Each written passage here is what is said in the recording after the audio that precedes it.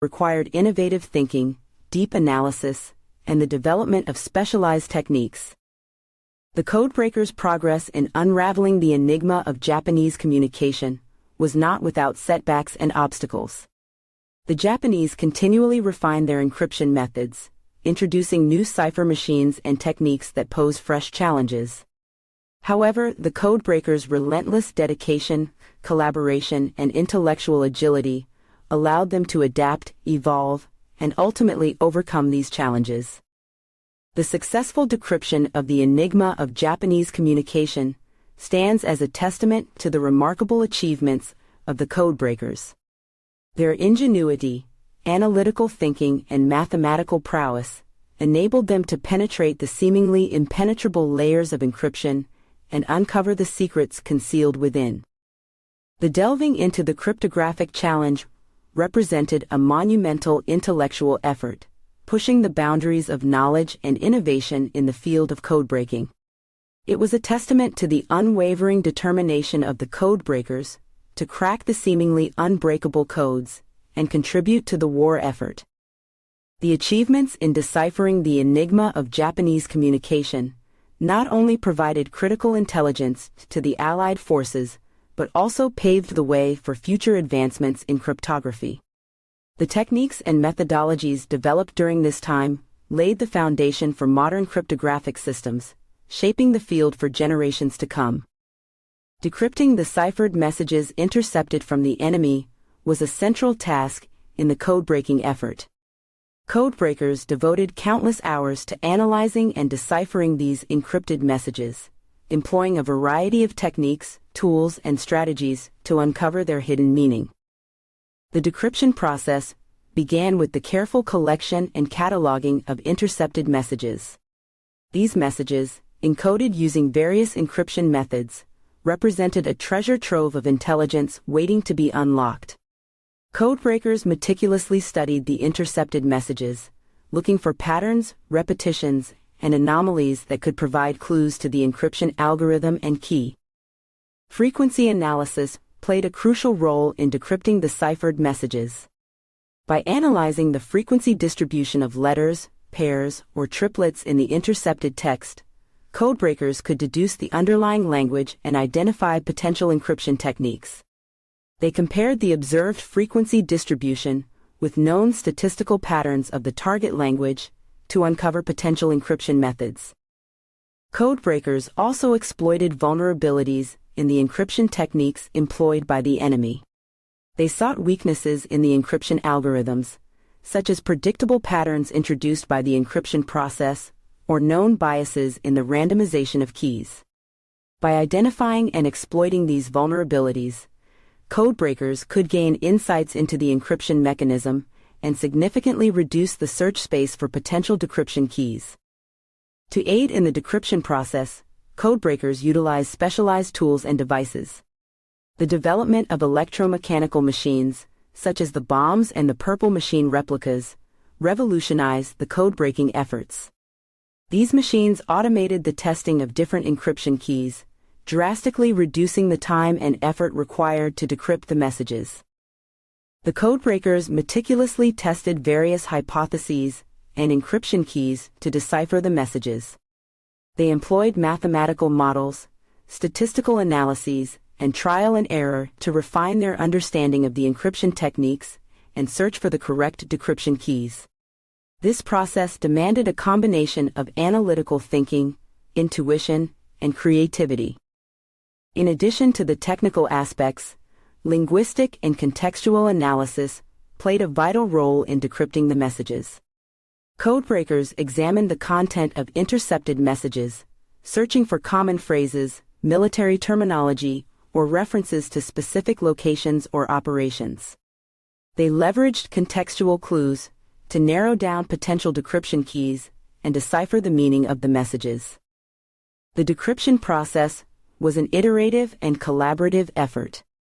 Codebreakers worked in teams, sharing insights, expertise, and intelligence to collectively tackle the challenging task of decrypting the ciphered messages. Collaborative environments, such as Bletchley Park and Arlington Hall, fostered a culture of cooperation and allowed codebreakers to benefit from diverse perspectives and specialized knowledge. The successful decryption of the ciphered messages provided invaluable intelligence to the Allied forces. It gave them insights into enemy strategies, troop movements, and operational plans. This intelligence allowed for informed decision making, effective countermeasures, and strategic advantages on the battlefield. The decryption of ciphered messages was not without its challenges and setbacks. The enemy continually refined their encryption methods, introducing new algorithms and devices to thwart codebreakers' efforts. However, the codebreakers' determination, perseverance, and innovative thinking ensured that they stayed one step ahead. The decryption of the ciphered messages was a pivotal aspect of the code-breaking endeavor. It required a combination of technical expertise, analytical prowess, linguistic understanding, and collaborative spirit. The achievements in decrypting these messages not only contributed to the Allied victory, but also marked a significant milestone in the evolution of cryptography and intelligence gathering. Crackling the code, achieving initial successes in deciphering encrypted messages, marked a turning point in the code-breaking effort. It represented the culmination of rigorous analysis, innovative thinking, and the application of specialized techniques to unlock the secrets hidden within the codes. Codebreakers tirelessly worked to understand the intricacies of the encryption methods used by the enemy. They meticulously examined intercepted messages, searching for patterns, repetitions, and anomalies that could provide clues to the underlying encryption algorithm. Through careful analysis and statistical techniques, they began to unravel the structure of the codes and make progress in deciphering the messages. One of the key breakthroughs came with the identification of weaknesses in the encryption systems. Codebreakers discovered exploitable vulnerabilities, such as the reuse of encryption keys, predictable patterns in the ciphertext, or biases in the encryption process. By leveraging these weaknesses, they gained insights into the encryption mechanisms and significantly narrowed down the search space for potential decryption keys. The advent of electromechanical machines, such as the bombs, revolutionized the code-breaking efforts. These machines automated the testing of different encryption keys, enabling codebreakers to accelerate the decryption process. By rapidly analyzing vast combinations of possible keys, they could identify those that yielded meaningful decrypted text, guiding them closer to breaking the codes. In addition to the machines, codebreakers employed mathematical and statistical analyses to aid in deciphering the messages. Frequency analysis, for example, played a crucial role in identifying patterns and distributions of letters, pairs, or triplets within the encrypted text. By comparing these patterns with known statistical characteristics of the target language, codebreakers could make educated guesses about the encryption methods and apply decryption techniques accordingly.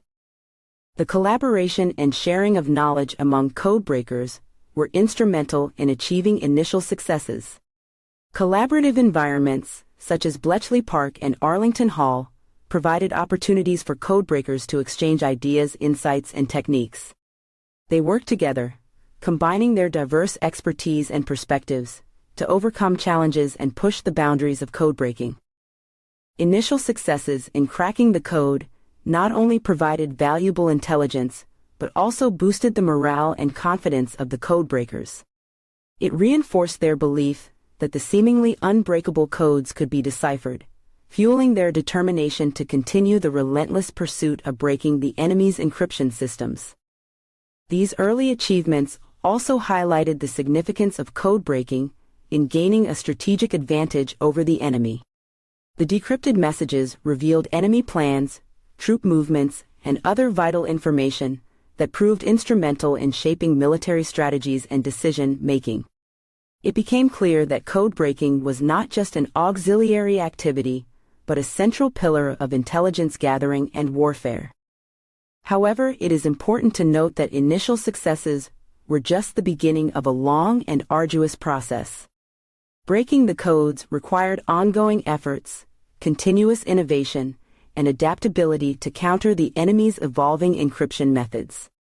Each success served as a stepping stone, providing valuable insights and paving the way for further advancements in decrypting the enemy's communications.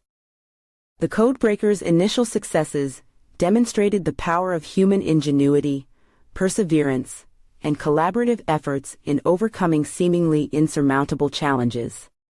These achievements laid the groundwork for subsequent breakthroughs, propelling the code-breaking effort forward and significantly contributing to the ultimate success of the Allied forces in the war. Unraveling the cryptographic techniques employed by the enemy was a complex and intricate process that required meticulous analysis, innovative thinking, and relentless perseverance. Codebreakers dedicated themselves to understanding the inner workings of the encryption systems, unraveling the techniques used, and ultimately deciphering the encoded messages. The first step in unraveling the cryptographic techniques was the meticulous examination of intercepted messages. Codebreakers carefully studied the encrypted text, looking for patterns, repetitions, and irregularities that could provide insights into the encryption methods employed.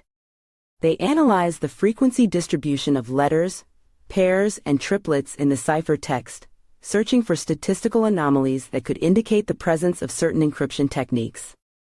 By comparing the frequency distribution of the ciphertext with known statistical patterns of the target language, codebreakers could make educated guesses about the encryption methods at play. They utilized statistical analysis, linguistic knowledge, and pattern recognition to identify the underlying encryption techniques, such as substitution ciphers, transposition ciphers, or more complex algorithms. To aid in the unraveling process, codebreakers relied on the collaborative efforts of skilled linguists, mathematicians, cryptanalysts, and other experts. These multidisciplinary teams brought diverse perspectives and specialized knowledge to the task, enabling a comprehensive and thorough analysis of the encryption techniques. They engaged in lively discussions, shared insights and observations, and collectively worked towards breaking the codes. Codebreakers also drew inspiration from historical precedents and previous advancements in cryptography. They studied the evolution of encryption techniques throughout history, including classical ciphers and historical code-breaking efforts. By drawing upon this accumulated knowledge, they could uncover similarities, analogies, or potential weaknesses in the enemy's encryption systems. Additionally, codebreakers exploited any available intelligence about the enemy's encryption practices. They examined captured codebooks, intercepted messages with known plaintext, ciphertext pairs, or instances where the same message was encoded using different encryption keys.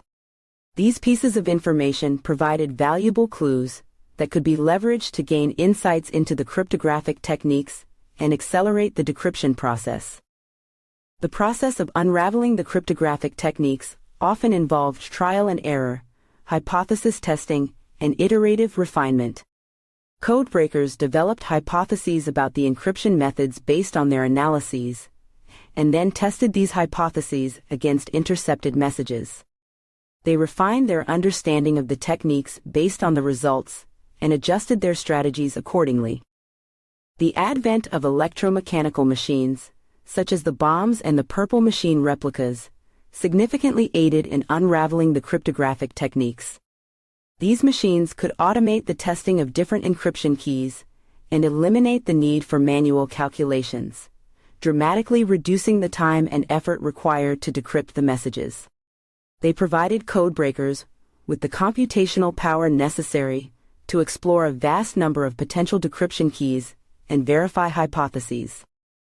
The unraveling of the cryptographic techniques was a dynamic and ongoing process.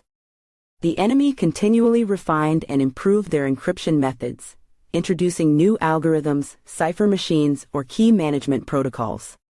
Codebreakers had to remain agile, adapting their techniques, developing new tools, and staying abreast of the latest advancements in cryptography.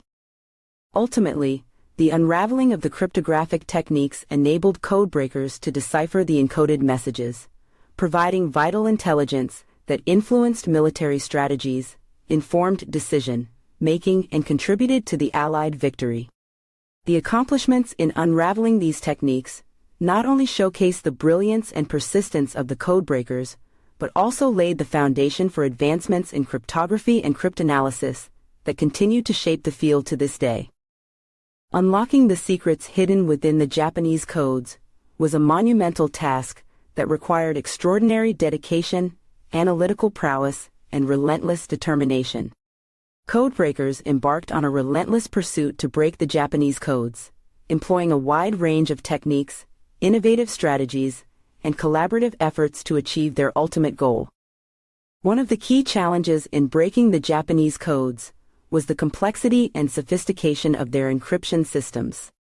The Japanese military employed a variety of cipher machines, such as the Type B cipher machine, which posed significant challenges for codebreakers.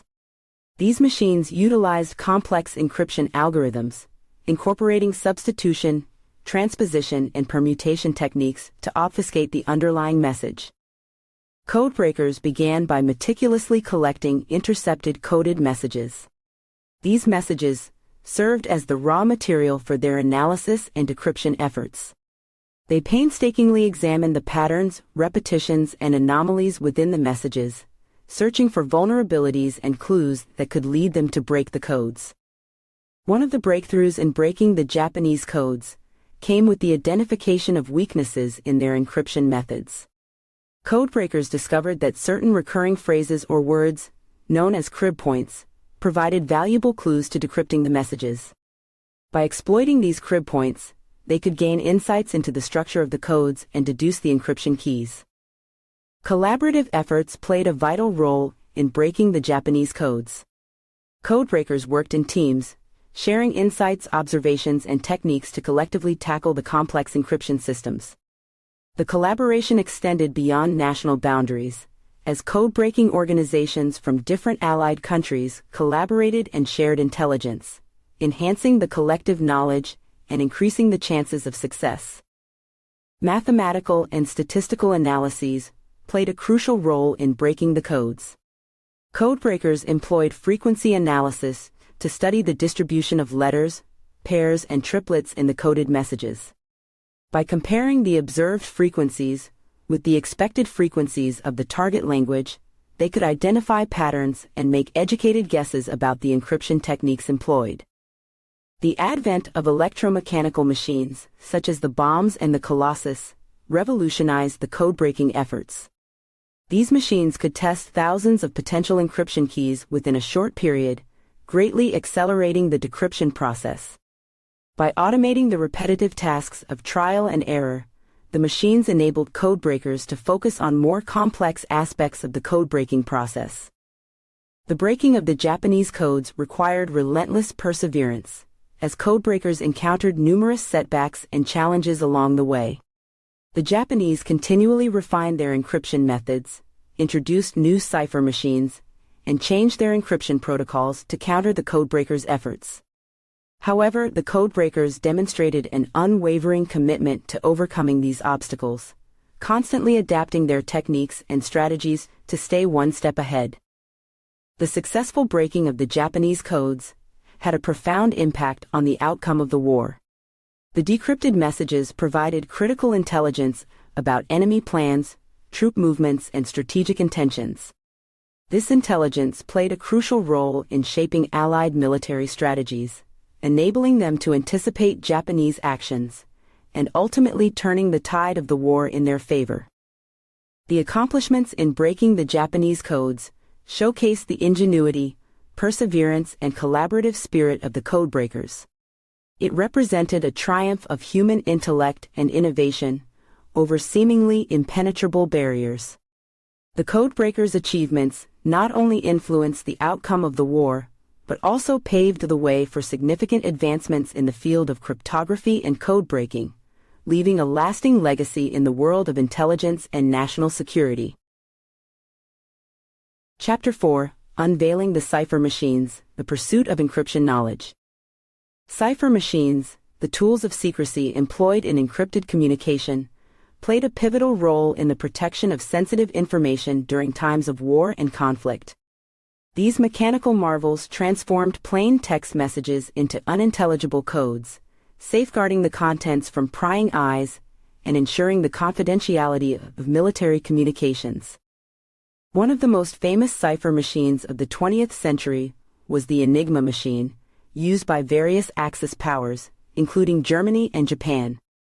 The Enigma machine featured a series of rotating cipher wheels, or rotors, which determined the substitution patterns for each letter of the message. The settings of these rotors were changed daily, creating a seemingly impenetrable encryption scheme. The complexity of the Enigma machine made it a formidable adversary for codebreakers. Each rotor had multiple internal wirings, resulting in a vast number of possible combinations. Furthermore, the machine employed plugboards, which introduced additional permutations to the encryption process. These factors made the Enigma machine extremely resistant to traditional code-breaking techniques. To decrypt the messages encrypted by the Enigma machine, codebreakers had to unravel the precise rotor settings and encryption keys used for each message. This required a deep understanding of the machine's internal mechanisms and a combination of mathematical analysis, statistical techniques, and innovative strategies.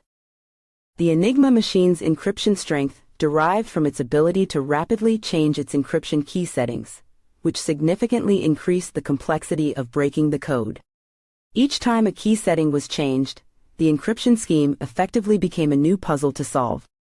The German military believed the Enigma machine's encryption was unbreakable, and this confidence only added to the allure and challenge for the codebreakers. Another significant cipher machine employed by the Japanese military was the Purple machine. The Purple machine used a more complex encryption algorithm than the Enigma, incorporating principles of electrical switching and logical operations. It posed a unique challenge for codebreakers due to its sophisticated design and the limited availability of decrypted messages for analysis. Codebreakers dedicated tremendous efforts to decipher the secrets of these cipher machines. Their task was further complicated by the fact that they had to decrypt the messages quickly to provide timely intelligence to the Allied forces. The decryption process required a combination of mathematical analysis, statistical analysis, linguistic knowledge, and sheer ingenuity. The breakthroughs in deciphering these cipher machines came through collaborative efforts, intellectual curiosity, and innovative thinking.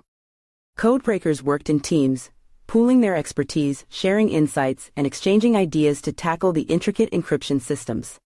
Their work took place in dedicated code-breaking centers, such as Bletchley Park in the United Kingdom and Arlington Hall in the United States, where an environment of collaboration and knowledge-sharing fostered breakthroughs. The successful decryption of messages encrypted by these cipher machines provided crucial intelligence to the Allied forces. It offered insights into enemy plans, military operations, and strategic intentions, enabling the Allies to make informed decisions and gain a significant advantage on the battlefield. The cipher machines used during this era represented the pinnacle of encryption technology at the time. They embodied the ingenuity and innovation of their designers and presented formidable challenges to codebreakers. However, the tireless efforts and intellectual brilliance of the codebreakers ultimately triumphed, revealing the secrets hidden within the coded messages and contributing to the Allied victory. The legacy of these cipher machines extends beyond the context of war. The advancements made in code-breaking during this period laid the foundation for modern cryptography and information security. The techniques, tools, and methodologies developed by the codebreakers continue to shape the field of cryptography, ensuring the security and integrity of digital communications in the modern age. The hunt for encryption machines, during times of war, represented a critical aspect of intelligence gathering and code-breaking efforts.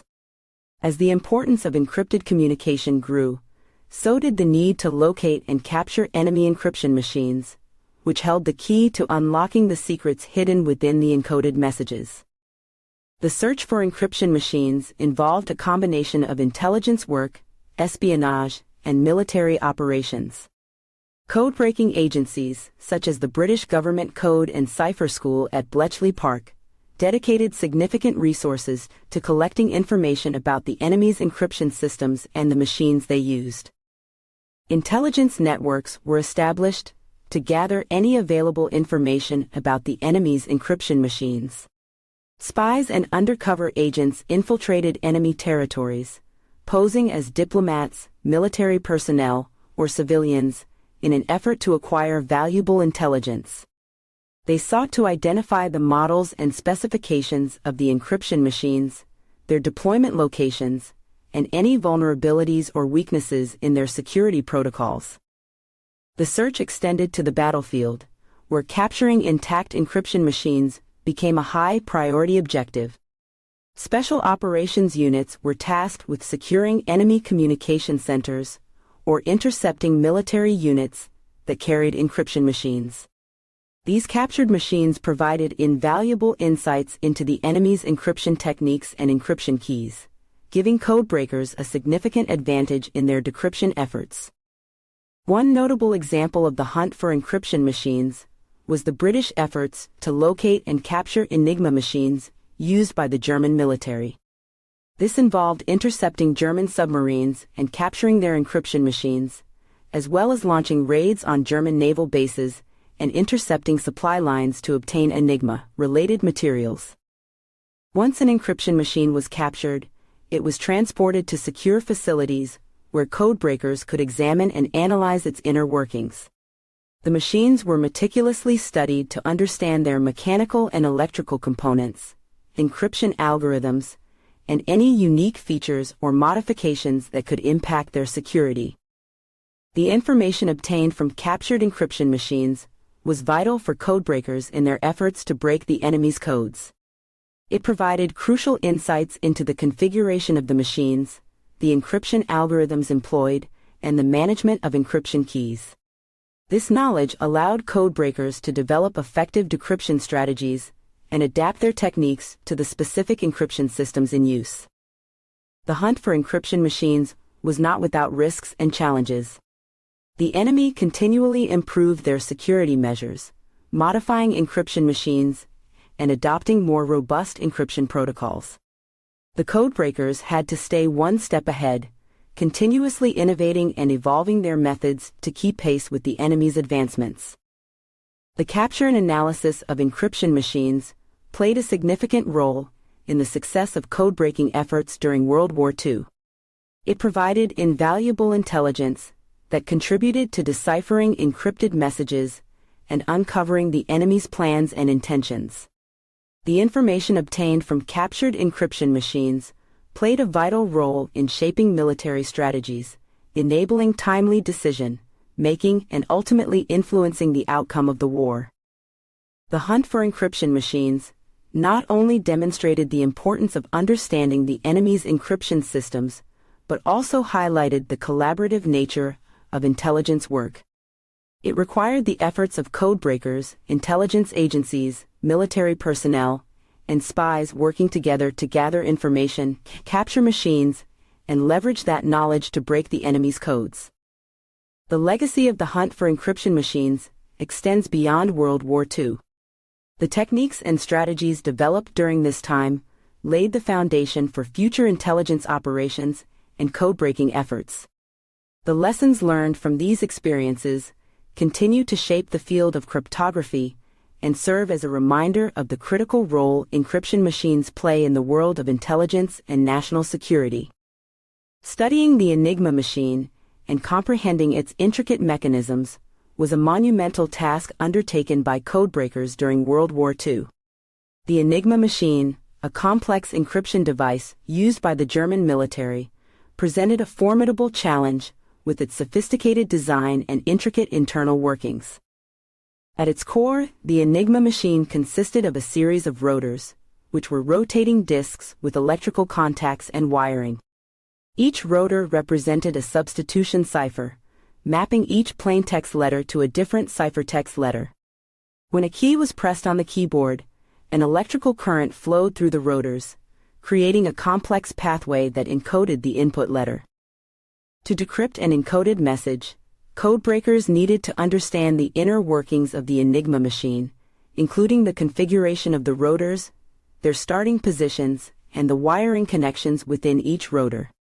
The Germans believed that the vast number of potential rotor and wiring combinations made the Enigma machine virtually unbreakable. However, codebreakers made significant strides in studying the Enigma machine and unraveling its secrets. They meticulously examined captured Enigma machines and analyzed their mechanical components, electrical connections, and wiring patterns. By gaining an understanding of the physical structure and operation of the machine, codebreakers were able to develop techniques to exploit its weaknesses. One of the critical breakthroughs in understanding the Enigma machine came from the work of Polish codebreakers before the war. They made remarkable progress in analyzing the Enigma's design and developing techniques to decipher its encrypted messages. When Poland fell to German occupation, the Polish codebreakers shared their knowledge and techniques with their British counterparts, providing a foundation for the Allied codebreaking efforts. The complexity of the Enigma machine increased with each additional rotor used. As the Germans expanded the number of rotors in the Enigma, the potential number of wiring combinations grew exponentially, further challenging codebreakers. However, through a combination of ingenious strategies, mathematical analysis, and relentless effort, codebreakers were able to overcome these complexities. Collaborative efforts played a crucial role in understanding the mechanisms of the Enigma machine.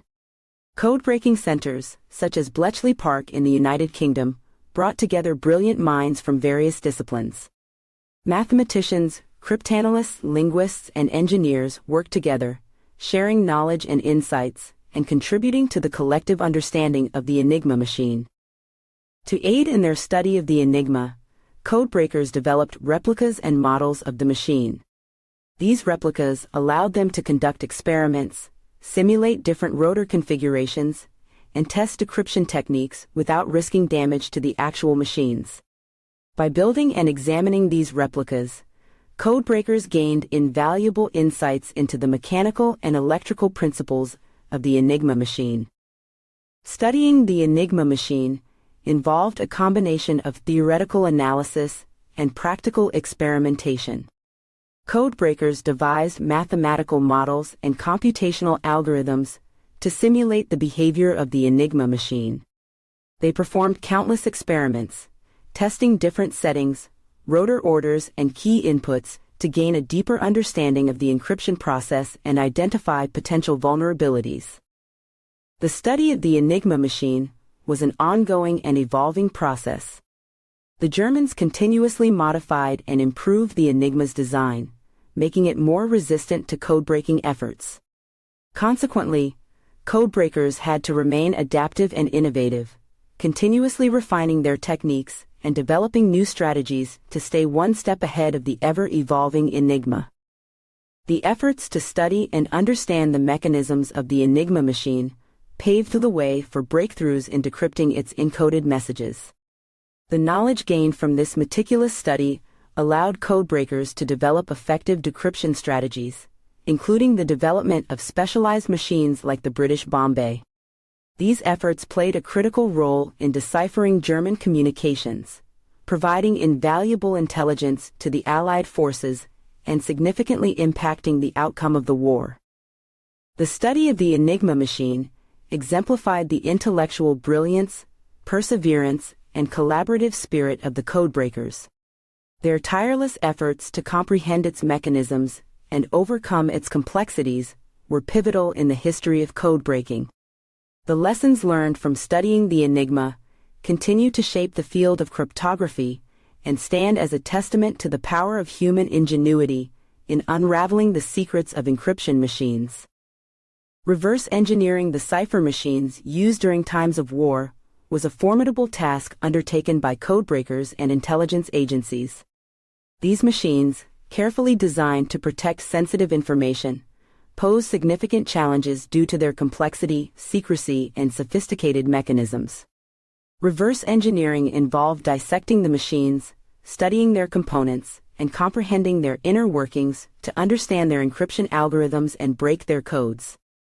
The process of reverse engineering cipher machines required meticulous examination and analysis of captured or intercepted devices. Codebreakers studied the mechanical, electrical, and cryptographic aspects of the machines to gain insights into their functionality and encryption processes. Every component, from rotors and wiring to plugboards and reflectors, was scrutinized to uncover their purpose and role in the encryption scheme. Initially, codebreakers sought to understand the physical structure and mechanisms of the machines. They disassembled the devices, carefully documenting each part and its interaction with other components. By observing the intricate mechanisms, they could decipher how the input signals were transformed into encrypted output. To decipher the encryption algorithms employed by the cipher machines, codebreakers relied on mathematical analysis, statistical techniques, and linguistic knowledge. They carefully examined intercepted messages and looked for patterns, repetitions, or anomalies that could provide insights into the encryption process. Frequency analysis, for example, played a crucial role in identifying the substitution patterns and deciphering the coded messages. Collaboration among codebreakers was instrumental in reverse engineering cipher machines. Teams of experts from different fields, including mathematicians, cryptanalysts, engineers, and linguists, worked together to tackle the complexities of the machines. They shared their expertise, exchanged ideas, and collaborated on deciphering techniques, enhancing the overall understanding of the machines and accelerating the decryption process. Reverse engineering also involved reconstructing the internal wiring and logical operations of the machines. By carefully studying the wiring patterns and the interaction between various components, codebreakers could reconstruct the encryption algorithms employed by the machines. This allowed them to simulate the encryption process and develop decryption techniques to crack the codes. The advent of electromechanical machines, such as the British Bombay, revolutionized the reverse engineering process. These machines automated the testing of different encryption keys and simulated the encryption process, significantly reducing the time and effort required to decrypt messages. They allowed codebreakers to rapidly iterate through potential key settings, narrowing down the possibilities and expediting the decryption process. Reverse engineering cipher machines was not without challenges. The machines were often intentionally designed to be resistant to analysis, with complex mechanisms and multiple layers of security. The enemy constantly refined and improved their encryption techniques, making the task of reverse engineering an ongoing and evolving process. Codebreakers had to adapt their methods, develop new techniques, and constantly innovate to keep pace with the changing encryption schemes. The successful reverse engineering of cipher machines provided critical insights into the enemy's encryption techniques and enabled the decryption of encoded messages. This intelligence played a pivotal role in shaping military strategies, allowing commanders to anticipate enemy actions, detect vulnerabilities, and gain a significant advantage in the battlefield. The legacy of reverse engineering cipher machines extends beyond the context of war. The knowledge and techniques developed during this process have contributed to advancements in cryptography, information security, and the field of intelligence. The ability to understand, analyze, and break complex encryption systems remains an essential capability in the ongoing battle against adversaries seeking to protect their secrets. Reverse engineering cipher machines represents a remarkable feat of intellectual curiosity, collaboration, and perseverance. It stands as a testament to the indomitable human spirit in unraveling the mysteries of technology and harnessing its power for strategic advantage. Expanding knowledge and unveiling the secrets of encryption has been a quest pursued by codebreakers and cryptanalysts throughout history. The study of encryption systems aims to understand their underlying principles, unravel their intricacies, and ultimately decrypt the encoded messages hidden within. Codebreakers have dedicated themselves to expanding their knowledge of encryption by exploring various aspects of cryptographic systems. This pursuit encompasses understanding the mathematical foundations of encryption, analyzing the algorithms employed, and discovering vulnerabilities that can be exploited for decryption. Mathematics plays a fundamental role in the study of encryption. Codebreakers delve into the mathematical principles that underpin encryption algorithms, such as modular arithmetic, number theory, and probability theory. By studying these mathematical concepts, they gain insights into the strengths and weaknesses of different encryption methods, allowing them to develop strategies for breaking codes. Analyzing encryption algorithms involves scrutinizing their design and operation. Codebreakers meticulously examine the steps involved in encrypting and decrypting messages, studying the transformations and substitutions that take place.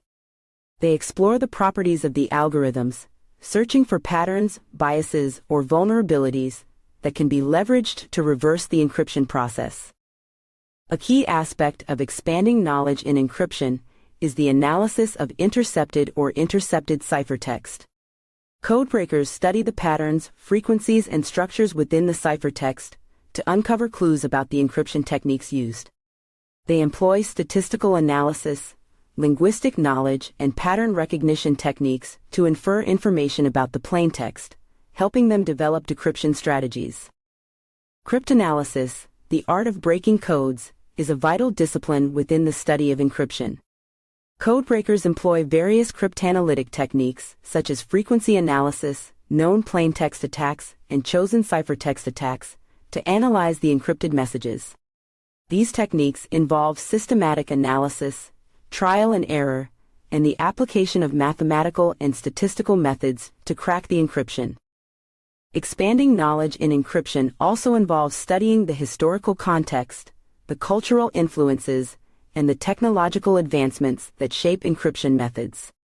Codebreakers examine the evolution of encryption throughout history, including classical ciphers, mechanical encryption devices, and modern cryptographic algorithms. By understanding the historical context, they can draw insights from past encryption systems and apply them to contemporary challenges. Collaboration and information sharing play a critical role in expanding knowledge in encryption. Codebreakers often work in teams, exchanging ideas, sharing insights, and collaborating on deciphering techniques. This collaborative approach allows for a diversity of perspectives and expertise, leading to breakthroughs and advancements in the field. Technology has played a significant role in expanding knowledge in encryption. The advent of computers and advanced computational tools has greatly enhanced the analytical capabilities of codebreakers. High-performance computing, advanced algorithms, and sophisticated software enable codebreakers to perform complex calculations, simulate encryption processes, and accelerate the decryption of messages. The pursuit of expanding knowledge in encryption is a continuous and evolving endeavor. As encryption techniques become more sophisticated, codebreakers must adapt and develop new strategies to stay ahead. They continually push the boundaries of their knowledge, leveraging advancements in technology and collaborating across disciplines to unravel the secrets of encryption. The expansion of knowledge in encryption has far-reaching implications. The insights gained from code-breaking efforts have influenced the development of encryption standards, the advancement of cybersecurity measures, and the protection of sensitive information in various domains. The ongoing study of encryption contributes to our understanding of security, privacy, and the delicate balance between encryption and decryption. In summary, expanding knowledge in encryption is a fascinating and complex pursuit. It requires a multidisciplinary approach, combining mathematics, cryptography, statistics, linguistics, and technological expertise. The relentless efforts of codebreakers to unveil the secrets of encryption have shaped the field of cryptanalysis, influenced the course of history, and continue to play a crucial role in our digital age. Chapter 5: A Race Against Time, Intercepting and Decrypting Messages. Intercepting enemy communications has long been a critical component of intelligence gathering and strategic warfare. Throughout history, military forces have sought to intercept and decipher the messages exchanged by their adversaries, aiming to gain insights into their plans, intentions, and capabilities. Intercepting enemy communications offers a valuable window into the enemy's activities, providing intelligence that can shape military strategies and decision-making. The interception of enemy communications involves capturing and analyzing various forms of communication, including radio transmissions, telegrams, telephone conversations, and more recently, digital communications. This process requires a combination of technological expertise, linguistic analysis, and code-breaking techniques. In earlier eras, interception often relied on physically tapping into communication lines or intercepting couriers carrying written messages. Skilled individuals were assigned the task of listening in on conversations or decoding intercepted messages, extracting valuable information that could be used to gain an advantage on the battlefield. With the advent of radio technology, intercepting enemy radio transmissions became a significant focus of intelligence efforts.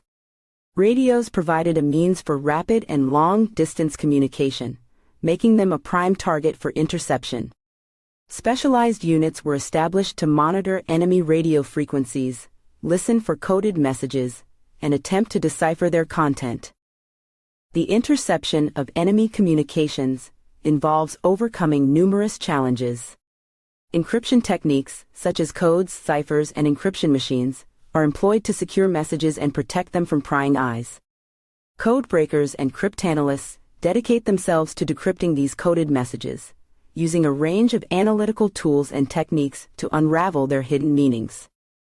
Intercepted messages often arrive in the hands of codebreakers as ciphertext, unintelligible, without the corresponding encryption key. Codebreakers meticulously analyze the intercepted messages, searching for patterns, repetitions, or anomalies that can aid in decipherment. They employ mathematical analysis, statistical techniques, and linguistic expertise to break the codes and reveal the plaintext. The interception of enemy communications is not limited to traditional warfare. In the modern era, digital communications play a central role in military operations and intelligence gathering. Intercepting enemy communications in the digital realm involves monitoring internet traffic, email exchanges, and other electronic communications. Advanced technologies and algorithms are employed to sift through vast amounts of data, identify relevant communications, and extract valuable intelligence. Intercepting enemy communications is not without ethical and legal considerations. International laws and conventions govern the interception and monitoring of communications, with strict regulations in place to ensure privacy rights are respected. Intelligence agencies operate within legal frameworks to strike a balance between national security imperatives and the protection of individual privacy. The information obtained from intercepted enemy communications is invaluable to military commanders and decision-makers. It provides insights into enemy movements, operational plans, troop deployments, and intentions. This intelligence allows military forces to anticipate enemy actions, adjust their strategies accordingly, and exploit vulnerabilities in the enemy's plans. Intercepting enemy communications has been a constant cat and mouse game throughout history. As encryption techniques evolve and become more sophisticated, intelligence agencies and codebreakers must continually adapt and develop new methods to overcome the challenges they present. The development of advanced computational tools, machine learning algorithms, and artificial intelligence has significantly enhanced the capabilities of intercepting and analyzing enemy communications. In summary, intercepting enemy communications plays a pivotal role in intelligence gathering and strategic warfare. It involves capturing, analyzing, and deciphering enemy messages to gain critical insights into their plans and activities. The interception and decryption of enemy communications have influenced the outcomes of historical conflicts, shaped military strategies, and continue to be vital in modern warfare and intelligence operations. The urgency of time in decrypting enemy communications cannot be overstated. In the realm of warfare and intelligence, time is a precious resource that can make the difference between success and failure, victory and defeat. Codebreakers and intelligence agencies face the daunting task of decrypting intercepted messages quickly to extract actionable intelligence and gain a strategic advantage over the enemy. The need for speed in decryption arises from the inherent time-sensitive nature of military operations. The information contained in intercepted messages may pertain to imminent attacks, troop movements, or critical decisions that could significantly impact the outcome of a battle or campaign. The ability to decrypt and process this information rapidly allows military commanders to make informed decisions, adjust their strategies, and respond effectively to the changing circumstances on the battlefield. To achieve timely decryption, codebreakers employ a range of techniques and strategies. One approach is to prioritize intercepted messages based on their potential significance. Codebreakers focus their efforts on decrypting messages that are likely to provide immediate operational intelligence or critical insights into enemy plans. This triage process ensures that the most time-sensitive messages are decrypted first, enabling rapid decision-making. Another key aspect of timely decryption is the development and use of advanced computational tools and technologies. High-performance computing, parallel processing, and specialized decryption algorithms are employed to accelerate the decryption process. These tools allow codebreakers to analyze vast amounts of data, test multiple decryption techniques simultaneously, and speed up the search for the correct decryption key or algorithm. Collaboration and teamwork play a crucial role in expediting the decryption process. Codebreakers work together in interdisciplinary teams, sharing knowledge, insights, and decryption techniques.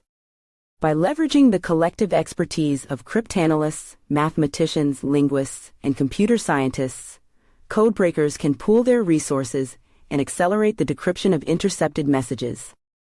In some cases, codebreakers may resort to innovative and unconventional methods to decrypt messages quickly. This may involve making educated guesses, exploiting weaknesses in the encryption algorithms, or using statistical analysis and pattern recognition to infer the meaning of the ciphertext. These creative approaches can provide shortcuts in the decryption process, allowing codebreakers to achieve rapid results. The time pressure in decryption is often further amplified by the ever-evolving nature of encryption techniques. Adversaries continually refine their encryption methods, introduce stronger algorithms, or adopt new encryption technologies. Codebreakers must stay ahead of these advancements, continually adapting their decryption strategies and developing new tools to overcome the challenges posed by emerging encryption techniques. The importance of decrypting messages quickly extends beyond immediate operational advantages. Rapid decryption contributes to a deeper understanding of the adversary's capabilities, intentions, and strategic posture. It allows intelligence agencies to identify trends, patterns, and vulnerabilities that can inform long-term strategic planning and intelligence assessments. The urgency of time in decryption is not without its limitations and risks. The pressure to decrypt quickly can introduce the potential for errors, false leads, or misinterpretation of information. Codebreakers must maintain a balance between speed and accuracy, ensuring that decrypted information is reliable, actionable, and free from ambiguity. In summary, the urgency of time in decrypting enemy communications is a critical aspect of intelligence gathering and military operations. Codebreakers and intelligence agencies strive to decrypt intercepted messages quickly to extract actionable intelligence, gain a strategic advantage, and respond effectively to rapidly evolving situations on the battlefield. The ability to decrypt rapidly requires a combination of advanced computational tools, interdisciplinary collaboration, innovative approaches, and a keen understanding of encryption techniques. It is through the timely decryption of enemy communications that codebreakers fulfill their mission of turning information into actionable intelligence. Covert operations and surveillance play a significant role in intelligence gathering, strategic planning, and maintaining national security.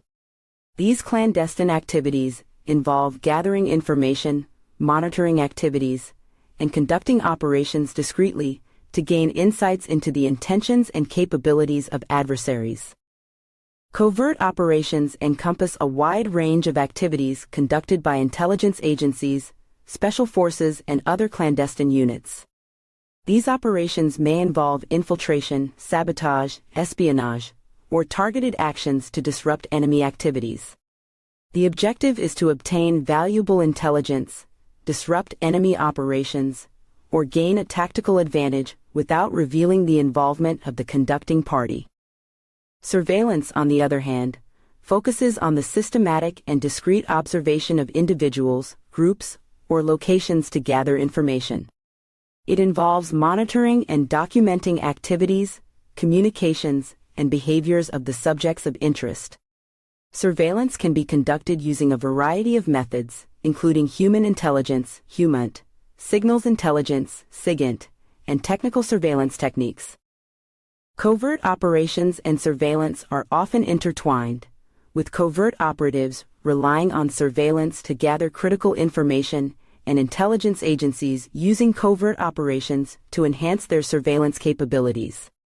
The combination of these activities enables intelligence agencies to gather insights, assess threats, and shape their strategies and tactics accordingly. One of the primary objectives of covert operations and surveillance is to collect intelligence on the activities, plans, and intentions of adversaries. This information helps military and intelligence leaders make informed decisions, assess risks, and develop effective strategies. Covert operatives may infiltrate enemy organizations, conduct undercover operations, or engage in electronic surveillance to gather this intelligence. Covert operations and surveillance are conducted with utmost secrecy and discretion to protect the identity of the operatives involved and to ensure the success of the mission. Strict protocols, compartmentalization, and need-to-know basis are implemented to minimize the risk of exposure and protect national security interests. Technological advancements have significantly enhanced the capabilities of covert operations and surveillance. Sophisticated surveillance equipment, satellite imagery, remote sensing technologies, and advanced communication systems allow operatives to collect information remotely and in real time. This enables intelligence agencies to monitor activities across vast distances, even in the most challenging environments. Covert operations and surveillance activities are subject to legal and ethical considerations. International laws and conventions govern the conduct of intelligence operations, ensuring that privacy rights and civil liberties are protected. Intelligence agencies operate within legal frameworks and adhere to strict oversight mechanisms to maintain a balance between national security imperatives and individual rights. The success of covert operations and surveillance often relies on the skills, training, and expertise of operatives involved. Covert operatives undergo rigorous training in intelligence collection techniques, surveillance methodologies, counter-surveillance measures, and specialized skills necessary to operate in high-risk environments. Covert operations and surveillance have proven instrumental in historical events, such as the Cold War, counterterrorism efforts, and counterintelligence operations. These activities have led to the identification and disruption of terrorist networks, the prevention of hostile acts, and the protection of national security interests. In summary, covert operations and surveillance are essential components of intelligence gathering and strategic planning. These activities enable intelligence agencies to collect critical information, assess threats, and shape their strategies and tactics. Conducted with utmost secrecy, covert operations and surveillance have played a significant role in safeguarding national security and protecting the interests of nations throughout history. Analyzing intercepted messages is a vital step in the intelligence cycle, allowing intelligence agencies to extract valuable information, discern patterns, and gain insights into the activities and intentions of adversaries. The analysis of intercepted messages involves a meticulous and systematic examination of the content, context, and metadata associated with the communications. The first step in analyzing intercepted messages is the collection and organization of the intercepted data. This data may include intercepted communications such as emails, phone conversations, or digital messages. The information is compiled and classified based on factors such as the sender, recipient, date, time, and mode of communication. Once the data is organized, analysts begin the process of scrutinizing the content of the intercepted messages. They read, transcribe, and translate the messages if necessary to ensure a thorough understanding of their meaning. Language experts with proficiency in the relevant languages play a critical role in accurately interpreting the messages. During the analysis, analysts search for keywords, phrases, or references that may reveal specific information of interest. They identify patterns, trends, or anomalies within the messages that could provide insights into the intentions, plans, or activities of the communicators. Analysis may also involve linking intercepted messages with other sources of intelligence to build a more comprehensive picture. Contextual analysis is an integral part of analyzing intercepted messages. Analysts consider the broader context in which the messages were sent, including the geopolitical situation, historical events, or ongoing conflicts. This contextual understanding helps in deciphering the underlying motives, political dynamics, and potential threats associated with the intercepted communications. Metadata analysis is another crucial aspect of message analysis. Metadata includes information such as the time and date of transmission, geolocation data, or device identifiers associated with the intercepted messages. Analyzing metadata provides insights into the communication networks, patterns of activity, and potential connections between individuals or groups. Code breaking and cryptanalysis techniques are often employed in the analysis of intercepted messages. Codebreakers and cryptanalysts study the encryption methods, ciphers, or codes used in the intercepted communications to decipher their meaning. This process involves searching for patterns, employing mathematical analysis, and utilizing specialized decryption tools or algorithms. The analysis of intercepted messages requires a multidisciplinary approach, drawing on expertise from various fields such as linguistics, cryptography, cultural studies, and regional knowledge. Collaboration among analysts, with diverse backgrounds and expertise, is vital for accurately interpreting and assessing the intercepted communications. Advanced technologies, including natural language processing, machine learning, and data analytics, are increasingly employed in the analysis of intercepted messages. These technologies assist analysts in processing large volumes of intercepted data, identifying patterns, and extracting meaningful insights more efficiently. The analysis of intercepted messages is subject to strict protocols and safeguards to protect the privacy and civil liberties of individuals.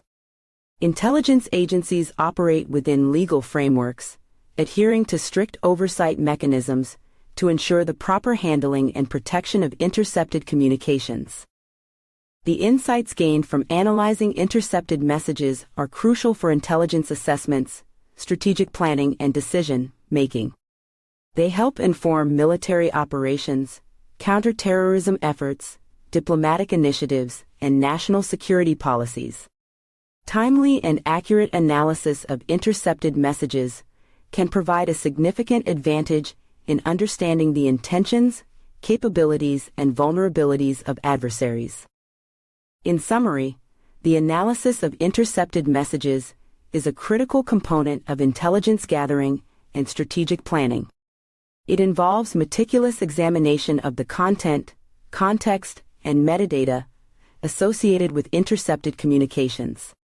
Through careful analysis, intelligence agencies gain valuable insights into the activities, plans, and intentions of adversaries, enabling them to make informed decisions and take appropriate action to safeguard national security. Decrypting intercepted messages presents both successes and challenges for intelligence agencies and codebreakers. These successes and challenges arise from the complexity of encryption techniques, the evolving nature of cryptography, and the constant race between encryption and decryption capabilities. One of the major successes in decrypting intercepted messages is the breaking of encryption systems, leading to the extraction of valuable intelligence. Throughout history, codebreakers have achieved significant breakthroughs in deciphering encrypted messages, enabling intelligence agencies to gain critical insights into enemy plans, activities, and intentions. Examples of such successes include the decryption of Enigma messages during World War II and the breaking of various cryptographic systems used by adversaries in different eras. Successful decryption often results from a combination of factors. These include the dedication and expertise of codebreakers, advances in computational capabilities, and access to intercepted messages with sufficient quantity and quality. When these elements align, codebreakers can identify patterns, exploit vulnerabilities, and employ advanced techniques to decrypt messages and extract valuable intelligence. However, decrypting intercepted messages also presents significant challenges. Encryption techniques continue to evolve, with adversaries employing increasingly sophisticated algorithms and encryption methods to protect their communications. This constant advancement poses a challenge to codebreakers, who must continually adapt their decryption strategies and techniques to keep pace with the changing landscape of cryptography. One of the key challenges is the increasing use of strong encryption algorithms and technologies, such as public key cryptography and advanced symmetric encryption algorithms. These encryption methods are designed to withstand decryption attempts by leveraging the computational complexity of mathematical problems, making decryption computationally infeasible without the appropriate keys or algorithms. Breaking such encryption requires significant computational power, time, and resources. Another challenge lies in the sheer volume of intercepted messages that need to be decrypted and analyzed. Intelligence agencies collect vast amounts of data, including digital communications, satellite transmissions, and other forms of intercepted messages. The sheer scale of the data poses logistical and computational challenges, requiring advanced data processing techniques, machine learning, and artificial intelligence to sift through the information effectively. Codebreakers also face the challenge of dealing with incomplete or ambiguous intercepted messages. Sometimes intercepted messages are incomplete, contain errors, or lack the necessary context, making decryption and interpretation more challenging. Codebreakers must employ various analytical techniques, linguistic analysis, and contextual knowledge to fill in the gaps and accurately decipher the messages. Additionally, decryption efforts are often hindered by the use of effective encryption key management practices by adversaries. Encryption keys are essential for encrypting and decrypting messages, and if properly managed and secured, they can make decryption virtually impossible without the corresponding keys. Adversaries employ secure key distribution methods, periodically update encryption keys, and use key management protocols to protect their communications from decryption attempts. Legal and ethical considerations also present challenges in decrypting intercepted messages. Intelligence agencies operate within legal frameworks and adhere to strict oversight mechanisms to ensure compliance with privacy rights and civil liberties. These regulations may impose limitations on decryption efforts and require agencies to balance the need for intelligence gathering with individual privacy rights. In summary, decrypting intercepted messages offers both successes and challenges for intelligence agencies and codebreakers. While significant breakthroughs have been achieved in decrypting encrypted messages throughout history, the constant evolution of encryption techniques, the volume of intercepted data, the complexity of encryption algorithms, and legal and ethical considerations present ongoing challenges. The pursuit of decrypting intercepted messages requires a combination of expertise, computational power, technological advancements, and a deep understanding of cryptography to extract valuable intelligence and maintain an advantage in the ever-changing landscape of communication security. Chapter 6: The Magic of Cryptanalysis, Key Discoveries and Breakthroughs. Cryptanalysis is both an art and a science, requiring a blend of analytical thinking, creativity, mathematical prowess, linguistic proficiency, and a deep understanding of encryption methods. It is the practice of deciphering encrypted messages without access to the encryption keys or algorithms used, with the aim of understanding the plain text and extracting valuable information. At its core, cryptanalysis is a scientific discipline that relies on rigorous analysis, logical reasoning, and mathematical techniques. Cryptanalysts employ statistical analysis, probability theory, algebra, and number theory to analyze encrypted messages, search for patterns, and exploit weaknesses in the encryption algorithms. They use computational tools, advanced algorithms, and processing power to automate and speed up the analysis process. Yet, cryptanalysis is not just a mechanical process governed by mathematical algorithms. It requires a level of intuition and creativity that transcends pure scientific methods. Cryptanalysts must think outside the box, come up with new approaches, and employ unconventional techniques to break the encryption. They combine their deep knowledge of encryption systems, linguistic analysis, historical context, and psychological insights to identify vulnerabilities and devise decryption strategies. Linguistic proficiency plays a crucial role in cryptanalysis. Cryptanalysts must have a deep understanding of languages used in the intercepted messages to analyze patterns, identify repeated phrases, and exploit linguistic characteristics. This linguistic analysis helps in making educated guesses, reconstructing missing parts of the message, and eventually deciphering the plain text. Cryptanalysis is also an art form in its ability to push the boundaries of knowledge and challenge established encryption methods. It requires continuous learning, adaptability, and a willingness to experiment with new approaches. Cryptanalysts are driven by curiosity, persistence, and a passion for unraveling the secrets hidden within the encrypted messages. Historically, cryptanalysis has been marked by groundbreaking achievements that pushed the field forward. From ancient times to modern cryptography, cryptanalysts have made significant breakthroughs in deciphering codes and breaking encryption systems. The achievements of codebreakers like Al Kindi, Alan Turing, and Marian Rejewski demonstrate the ingenuity and artistry involved in cryptanalysis. Yet, cryptanalysis is not without its challenges and limitations. The increasing complexity of encryption algorithms, advancements in computational power, and the use of strong encryption methods make decryption a formidable task. Cryptanalysts must constantly adapt their techniques, develop new methodologies, and leverage technological advancements to keep pace with the evolving cryptographic landscape.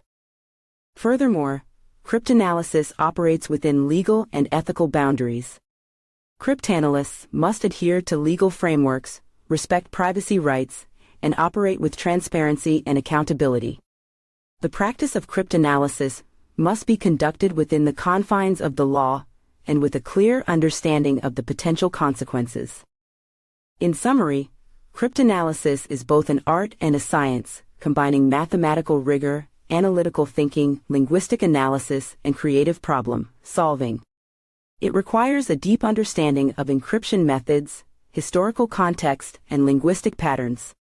Cryptanalysts employ scientific methodologies, computational tools, and technological advancements to decipher encrypted messages. At the same time, they rely on intuition, creativity, and an innate curiosity to push the boundaries of knowledge and challenge established encryption methods. Cryptanalysis continues to evolve as encryption techniques advance, making it an ongoing pursuit of unraveling the secrets hidden within the encrypted world. The field of cryptanalysis has witnessed the contributions of many brilliant minds throughout history. These individuals have made groundbreaking discoveries, developed innovative techniques, and played a pivotal role in deciphering encrypted messages.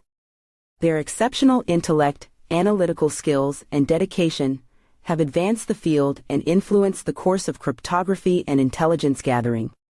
Let us explore the achievements of some of these remarkable minds. One of the most renowned figures in cryptanalysis is Alan Turing, a British mathematician and computer scientist. Turing made significant contributions during World War II, leading the team that deciphered the Enigma machine used by the Germans. His work at Bletchley Park, in breaking Enigma's encryption, laid the foundation for modern computing and played a critical role in Allied victory.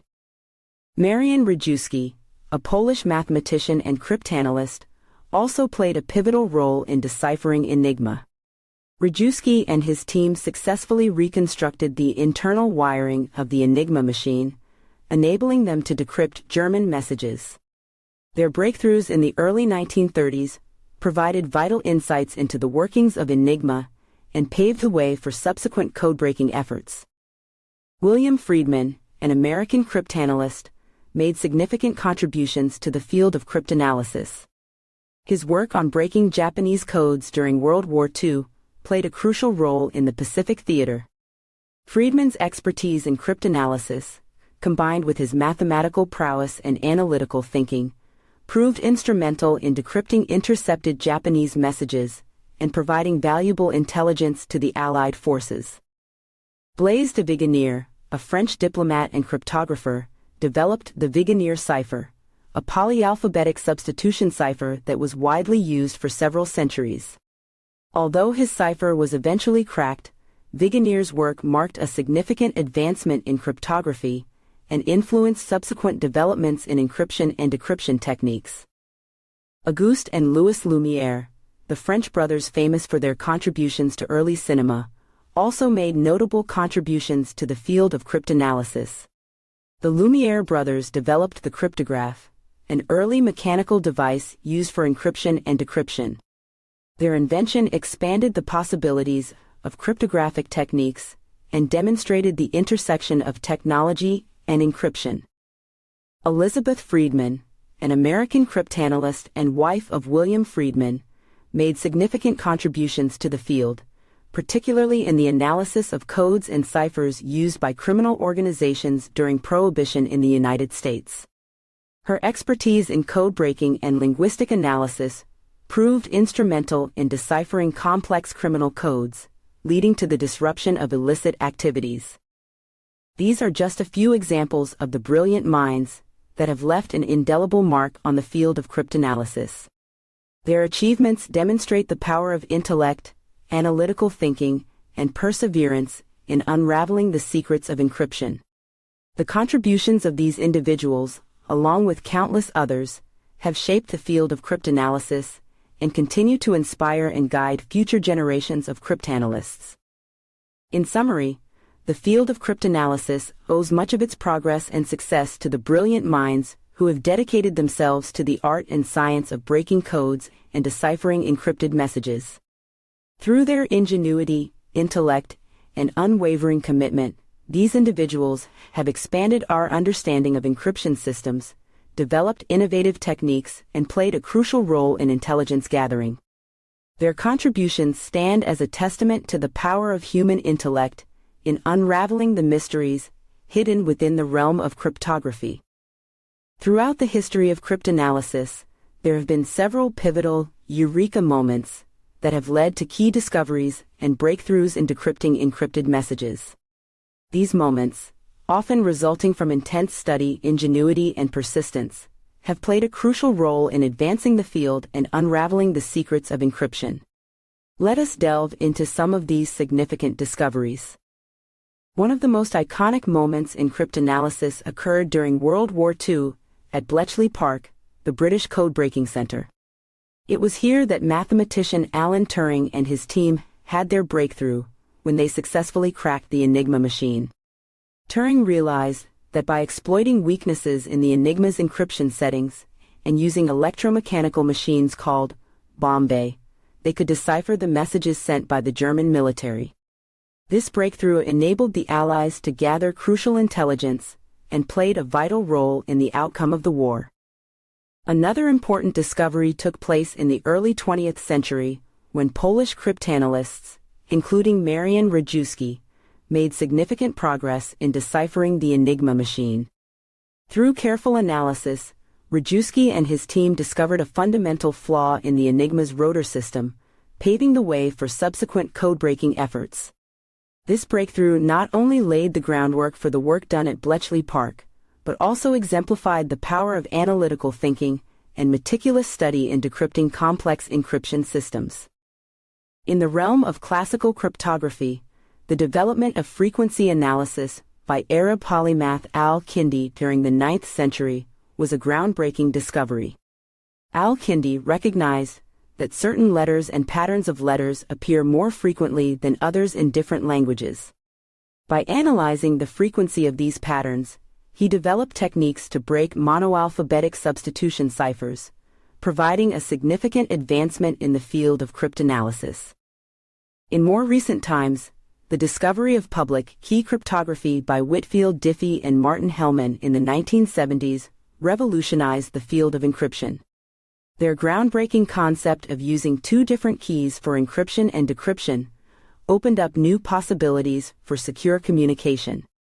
This discovery laid the foundation for modern cryptographic protocols, including the widely used RSA algorithm, and transformed the way information is protected in the digital age.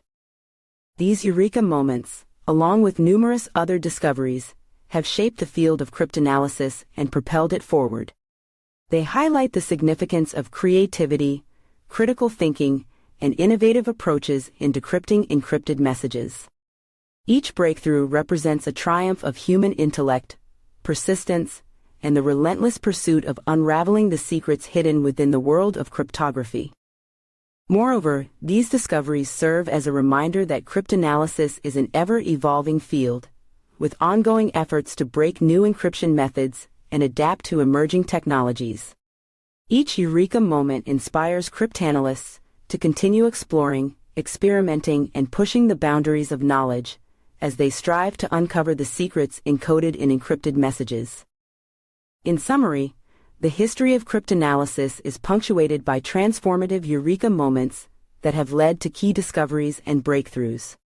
From cracking the Enigma machine to developing frequency analysis and public key cryptography, these moments have shaped the field and influenced the course of encryption and decryption. They exemplify the power of human intellect, ingenuity, and perseverance in unraveling the secrets of encryption, and continue to inspire future generations of cryptanalysts in their quest for knowledge and discovery. Cryptanalysis, the art of breaking codes and deciphering encrypted messages, has witnessed numerous breakthroughs that have revolutionized the field and paved the way for advancements in cryptography. These breakthroughs, achieved through the brilliance and ingenuity of cryptanalysts, have unraveled complex encryption systems and provided valuable insights into the secrets hidden within encrypted communications. Let us explore some of the remarkable breakthroughs in cryptanalysis. One of the most iconic breakthroughs in cryptanalysis occurred during World War II, with the successful decryption of the German Enigma machine. Led by mathematician Alan Turing and his team at Bletchley Park, British codebreakers developed innovative techniques and machines, such as the Bombay, to crack the Enigma's encryption. Their breakthrough enabled the Allies to read intercepted German messages and gain a significant advantage in the war effort. Another notable breakthrough in the history of cryptanalysis was the breaking of the Japanese purple machine encryption. The purple machine, used by the Japanese diplomatic corps, posed a formidable challenge due to its complexity. However, American cryptanalysts, including William Friedman and his team, made significant progress in deciphering purple messages. Their breakthroughs provided valuable intelligence about Japanese diplomatic activities, aiding Allied decision-making in the Pacific theater during World War II. The development of differential cryptanalysis in the late 20th century marked a significant breakthrough in modern cryptography. This technique, pioneered by cryptographers Eli Beham and Adi Shamir, allowed for the efficient analysis of cryptographic algorithms by exploiting differences in input-output pairs. Differential cryptanalysis played a vital role in breaking various encryption schemes, including the Data Encryption Standard, DE, and paved the way for advancements in encryption security. In recent times, the discovery of the Heartbleed vulnerability in the OpenSSL cryptographic software library highlighted the importance of rigorous security analysis. This breakthrough, made by researchers from Google and Codenomicon, exposed a critical flaw in the implementation of the Transport Layer Security (TLS) protocol. The vulnerability allowed attackers to exploit the software and potentially access sensitive information. This discovery emphasized the ongoing need for robust security measures and highlighted the importance of constant evaluation and improvement in cryptographic systems. These breakthroughs, along with many others, demonstrate the power of human intellect, analytical thinking, and perseverance in cryptanalysis. Cryptanalysts employ a combination of mathematical analysis, statistical techniques, computational power, and linguistic understanding to unravel the complexities of encryption systems. Their breakthroughs have not only impacted the field of cryptanalysis, but have also influenced advancements in encryption algorithms, protocol design, and cybersecurity practices. Cryptanalysis is a dynamic field, constantly evolving as encryption techniques become more sophisticated. Cryptanalysts are continually pushing the boundaries of knowledge, exploring new methodologies, and collaborating across disciplines to decipher encrypted messages. The breakthroughs achieved in cryptanalysis serve as a testament to human innovation and the relentless pursuit of understanding and uncovering the secrets encoded within the cryptographic world. In summary, breakthroughs in cryptanalysis have played a transformative role in decrypting encrypted messages and understanding the intricacies of encryption systems. From cracking the Enigma machine and Japanese encryption during World War II to advancements in modern cryptography, these breakthroughs have shaped the field and influenced the development of secure communication systems. They highlight the brilliance of cryptanalysts and the significance of their contributions in unraveling the complexities of encryption, ensuring the ongoing pursuit of secure and confidential communication. Advancements in code-breaking techniques have played a pivotal role in the field of cryptanalysis, enabling the deciphering of encrypted messages and unraveling the secrets hidden within complex encryption systems. Over the centuries, cryptanalysts have developed innovative methods and techniques to break codes, leverage vulnerabilities, and gain insights into encrypted communications. Let us explore some of the key advancements in code-breaking techniques throughout history. Frequency analysis, one of the earliest breakthroughs in code-breaking, involves analyzing the frequency of letters or patterns in a language. By identifying the most frequently occurring letters or groups of letters in a ciphertext, cryptanalysts can make educated guesses about their corresponding plaintext counterparts. This technique, first employed by Arab scholar al-Kindi in the 9th century, laid the foundation for subsequent developments in codebreaking. In the realm of mechanical encryption devices, the development of the British Bombay during World War II marked a significant advancement in codebreaking techniques. The Bombay, a sophisticated electromechanical machine designed by Alan Turing and his team at Bletchley Park, was instrumental in breaking the German Enigma machine's encryption. By automating the process of trying different encryption settings, the Bombay dramatically reduced the time required to decipher Enigma encoded messages, enabling Allied forces to gain vital intelligence. The advent of computers and computational power revolutionized code-breaking techniques. In the late 20th century, advancements in computing technology enabled cryptanalysts to perform complex calculations and simulations at unprecedented speeds. This acceleration facilitated exhaustive key searches, statistical analysis, and the application of advanced algorithms to crack encryption codes more efficiently. Cryptanalysts have also made significant strides in the field of mathematical analysis. Techniques such as algebraic attacks, differential cryptanalysis, and linear cryptanalysis have been developed to exploit weaknesses in encryption algorithms and gain access to encrypted data. These mathematical approaches provide valuable insights into the inner workings of encryption systems and contribute to more efficient code breaking. Another notable advancement in code-breaking techniques is the application of machine learning and artificial intelligence, AI. By training AI algorithms on large datasets of known plaintext, ciphertext pairs, cryptanalysts can develop models capable of predicting the relationships between encryption keys and ciphertexts. This approach has shown promising results in breaking certain types of encryption algorithms, improving the efficiency of code-breaking processes. Moreover, advancements in collaborative efforts and information sharing have significantly impacted code-breaking techniques. Cryptanalysts from different organizations and countries work together, pooling their expertise and resources to tackle complex encryption challenges. The sharing of knowledge, techniques, and insights helps to accelerate breakthroughs and provides a collaborative platform for advancing code-breaking capabilities. The constant evolution of encryption methods necessitates the continual development of code-breaking techniques. Cryptanalysts must adapt their approaches to address new encryption algorithms, emerging technologies, and evolving security practices. They employ a combination of mathematical analysis, statistical techniques, computational power, linguistic understanding, and innovative thinking to uncover vulnerabilities and exploit weaknesses in encryption systems. In summary, advancements in code-breaking techniques have been crucial in unraveling the secrets hidden within encrypted messages.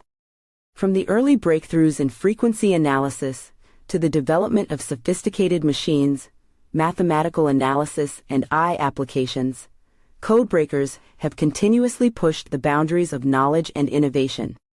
The ongoing pursuit of advancements in code-breaking techniques is essential to stay ahead of the evolving landscape of encryption and ensure the effective deciphering of encrypted communications. Chapter 7: The Intelligence Puzzle: Analyzing and Assessing Decrypted Information. The art of decrypting messages is a delicate and intricate task, requiring a keen intellect, meticulous attention to detail, and a deep understanding of the language and context. The deciphering of encrypted communications, once thought to be impenetrable barriers, has been achieved through the diligent efforts of skilled cryptanalysts. These remarkable individuals painstakingly analyze decrypted messages, piecing together fragments of information to uncover the hidden truths they hold. In this endeavor, they embark on a journey akin to solving a complex puzzle, where every word, phrase, and symbol carries significance. When cryptanalysts lay their hands on a decrypted message, they are confronted with a mosaic of characters, seemingly random and enigmatic. Like an archaeologist unearthing ancient artifacts, they meticulously examine each fragment, searching for patterns, anomalies, and clues that may lead them to unravel the encrypted message's true meaning. They embark on a quest for coherence, endeavoring to transform disjointed symbols into coherent words, sentences, and paragraphs. The first step in the analysis of decrypted messages is the identification of linguistic patterns and structures. Cryptanalysts possess a deep knowledge of the language in which the message is written, recognizing idiomatic expressions, grammatical constructs, and semantic nuances. By discerning the patterns of language usage, they discern the message's intended syntax and semantics, deciphering the thoughts and intentions hidden within. Yet, the deciphering of a message involves more than just linguistic analysis. Cryptanalysts must also consider the broader context in which the communication is taking place. They meticulously study historical events, political developments, and cultural nuances to grasp the message's significance fully. By placing the decrypted message within its historical and cultural framework, cryptanalysts can discern the true purpose and implications of the communication. Moreover, cryptanalysts are astute readers of human psychology. They scrutinize the choice of words, the tone, and the underlying emotions expressed in the decrypted messages. A slight shift in tone or a seemingly innocent word choice may reveal hidden intentions, veiled threats, or expressions of allegiance. Through their deep understanding of human nature, cryptanalysts peer into the minds of the communicators, unraveling their motivations and intentions. Decrypted messages often contain references to specific locations, organizations, or individuals. Cryptanalysts carefully examine these references, drawing on their vast knowledge of historical and contemporary figures and entities. They cross-reference the decrypted messages with existing intelligence, previous decrypted communications, and known events to establish connections and piece together a more comprehensive picture of the communication's context and significance. In the analysis of decrypted messages, cryptanalysts encounter challenges and uncertainties. They encounter ambiguities, incomplete information, and the possibility of intentional deception. Like skilled detectives, they carefully scrutinize each element of the message, considering multiple hypotheses and interpreting the evidence at hand. They must exercise caution and precision, avoiding hasty conclusions that may lead to misinterpretation or misinformation. Collaboration and sharing of expertise are paramount in the analysis of decrypted messages. Cryptanalysts often work in teams, pooling their knowledge and insights to uncover the full meaning of the communication. They engage in discussions, debates, and rigorous peer review to ensure the accuracy and reliability of their analysis. By drawing on the collective wisdom and expertise of their colleagues, cryptanalysts strengthen their analytical capabilities and increase the chances of arriving at a comprehensive understanding. In the analysis of decrypted messages, cryptanalysts tread a fine line between skepticism and interpretation. They remain vigilant against the possibility of errors, biases, or misinterpretations in their analysis. At the same time, they exercise their intellectual prowess and creative thinking to fill in gaps, make inferences, and extract meaning from the decrypted messages fragments. The art of decryption analysis demands a delicate balance of skepticism and interpretation, ensuring that the message's true essence is not lost in a sea of uncertainty. The ultimate goal of deciphering encrypted messages is to extract actionable intelligence. Cryptanalysts, armed with the insights gained from their analysis, provide valuable information to decision makers, military strategists, and intelligence agencies. The decrypted messages serve as a window into the adversary's plans, intentions, and vulnerabilities. By piecing together the puzzle hidden within the encrypted communications, cryptanalysts contribute to the broader efforts of maintaining security, enabling informed decision-making, and protecting national interests. In summary, the analysis of decrypted messages is a meticulous and multifaceted endeavor. Cryptanalysts apply their linguistic expertise, historical knowledge, psychological acumen, and collaborative skills to piece together the puzzle hidden within encrypted communications. Their intellectual curiosity, attention to detail, and analytical rigor enable them to discern the true meaning and significance of the decrypted messages. Through their efforts, cryptanalysts contribute to the broader intelligence community, providing valuable insights and actionable intelligence. The analysis of decrypted messages is an art form in itself, a testament to the indomitable human spirit and the relentless pursuit of knowledge and understanding. Decrypting encrypted messages is not merely an intellectual exercise, it is a quest for vital intelligence. The deciphered texts hold within them a wealth of information that can shape the course of events, influence strategies, and provide a competitive edge in the realm of intelligence gathering. Cryptanalysts, armed with their skills and expertise, engage in the meticulous extraction of intelligence from decrypted messages, unraveling the secrets concealed within the cryptographic veil.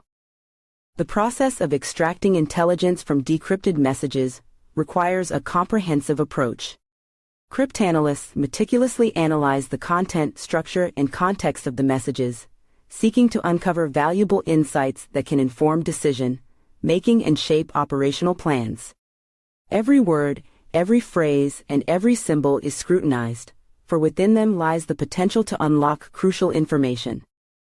One of the primary objectives of extracting intelligence from decrypted messages is the identification of the adversary's intentions, plans, and activities.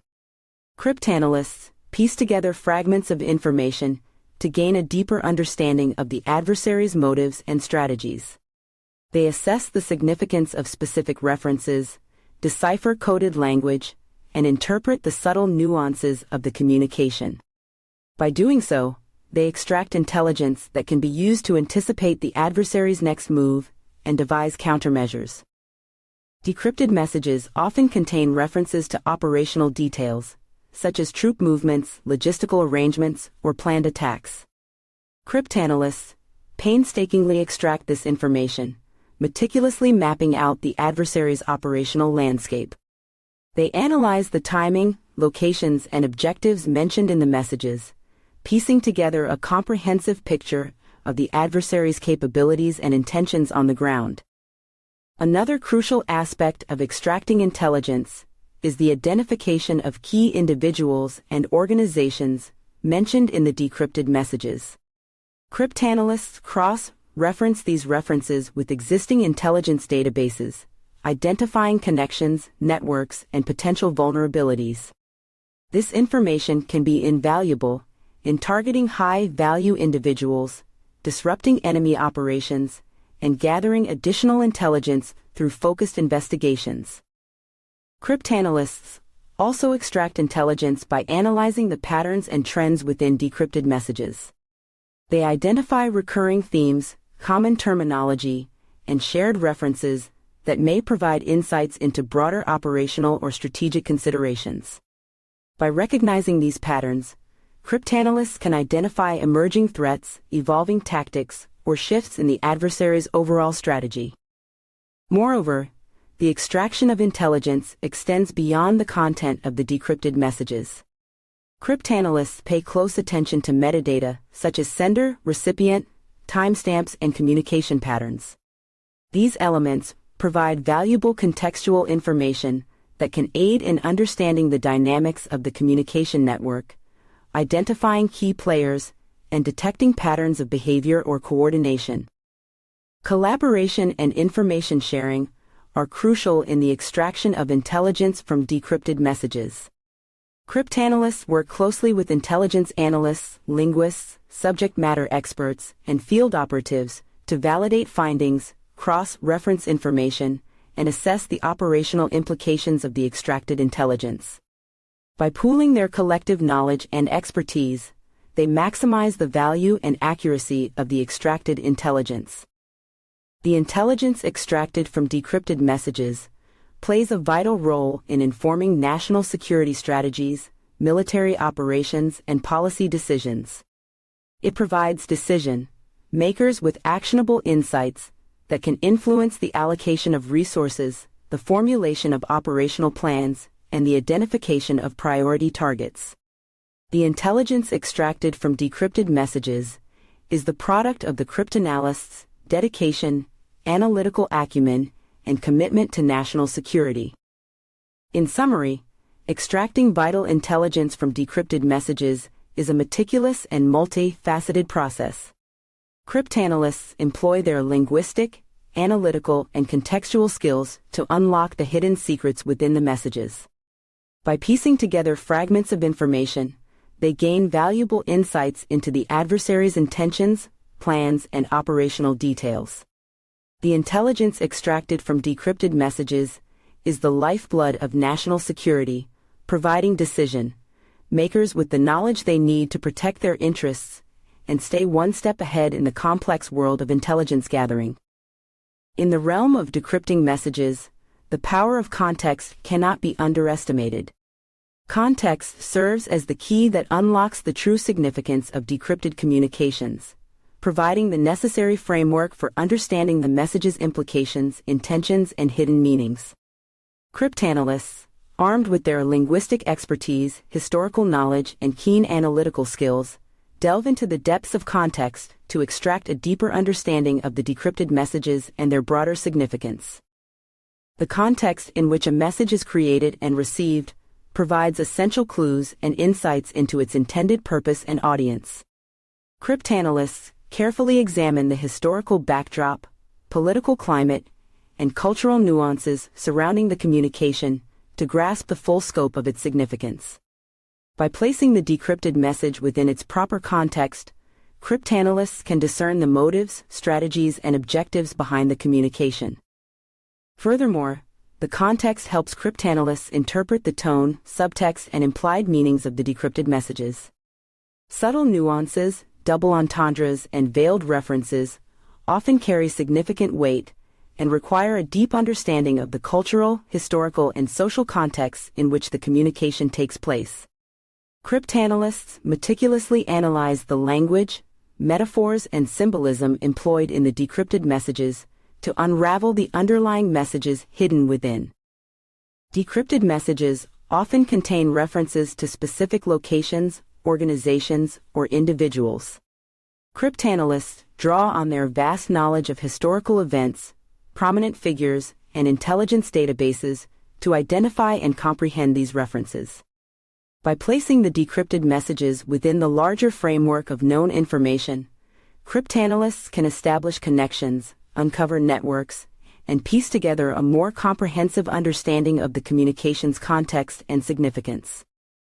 The power of context also lies in its ability to shed light on the potential consequences and implications of the decrypted messages. Cryptanalysts consider the intended recipients of the communication, the timing of the message, and the broader strategic or operational context to gauge the potential impact and ramifications. By understanding the context, cryptanalysts can provide decision makers with valuable insights into the implications of the decrypted messages, helping guide policy decisions and strategic planning. Moreover, the context helps cryptanalysts assess the credibility and reliability of the decrypted messages. They scrutinize the sources, compare the information with existing intelligence, and evaluate the consistency and coherence of the decrypted messages within the broader context of the communication network. By considering the context, cryptanalysts can assess the veracity of the information, identify potential deception or misinformation, and provide decision makers with a more accurate assessment of the intelligence extracted from the decrypted messages. Collaboration and information sharing play a crucial role in understanding the context of decrypted messages. Cryptanalysts often work in teams, engaging in extensive discussions, sharing insights, and conducting peer reviews to validate and refine their understanding of the context. By leveraging the collective expertise and diverse perspectives within the team, cryptanalysts strengthen their ability to grasp the broader significance of the decrypted messages and ensure a comprehensive analysis. In summary, the power of context is paramount in decrypting messages and understanding their significance. Cryptanalysts rely on their linguistic expertise, historical knowledge, and analytical skills to unlock the hidden meanings concealed within the decrypted messages. By considering the historical backdrop, cultural nuances, and broader strategic context, cryptanalysts can extract a deeper understanding of the communication's intentions, implications, and potential consequences. The power of context empowers cryptanalysts to provide decision makers with the knowledge and insights necessary to make informed decisions and navigate the complex world of intelligence analysis. In the realm of decrypting messages, assessing the reliability and accuracy of the information extracted from decrypted communications is of paramount importance. Cryptanalysts, armed with their analytical acumen and critical thinking skills, engage in a meticulous process to evaluate the veracity and trustworthiness of the information they have obtained. This assessment ensures that decision makers can rely on accurate and reliable intelligence in shaping their strategies and making informed decisions. The assessment of reliability begins with a careful examination of the sources of the decrypted messages. Cryptanalysts scrutinize the origins of the communication, considering factors such as the reputation, credibility, and motivations of the sender. They evaluate the track record of the source, its historical accuracy, and potential biases that may influence the information being conveyed. This initial assessment provides a preliminary indication of the reliability of the decrypted information. Cryptanalysts also consider the consistency and coherence of the decrypted messages within the broader context of the communication network. They compare the information with existing intelligence, previously decrypted messages, and corroborating sources to identify patterns, inconsistencies, or contradictions. By assessing the alignment of the decrypted information with other sources, cryptanalysts can gauge its reliability and accuracy. Another crucial aspect of assessing reliability is the evaluation of the encryption system and methodology used in the communication. Cryptanalysts analyze the strength, vulnerabilities, and limitations of the encryption algorithm employed. They consider the level of sophistication, historical success rates, and potential weaknesses of the encryption system to assess the likelihood of successful decryption and the potential for deliberate deception or obfuscation. Additionally, cryptanalysts employ linguistic and contextual analysis to evaluate the accuracy of the information. They scrutinize the language, syntax, and grammar employed in the decrypted messages, assessing whether it aligns with known linguistic patterns, cultural norms, and the historical context in which the communication took place. Inconsistencies or anomalies in the language and contextual cues may raise red flags and prompt further investigation. Collaboration and information sharing play a crucial role in the assessment of reliability and accuracy. Cryptanalysts engage in rigorous peer review, discussions and debates within their teams and with other subject matter experts. By leveraging the collective expertise and diverse perspectives, they can identify potential biases, errors, or alternative interpretations, ensuring a thorough assessment of the decrypted information's reliability. Furthermore, cryptanalysts remain vigilant against deliberate attempts at deception, misinformation, or disinformation campaigns. They are aware of the adversary's tactics and techniques, such as inserting intentional errors, using coded language, or disseminating false information. Cryptanalysts employ analytical tools, logical reasoning, and historical knowledge to detect and counteract these attempts, ensuring the accuracy and reliability of the intelligence extracted from the decrypted messages. In summary, assessing the reliability and accuracy of information extracted from decrypted messages is an essential step in the intelligence analysis process. Cryptanalysts employ a multifaceted approach, considering the credibility of sources, the consistency with existing intelligence, the strength of the encryption system, linguistic and contextual analysis, and collaboration within their teams. This assessment ensures that decision-makers can rely on accurate and reliable intelligence to inform their strategies and actions. The critical evaluation of the reliability and accuracy of decrypted information is vital in navigating the complex world of intelligence analysis and maintaining effective national security. In the realm of decrypting messages, the strategic insights gleaned from the analysis of decrypted communications play a pivotal role in informing decision-making. Cryptanalysts, armed with their linguistic expertise, contextual knowledge, and analytical acumen, extract valuable insights that can shape strategies, influence policy decisions, and guide operational planning. One of the key contributions of decrypted messages lies in their ability to shed light on the adversary's intentions, plans, and activities. Cryptanalysts carefully analyze the decrypted communications, extracting crucial insights that can help decision-makers anticipate the adversary's next move, identify potential threats, and devise countermeasures. By understanding the adversary's objectives and strategies, decision-makers can make informed choices to safeguard national interests. Decrypted messages often contain information about the adversary's capabilities, such as troop movements, logistics, or technological advancements. Cryptanalysts extract this intelligence, providing decision-makers with a clearer understanding of the adversary's strengths, weaknesses, and vulnerabilities.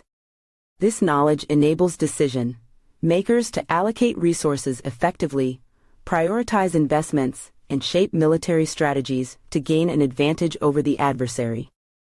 Moreover, decrypted messages offer insights into the adversary's network and relationships. Cryptanalysts analyze the communication patterns, references to individuals or organizations, and the context surrounding these interactions.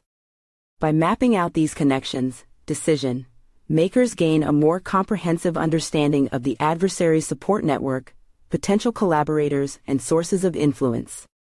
This knowledge informs diplomatic efforts, counterintelligence activities, and targeted operations to disrupt the adversary's network and undermine their objectives.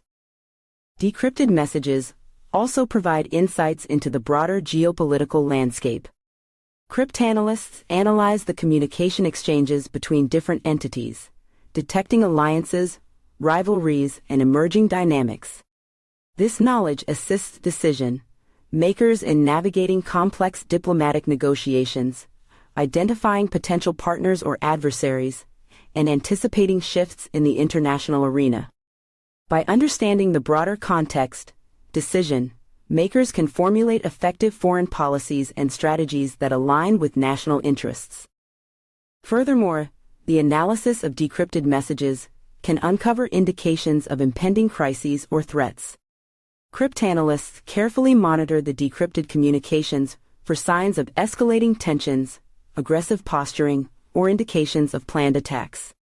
Early detection of such indicators allows decision-makers to take preventive measures, implement contingency plans, and allocate resources accordingly to mitigate potential risks. Collaboration and information sharing are crucial in translating strategic insights into actionable decisions. Cryptanalysts work closely with intelligence analysts, policymakers, and military strategists to provide a comprehensive understanding of the decrypted information.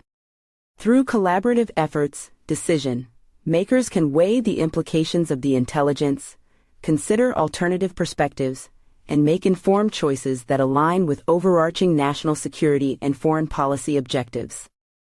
In summary, the strategic insights extracted from the analysis of decrypted messages serve as a valuable resource in informing decision-making. Cryptanalysts provide decision-makers with a deeper understanding of the adversary's intentions, capabilities, network, and the broader geopolitical landscape. These insights enable decision-makers to develop effective strategies, allocate resources, anticipate threats, and navigate complex international dynamics. The analysis of decrypted messages is a vital component of intelligence analysis, ensuring that decision-makers have the knowledge and insights necessary to protect national interests and maintain effective national security. Chapter 8: The Battle of Wits, Outsmarting the Adversary. In the realm of intelligence and strategic warfare, the mind games between adversaries take center stage. Outmaneuvering the enemy requires astute thinking, tactical acumen, and a deep understanding of the adversary's mindset. Decision-makers, intelligence analysts, and military strategists engage in a complex dance of deception, disinformation, and strategic moves to gain the upper hand. One of the key aspects of outmaneuvering the enemy is the art of deception. Decision-makers employ various tactics to mislead, confuse, and deceive the adversary. False information may be intentionally disseminated, coded messages may carry hidden meanings, and operations may be designed to divert attention or lure the enemy into a trap. By playing on the adversary's expectations and manipulating their perception of reality, decision-makers aim to gain a tactical advantage. Disinformation campaigns also play a crucial role in outmaneuvering the enemy. False narratives, fabricated intelligence, and misleading propaganda are strategically crafted and disseminated to influence the adversary's decision-making and erode their confidence. Disinformation aims to sow seeds of doubt, exploit vulnerabilities, and undermine the enemy's ability to accurately assess the situation. By controlling the information environment, decision-makers can shape the adversary's perceptions and steer the course of events. In the game of outmaneuvering the enemy, intelligence analysts are at the forefront. They meticulously analyze decrypted messages, cross-reference intelligence from various sources, and employ advanced analytical tools to identify patterns, trends, and potential deception. By assessing the credibility, reliability, and accuracy of the intelligence, analysts can separate truth from fiction and provide decision-makers with a clear picture of the adversary's intentions and capabilities. Military strategists play a vital role in the mind games of warfare. They develop operational plans, contingencies, and maneuvers that exploit the adversary's weaknesses and capitalize on their vulnerabilities. Through careful analysis of the intelligence gathered, strategists identify key points of leverage, potential areas of surprise, and innovative approaches that can give them the upper hand. They devise strategies that maximize their strengths while minimizing risks and ensure that every move is calculated to outsmart the enemy. Technology has also become a critical tool in outmaneuvering the enemy. Cyber warfare, electronic warfare, and advanced surveillance capabilities provide decision-makers with the means to gather intelligence, disrupt enemy operations, and maintain information dominance. The use of cutting-edge technology allows decision-makers to exploit vulnerabilities in the adversary's systems, launch preemptive strikes, and maintain a real-time understanding of the battlefield. Furthermore, psychological warfare plays a significant role in outmaneuvering the enemy. Decision-makers employ tactics to influence the adversary's morale, mindset, and decision-making processes. Propaganda campaigns, psychological operations, and the manipulation of public perception can impact the adversary's will to fight, erode their cohesion, and sow discord within their ranks. By targeting the adversary's psychology, decision-makers aim to weaken their resolve and gain a psychological advantage. Collaboration, coordination, and adaptability are key elements in the mind games of warfare. Decision-makers, intelligence analysts, and military strategists work closely together, exchanging information, insights, and perspectives to devise effective strategies. They remain agile, adjusting their plans as the situation evolves and the adversary reacts. Through continuous evaluation and adaptation, decision-makers ensure that they stay one step ahead in the intricate dance of outmaneuvering the enemy. In summary, the mind games of outmaneuvering the enemy require a combination of strategic thinking, tactical acumen, and psychological understanding. Decision-makers employ deception, disinformation, and strategic moves to manipulate the adversary's perceptions and actions.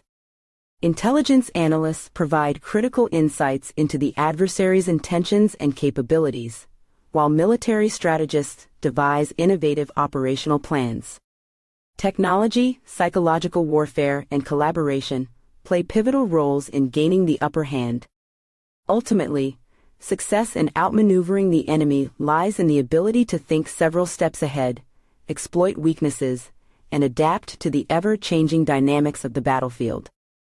Counterintelligence and deception tactics play a critical role in intelligence and strategic warfare, allowing decision-makers to protect their own secrets, mislead the enemy, and gain a tactical advantage. Through the careful planning and implementation of counterintelligence operations, as well as the artful use of deception, decision-makers can outmaneuver their adversaries and safeguard their interests. Counterintelligence involves identifying, neutralizing, and exploiting the enemy's intelligence capabilities. It aims to protect classified information, disrupt enemy intelligence networks, and deny the adversary access to valuable insights. Counterintelligence operations include the detection and prevention of espionage, the identification of moles or infiltrators, and the safeguarding of sensitive communication channels. By countering the adversary's intelligence efforts, decision-makers maintain the secrecy and integrity of their operations.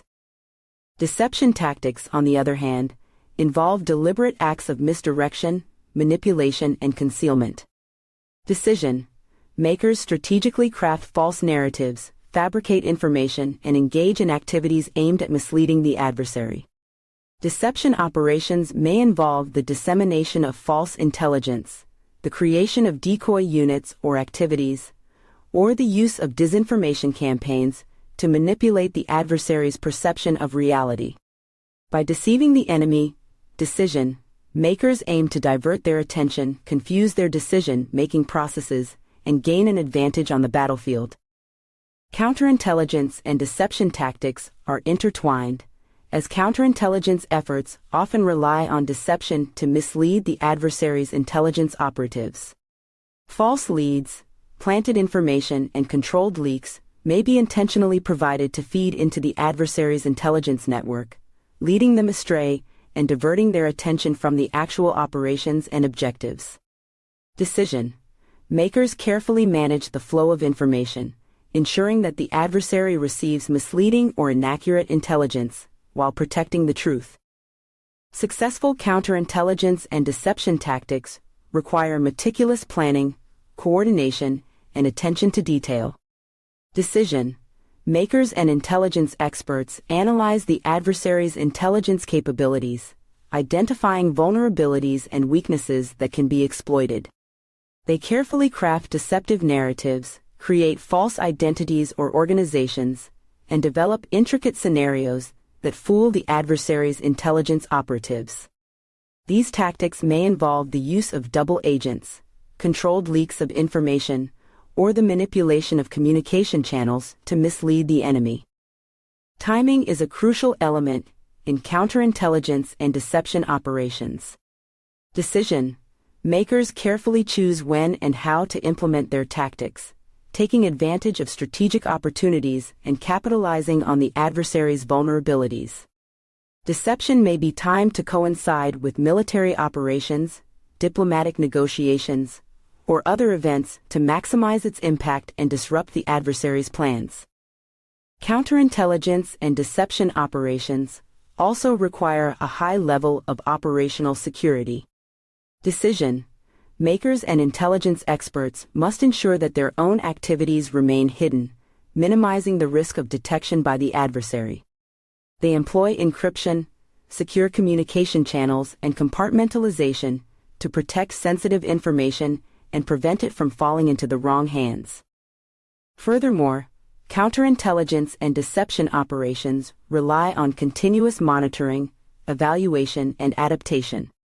Decision: makers and intelligence experts remain vigilant, adjusting their tactics as the adversary adapts and counters their efforts. They maintain situational awareness, closely monitor the adversary's intelligence activities, and assess the effectiveness of their own countermeasures. This ongoing assessment allows decision makers to refine their tactics, plug vulnerabilities, and maintain the upper hand in the intelligence war. In summary, counterintelligence and deception tactics are essential components of intelligence and strategic warfare. Through the skillful implementation of counterintelligence operations and the artful use of deception, decision makers can protect their own secrets, mislead the enemy, and gain a tactical advantage. Meticulous planning, coordination, operational security, and continuous evaluation are key to the success of these efforts. Counterintelligence and deception tactics enable decision makers to outmaneuver their adversaries, safeguard their interests, and shape the course of events on the battlefield and in the realm of intelligence. Strategic disinformation campaigns have long been employed as a powerful tool in the realm of intelligence and strategic warfare. These campaigns involve the deliberate dissemination of false or misleading information to shape perceptions, manipulate opinions, and achieve specific strategic objectives. Decision makers, intelligence agencies, and information warfare specialists carefully craft and execute disinformation campaigns to sow confusion, weaken adversaries, and advance their own interests. The foundation of a successful disinformation campaign lies in the careful selection and construction of false narratives. Decision makers identify key themes, narratives, or vulnerabilities that can be exploited to achieve their objectives. They craft compelling stories that appeal to target audiences, tap into existing biases or grievances, and exploit the information environment to their advantage. These narratives are designed to mislead, divert attention, or elicit specific reactions from the intended recipients. The dissemination of disinformation involves the strategic use of various channels, both traditional and digital. Decision makers and their operatives exploit media outlets, social media platforms, online forums, and other communication channels to amplify and spread the false narratives. They strategically target specific demographics, communities, or influencers to maximize the impact of their disinformation. Through a combination of traditional media manipulation, astroturfing, and the use of bots or automated accounts. Decision makers aim to create an illusion of consensus and credibility around the false narratives. Disinformation campaigns often leverage psychological and cognitive biases to influence the target audience's perception of reality. Decision makers tap into emotions, fears, and preconceived beliefs to shape opinions and attitudes. They exploit confirmation bias, selective exposure, and other cognitive tendencies to reinforce the false narratives and make them appear more plausible. By exploiting these psychological mechanisms, decision makers aim to manipulate public opinion and undermine the credibility of alternative viewpoints. Timing is a crucial element in disinformation campaigns. Decision makers carefully choose when and how to disseminate false information to maximize its impact. They may synchronize the release of disinformation with critical events, political or social upheavals, or moments of heightened public attention. By strategically timing the release of false narratives, decision makers seek to influence public discourse, divert attention from unfavorable topics, or create confusion and chaos. Counteracting disinformation requires a multi-faceted approach. Decision makers and intelligence agencies must employ robust counter-disinformation strategies to detect, debunk, and mitigate the effects of false narratives.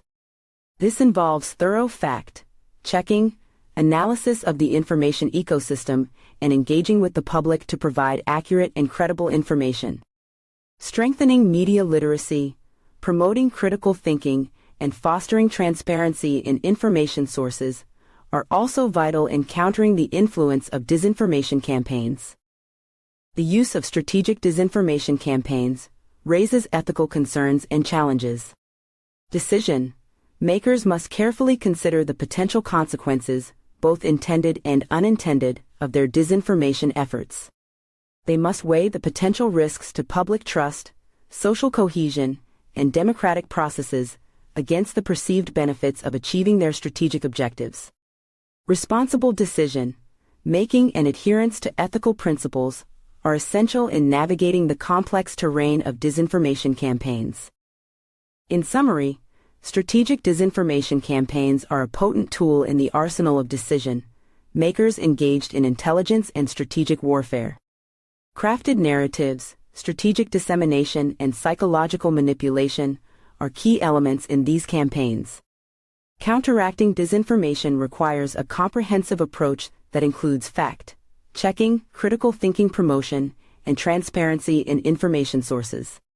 The ethical implications of disinformation campaigns must be carefully considered to ensure responsible decision making in the realm of information warfare. In the realm of intelligence and strategic warfare, staying one step ahead of the adversary is crucial. Anticipating the adversary's moves requires a combination of analytical acumen, a deep understanding of their motivations and capabilities, and constant vigilance.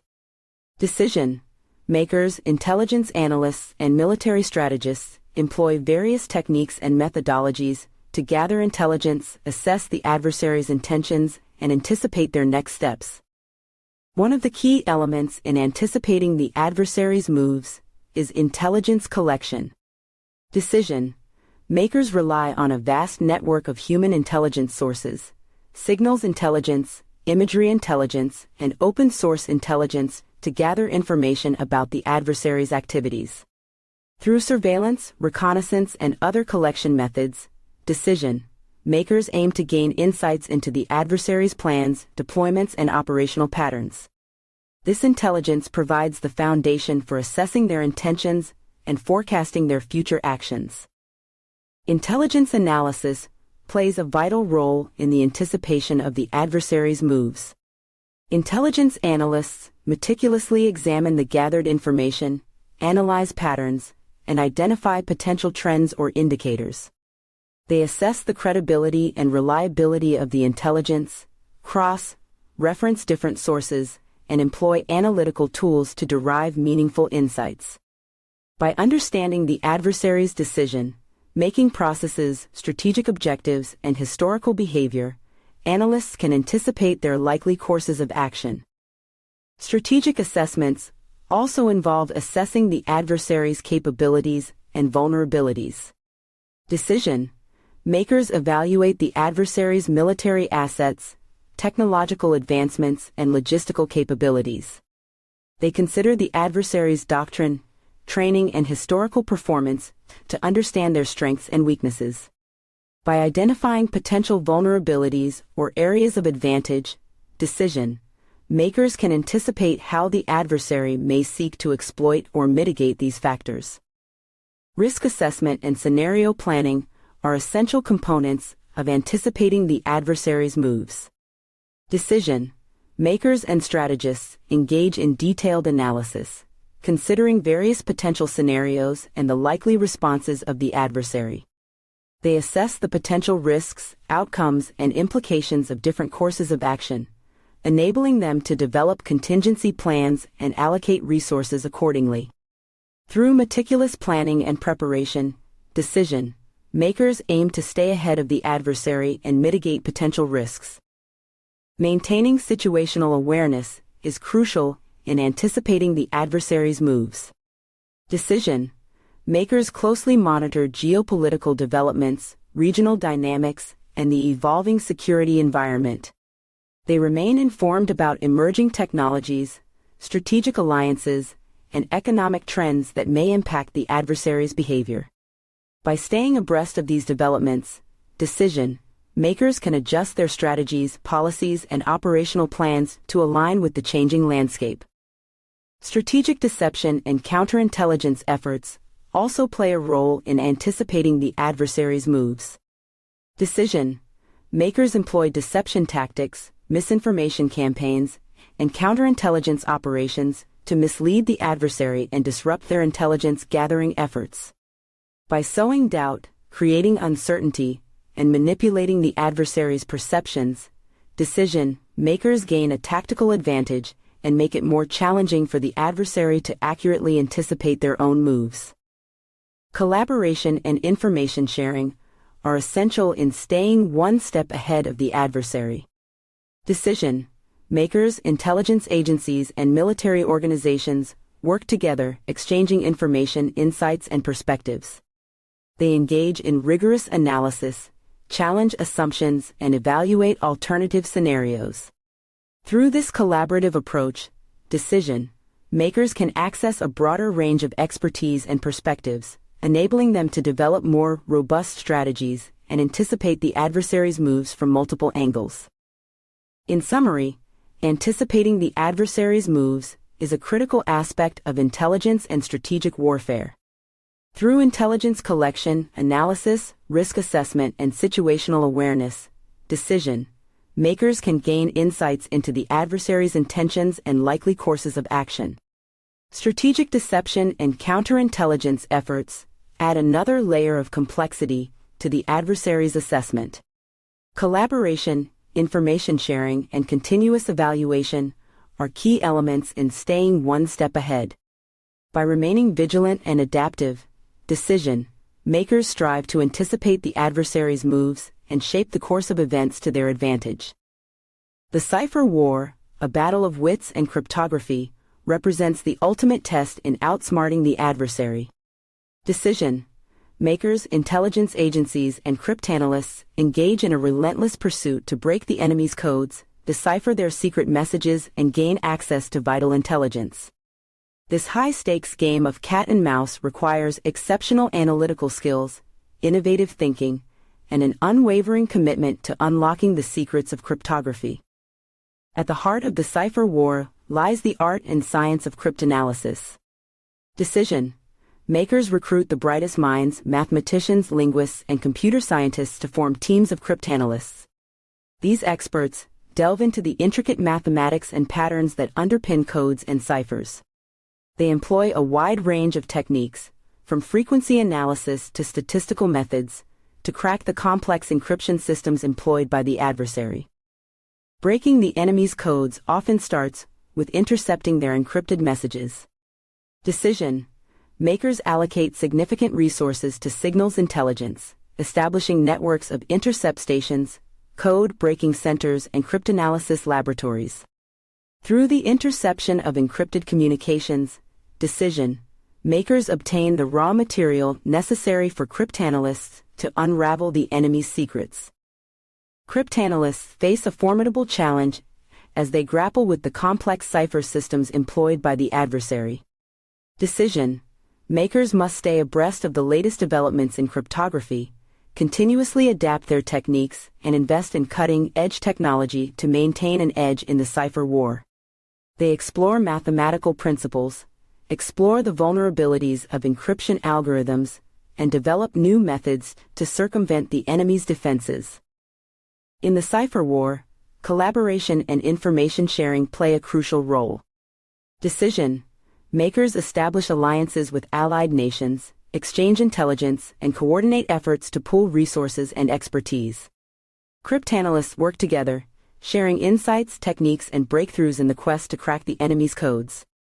Through international cooperation, decision makers can leverage the collective brainpower and increase the chances of success in deciphering the enemy's communications. The cipher war is not merely a battle of code-breaking, it also encompasses the realm of deception and misdirection. Decision makers employ counterintelligence operations, creating false messages, planting false information, and manipulating the adversary's perception of their own code's vulnerabilities. By sowing doubt and confusion, decision makers aim to mislead the enemy's cryptanalysts and maintain the secrecy of their own communications. In the cipher war, timing is of utmost importance. Decision makers carefully select the messages they intercept, prioritizing those with the highest potential value. They assess the urgency, importance, and strategic implications of the decrypted intelligence to inform their own operations and decision-making. The ability to decrypt and analyze the enemy's messages in a timely manner allows decision makers to stay one step ahead, exploit vulnerabilities, and respond effectively to the adversary's actions. The cipher war represents a continuous cycle of challenge and response. As decision makers develop new encryption methods, cryptanalysts rise to the occasion, pushing the boundaries of their analytical abilities. Similarly, when cryptanalysts achieve breakthroughs, decision makers must adapt their encryption systems, introducing stronger algorithms and more sophisticated methods to protect their communications. Success in the cipher war hinges on a combination of technical expertise, analytical brilliance, perseverance, and a relentless pursuit of knowledge. Decision makers must foster an environment that encourages innovation, rewards creativity, and supports the development of new cryptanalytical techniques. By investing in research, training, and collaboration, decision makers enhance their chances of outsmarting the adversary and gaining the upper hand in the cipher war. Chapter 9: Code-Breaking Secrets Revealed, Sharing Knowledge and Collaboration. In the world of code-breaking, success is often accompanied by secrecy. Decision makers, intelligence agencies, and cryptanalysts guard their code-breaking successes closely, carefully weighing the benefits of sharing information against the risks of compromising ongoing operations. However, there are instances where the benefits of sharing code-breaking successes outweigh the potential drawbacks, leading decision makers to break the silence and share their achievements with select audiences. One of the primary reasons for sharing code-breaking successes is to build trust and strengthen alliances. By sharing information about successfully decrypted codes and intercepted messages, decision makers can demonstrate their capabilities and the value of their intelligence partnerships. This exchange of information fosters collaboration, strengthens relationships, and encourages mutual support in future code-breaking endeavors. It allows decision makers to leverage the expertise and resources of their allies, creating a collective intelligence network that enhances the overall effectiveness of code-breaking efforts. Sharing code-breaking successes can also serve as a deterrent to adversaries. When decision makers publicly disclose their ability to decrypt codes and intercept secret communications, it sends a clear message that their adversaries' encryption systems are not impenetrable. This can undermine the confidence of the adversary in their own cryptographic capabilities and force them to reassess their encryption methods. By showcasing their code-breaking successes, decision makers create uncertainty and doubt in the minds of the adversary, potentially impacting their operational planning and decision-making. Another benefit of sharing code-breaking successes is the advancement of cryptographic knowledge.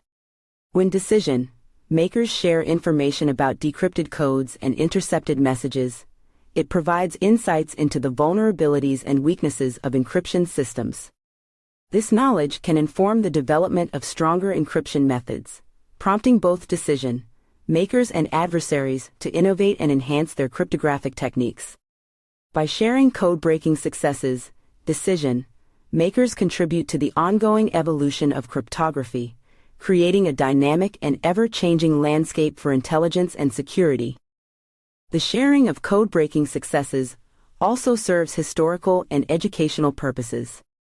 Declassifying and sharing information about successful code-breaking operations allows future generations to learn from past achievements. It provides valuable lessons in cryptanalysis, intelligence gathering, and strategic decision-making. By studying code-breaking successes, analysts and cryptanalysts can refine their skills, adapt their methods, and build upon the knowledge gained from previous breakthroughs. This historical perspective helps decision makers and cryptanalysts maintain a sense of continuity and build upon the successes of their predecessors. However, it is important to strike a balance between sharing code-breaking successes and protecting ongoing operations and sensitive information. Decision makers must carefully assess the risks of disclosure, considering the potential impact on ongoing intelligence operations, the sources and methods used in code-breaking, and the potential compromise of sensitive information. They must exercise caution in determining what information can be shared, with whom, and under what circumstances. In summary, while the world of code-breaking is shrouded in secrecy, there are instances where sharing code-breaking successes can be beneficial. Building trust and strengthening alliances, deterring adversaries, advancing cryptographic knowledge, and serving historical and educational purposes are among the benefits of sharing code-breaking successes. However, decision makers must carefully weigh the risks and exercise discretion to protect ongoing operations and sensitive information. By striking the right balance, decision makers can harness the power of shared knowledge to enhance their code-breaking capabilities and contribute to the broader advancement of intelligence and security. Collaborative efforts and intelligence sharing play a crucial role in the realm of intelligence and security. Decision makers recognize the importance of exchanging information, insights, and expertise with their allies and partners to enhance their own intelligence capabilities and strengthen collective security. Through collaboration and intelligence sharing, decision makers can access a broader range of perspectives, leverage additional resources, and increase their capacity to address complex and evolving threats. One of the primary benefits of collaborative efforts and intelligence sharing is the pooling of resources and expertise.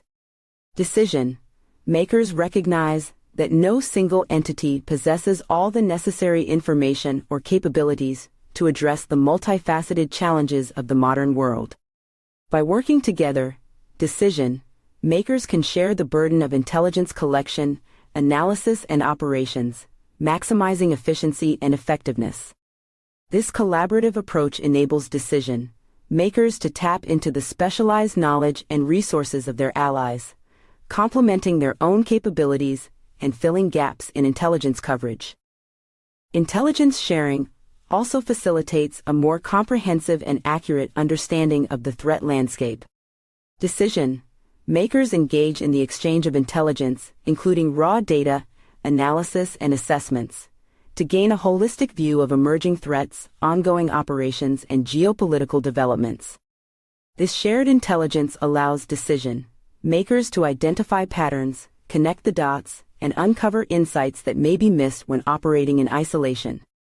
By pooling their intelligence resources, decision makers can develop a more accurate and nuanced understanding of the threats they face. Collaborative efforts and intelligence sharing also promote interoperability and coordination among intelligence agencies and security organizations. Decision makers recognize the importance of seamless communication, information sharing protocols, and joint operations to effectively respond to shared threats. Through joint exercises, training programs, and operational coordination, decision makers and their partners build trust, enhance communication channels, and develop common operational procedures. This interoperability ensures a synchronized and unified response to emerging challenges, maximizing the impact of intelligence efforts. Moreover, collaborative efforts and intelligence sharing can help build consensus and align strategic priorities among decision makers. Through regular dialogues, meetings, and consultations, decision makers engage in the exchange of ideas, intelligence assessments, and strategic perspectives. This process allows decision makers to find common ground, reconcile differing viewpoints, and develop shared strategies to address shared threats. By building consensus and alignment, decision makers can better allocate resources, harmonize policies, and enhance their collective security posture. While there are clear benefits to collaborative efforts and intelligence sharing, challenges exist that must be navigated. Decision makers must address concerns about the protection of sensitive information, the risk of unauthorized disclosure, and the potential compromise of intelligence sources and methods. Robust security protocols, information sharing agreements, and trusted channels of communication are necessary to ensure the responsible and secure exchange of intelligence. Decision makers must also navigate political sensitivities and varying national security priorities, striving to strike a balance between openness and the need to protect sensitive information. In summary, collaborative efforts and intelligence sharing are essential components of intelligence and security operations. Decision makers recognize the benefits of pooling resources, sharing expertise, and exchanging intelligence to enhance their collective intelligence capabilities and address shared threats. Through collaboration, decision makers can gain a more comprehensive understanding of the threat landscape, promote interoperability, build consensus, and align strategic priorities. While challenges exist, responsible information sharing protocols and trusted communication channels can help overcome these obstacles. By working together, decision makers enhance their ability to safeguard national security, protect shared interests, and promote a more secure and stable world. Establishing code-breaking networks is a vital component of intelligence and security operations.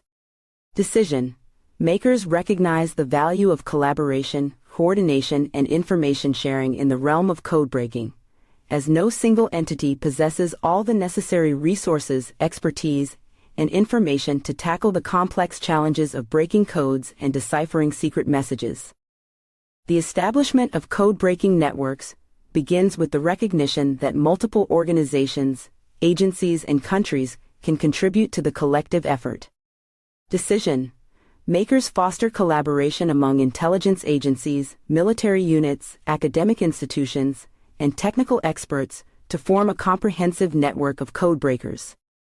This network brings together individuals with diverse backgrounds, skills, and knowledge, creating a dynamic environment that fosters innovation, encourages collaboration, and facilitates the exchange of ideas.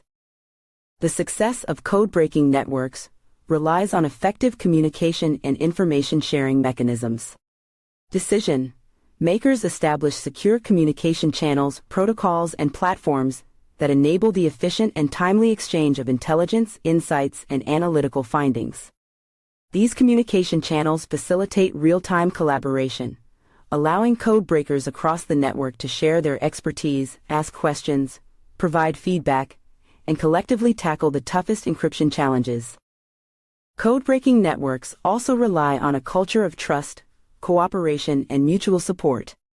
Decision makers foster an environment where code breakers are encouraged to share their findings, insights, and methodologies with their peers. This culture of collaboration helps break down silos, overcome individual biases, and harness the collective intelligence of the network. Codebreakers learn from one another, build on each other's successes, and collectively advance the field of cryptanalysis. To effectively establish and maintain code-breaking networks, decision makers invest in education, training, and professional development. They recognize the need to cultivate a new generation of codebreakers and nurture their skills through specialized training programs, workshops, and mentorship opportunities. By investing in human capital, decision makers ensure a continuous influx of talent into the network and keep pace with the evolving field of cryptography. International collaboration is a key element of code-breaking networks. Decision makers forge partnerships with allied nations, sharing expertise, resources, and intelligence to collectively tackle encryption challenges.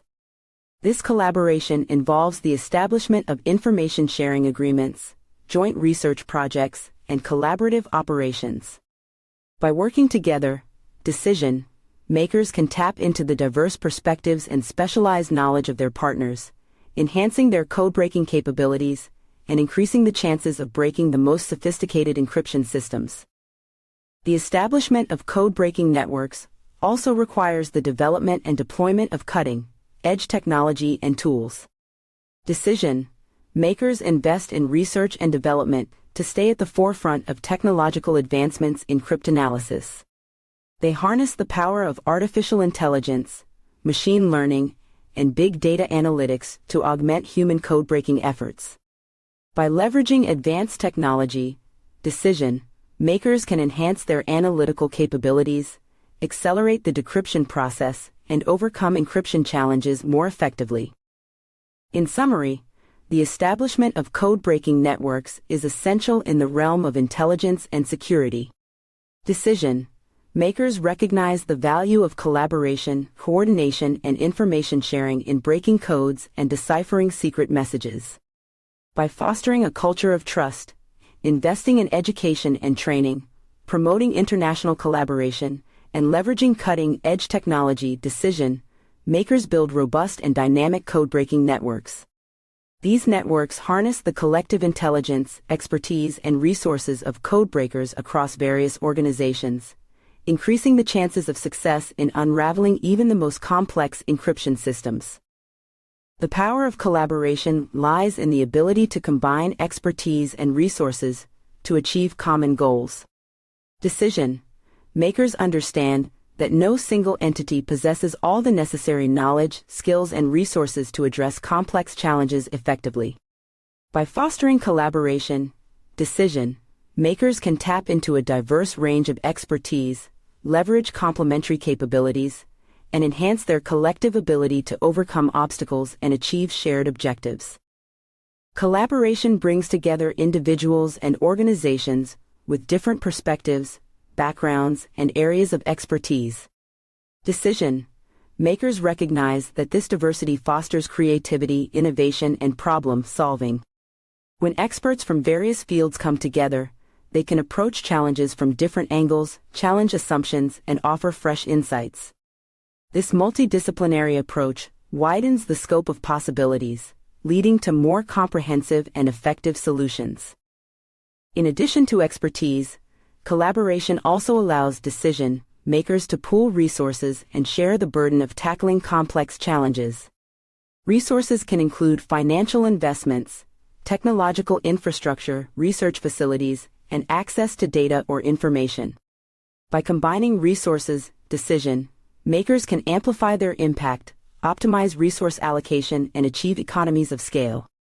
Collaboration allows organizations to achieve more collectively than they could individually, maximizing their efficiency and effectiveness. Collaboration also facilitates the exchange of best practices and lessons learned. Decision makers recognize the value of shared knowledge and experience in avoiding common pitfalls, identifying innovative approaches, and improving performance. By sharing successes and failures, decision makers can accelerate learning, foster continuous improvement, and drive innovation. Collaboration creates a learning ecosystem where organizations build upon each other's achievements and collectively raise the bar for excellence. In the realm of intelligence and security, collaboration is particularly critical. Decision makers face complex and evolving threats that transcend national boundaries. No single entity can address these challenges alone. By collaborating with domestic and international partners, decision makers can access a wider range of intelligence, share insights and analysis, and coordinate efforts to address shared threats. This collaboration enhances the accuracy, depth, and timeliness of intelligence, leading to more effective decision making and response. Collaboration also strengthens trust and relationships among stakeholders. Decision makers recognize that successful collaboration is built on mutual respect, open communication, and shared goals. By working together towards a common purpose, decision makers foster trust and create a foundation for sustained collaboration. This trust enables more efficient information sharing, facilitates joint operations, and promotes effective coordination among organizations and individuals.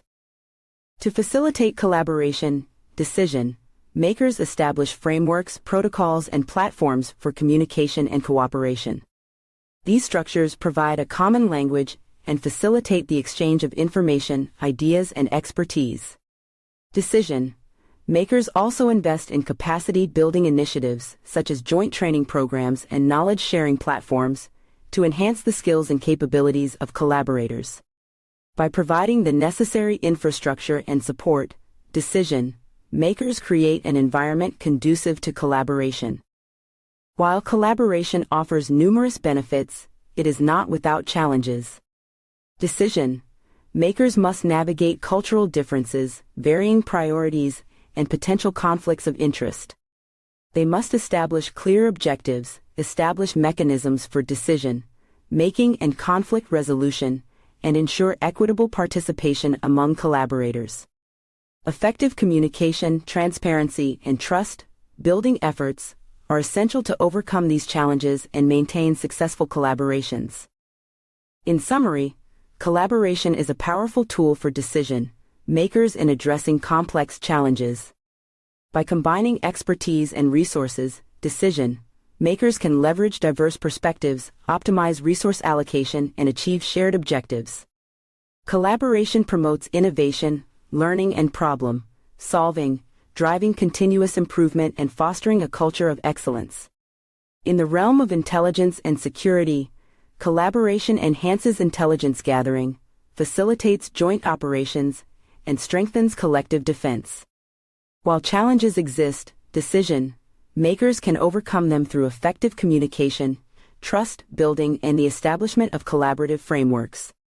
The power of collaboration lies in its ability to bring together the best minds and resources to tackle the most pressing challenges of our time.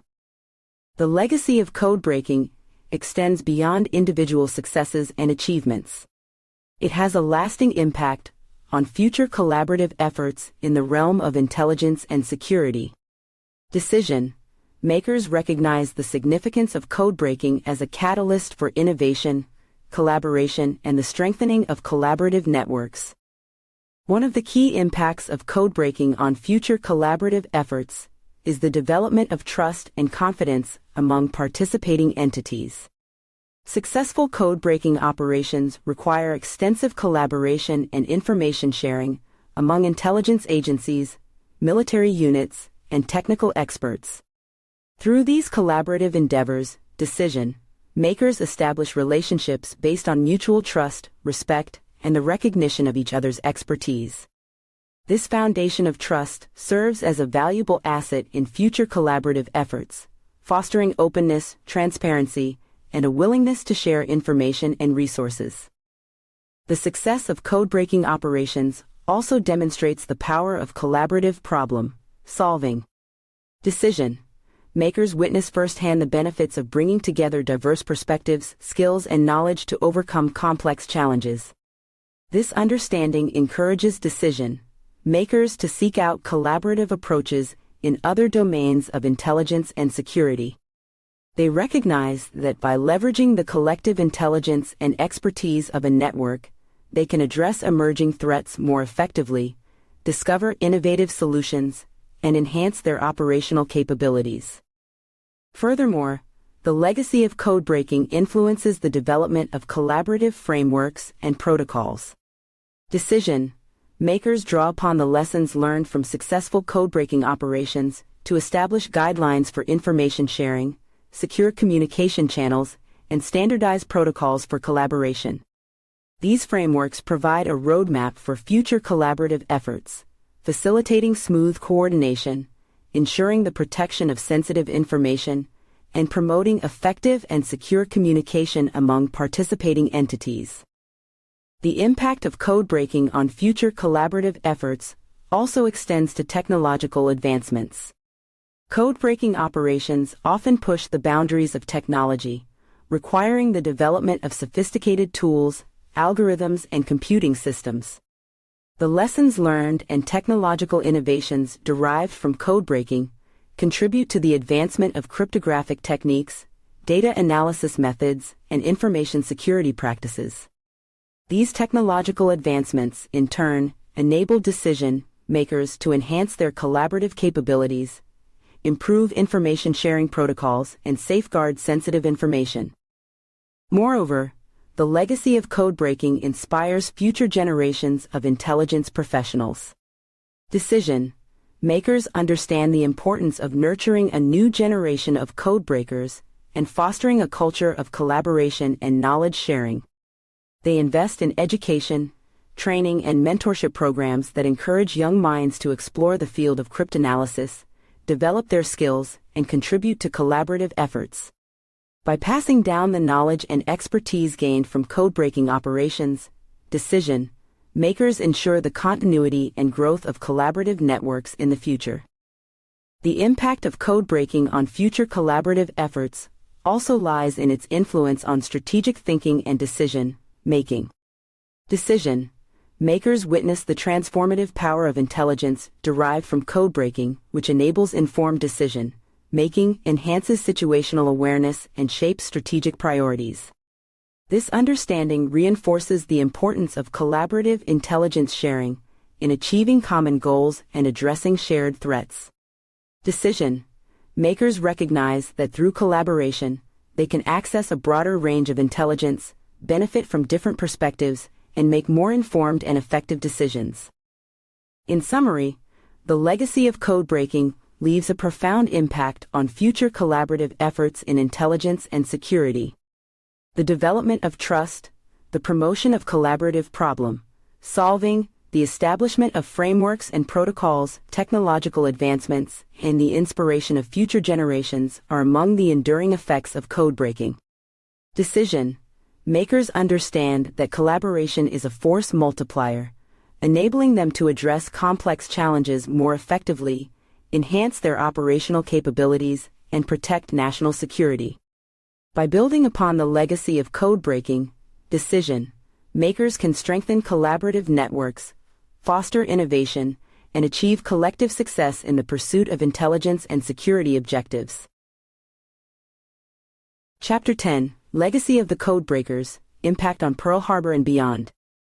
Codebreaking has a profound and lasting impact that extends far beyond the specific operations and successes of the past. It has shaped the course of history, influenced the development of intelligence practices, and continues to have a significant impact on modern security and cryptography. The legacy of codebreaking is multifaceted, touching on various aspects of intelligence, technology, and global affairs.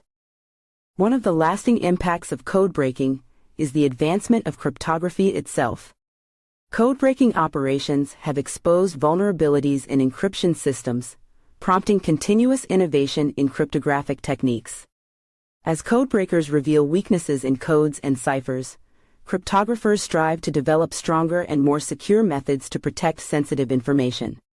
The cat and mouse game between codebreakers and cryptographers has led to a constant cycle of innovation and advancement in the field of cryptography, ultimately benefiting both intelligence and civilian sectors. The development of codebreaking techniques and technologies has also had a profound impact on intelligence practices. Codebreaking has revolutionized the way intelligence is collected, analyzed, and utilized. By decrypting enemy communications, decision makers gain access to valuable insights, including military strategies, political intentions, and covert operations.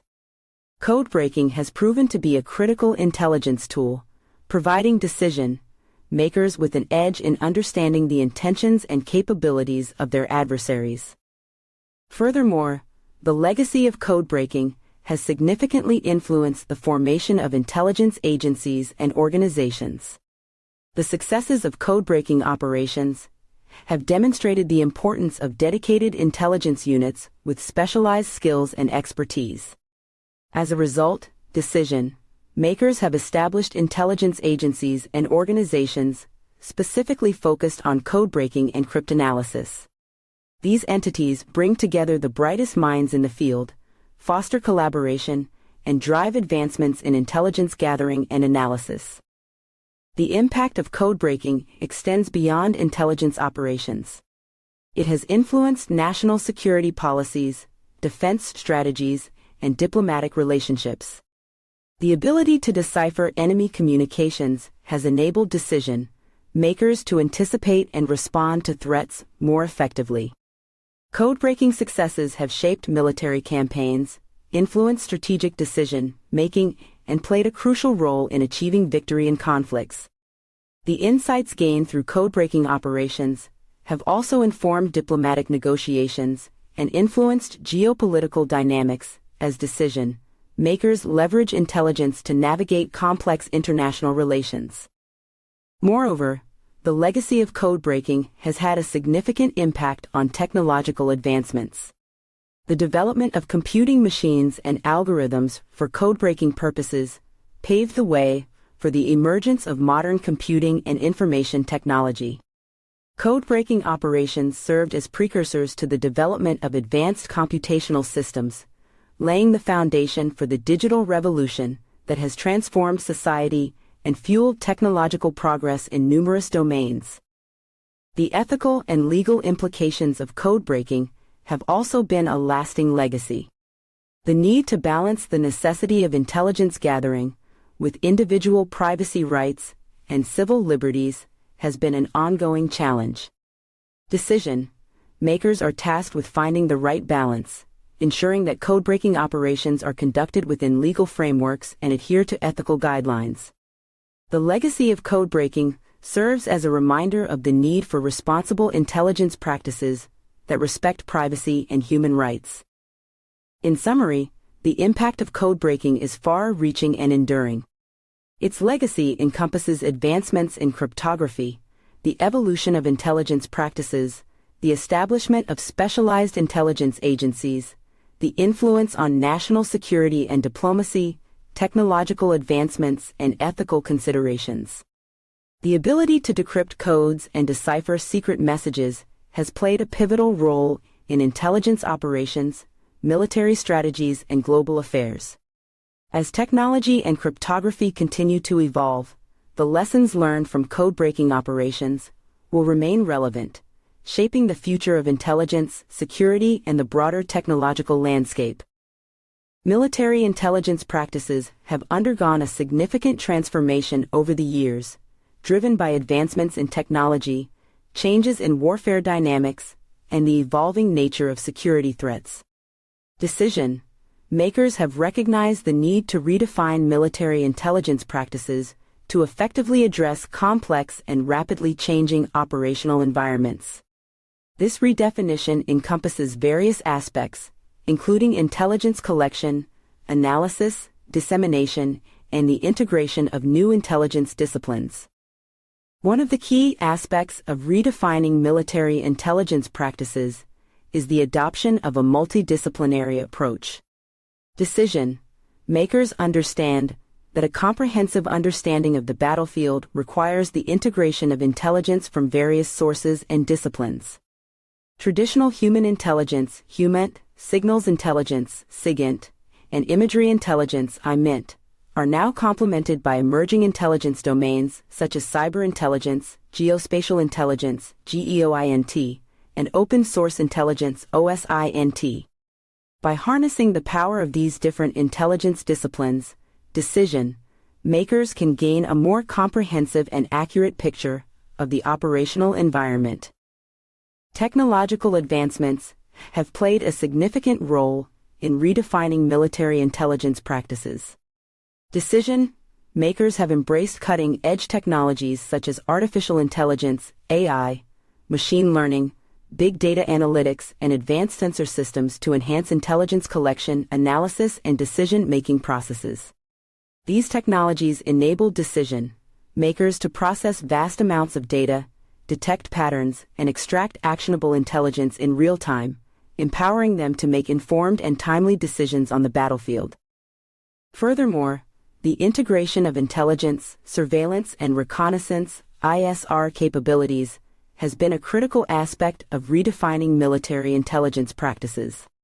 Decision-makers recognize the value of seamless integration between ISR platforms, sensors, and intelligence systems. This integration enables the fusion of intelligence from different sources, providing a comprehensive and real-time understanding of the battle space.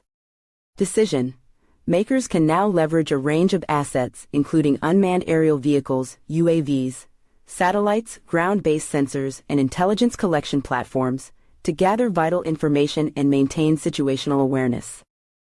The redefinition of military intelligence practices also involves a shift towards proactive intelligence operations. Decision-makers understand that intelligence must go beyond mere information gathering. It must provide actionable insights that enable decision-making and influence operational outcomes. Intelligence analysis has become more focused on understanding adversaries' intentions, capabilities, and vulnerabilities, and providing predictive assessments to support operational planning. This shift towards proactive intelligence allows decision-makers to anticipate threats, exploit opportunities, and gain a competitive advantage on the battlefield. Collaboration and information sharing have become central to the redefined military intelligence practices. Decision-makers recognize that intelligence is not confined to individual units or agencies, but exists as a collective resource. Through enhanced collaboration, information sharing protocols, and joint intelligence operations, decision-makers can leverage the expertise, resources, and insights of multiple organizations and partners. This collaborative approach facilitates a more comprehensive and integrated intelligence picture, allowing decision-makers to make informed decisions based on a broader range of perspectives and expertise. Ethics and legal considerations also play a significant role in redefining military intelligence practices. Decision-makers recognize the need to conduct intelligence operations within legal frameworks and with a strong emphasis on ethical standards. Safeguarding individual privacy, protecting civil liberties, and adhering to international norms and laws are integral to the redefined intelligence practices. Decision-makers must strike a balance between the imperative of intelligence gathering and the respect for human rights and ethical principles.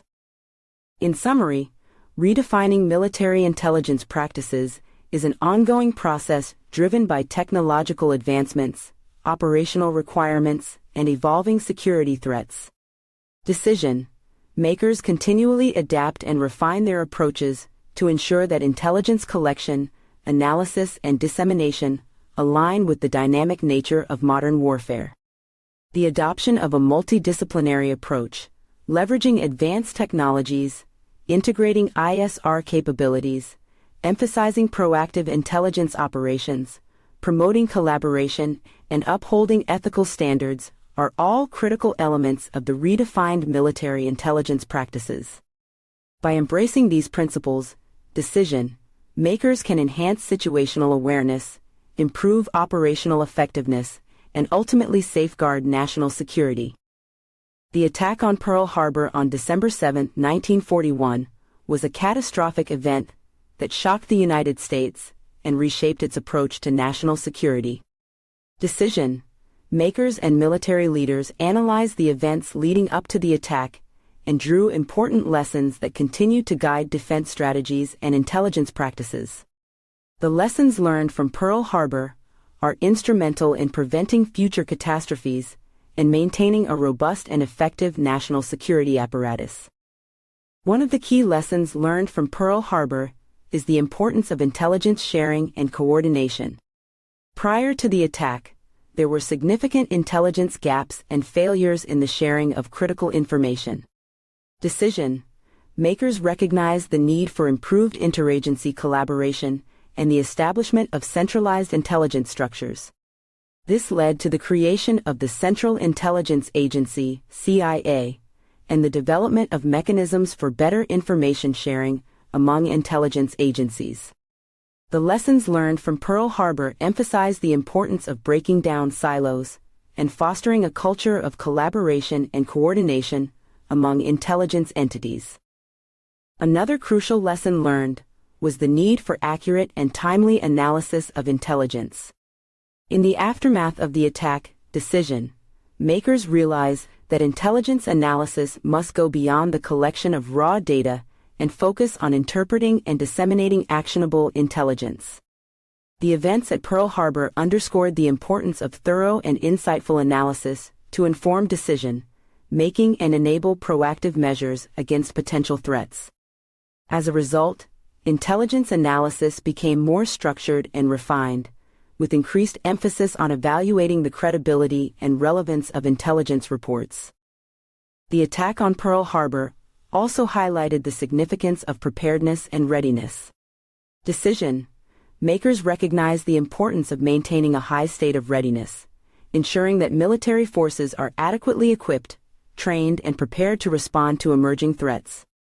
The lessons learned from Pearl Harbor led to the development of robust defense strategies, including constant monitoring of potential adversaries, improving early warning systems, and conducting realistic training exercises to enhance response capabilities. Decision makers understood that complacency and underestimation of threats can have dire consequences. Pearl Harbor also emphasized the need for continuous innovation in intelligence and defense technologies. Decision makers recognized that staying ahead of adversaries requires embracing technological advancements and investing in research and development. The lessons learned from Pearl Harbor fueled advancements in radar technology, cryptanalysis, and intelligence gathering techniques.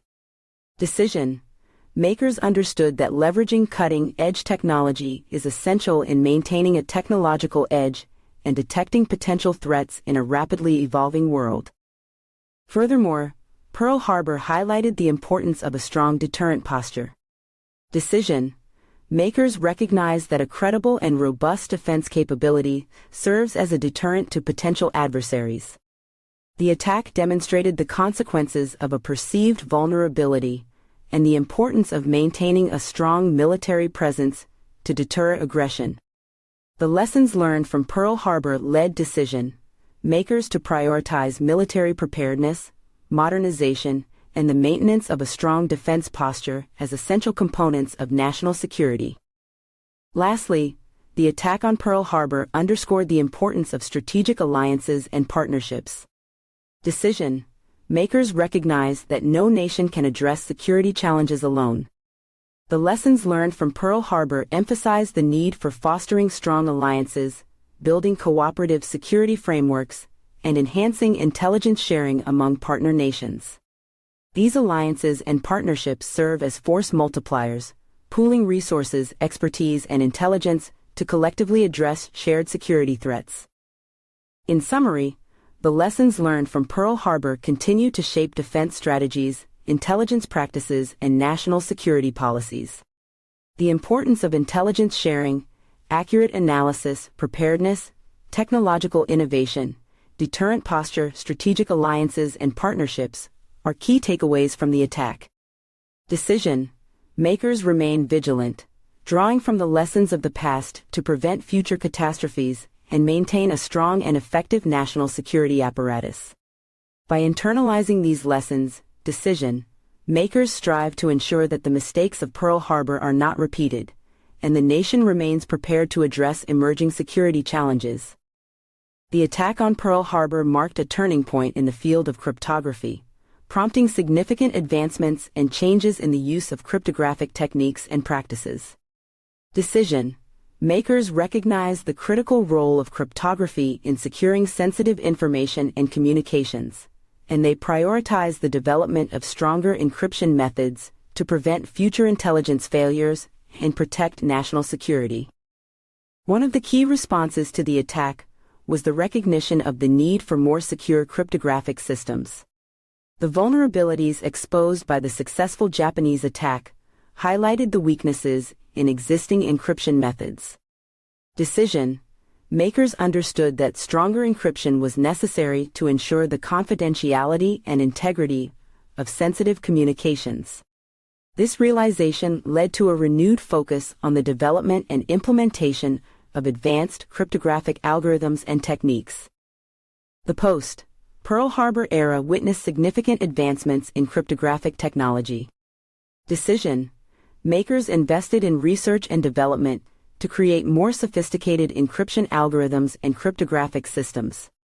This included the use of rotor machines, such as the famous Enigma machine, which provided enhanced security by employing complex mechanical encryption mechanisms. These advancements laid the foundation for the modern field of cryptography and set the stage for further innovations in encryption techniques. Additionally, decision makers recognized the importance of cryptanalysis, the art of breaking codes and ciphers.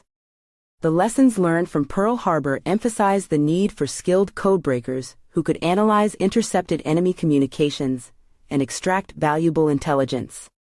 Decision makers invested in training codebreakers, establishing specialized intelligence units, and promoting collaboration among cryptanalysts. The post-Pearl Harbor period saw a significant expansion in cryptanalytic efforts, with dedicated teams working tirelessly to decrypt enemy messages and gain critical insights into their plans and operations. The impact of cryptography extended beyond military applications. Decision makers recognized the value of cryptography in protecting sensitive government communications, securing diplomatic correspondence, and safeguarding commercial and financial transactions. The post-Pearl Harbor world witnessed increased adoption of encryption methods in various sectors, including government agencies, intelligence organizations, and private industry. Cryptography became an essential tool for ensuring the confidentiality and integrity of sensitive information in an increasingly interconnected and technologically advanced world. Moreover, the post-Pearl Harbor era brought about a greater emphasis on information security and the need for strong cryptographic protocols. Decision makers recognized that cryptographic systems are only as secure as their implementation and management. They prioritized the development of secure key management practices, protocol standards, and guidelines for the proper use of encryption technology. This focus on comprehensive information security practices aimed to prevent unauthorized access, manipulation, and interception of sensitive data. The advancements in cryptography and cryptanalysis during the post-Pearl Harbor era had a profound impact on intelligence practices, national security, and global affairs. Decision makers recognized the importance of maintaining a balance between the need for secure communications and the imperative of intelligence gathering. They understood that strong encryption could enhance information security, but it could also present challenges in accessing critical intelligence when necessary. Striking this balance became a key consideration in the post-Pearl Harbor world. In summary, the attack on Pearl Harbor spurred significant advancements in the field of cryptography. Decision makers recognized the importance of robust encryption methods, skilled codebreakers, and comprehensive information security practices.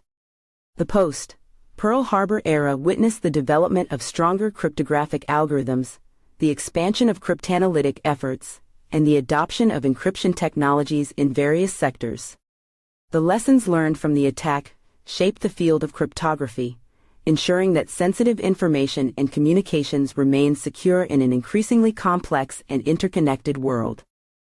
The work of codebreakers in deciphering enemy codes and ciphers during critical periods of history has left an enduring legacy that continues to shape modern intelligence and security practices.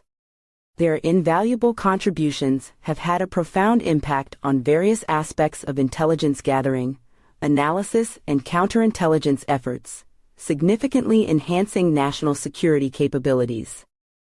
One of the most significant legacies of codebreakers is their role in revolutionizing intelligence collection and analysis.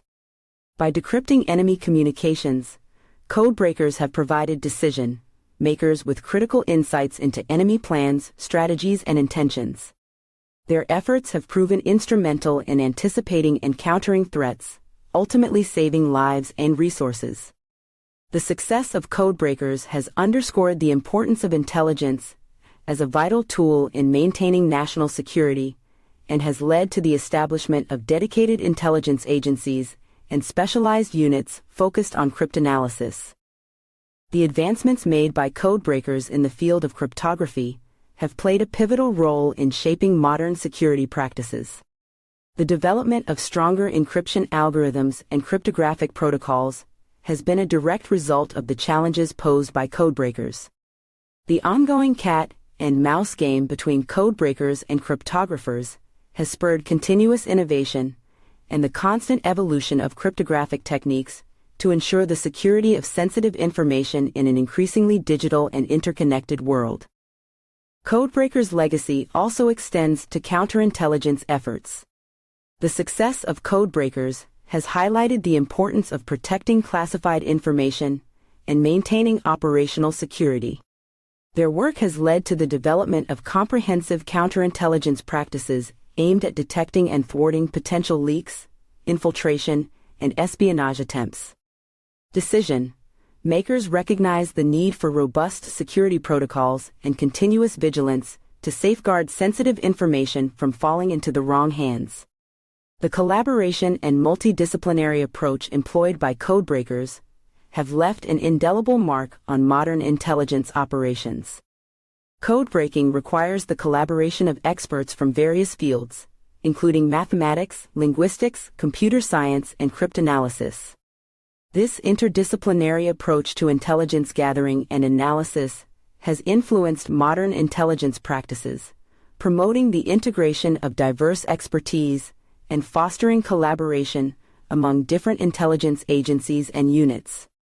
Decision-makers understand the value of pooling resources, knowledge, and skills to tackle complex security challenges effectively. The legacy of codebreakers has also influenced the development of advanced technological tools and methods for intelligence gathering and analysis. The use of computing machines, algorithms, and statistical analysis techniques, pioneered by codebreakers, laid the foundation for modern computational methods used in intelligence operations. Decision-makers continue to leverage technological advancements to enhance intelligence capabilities, including the use of artificial intelligence, machine learning, big data analytics, and advanced sensor systems for data collection and analysis.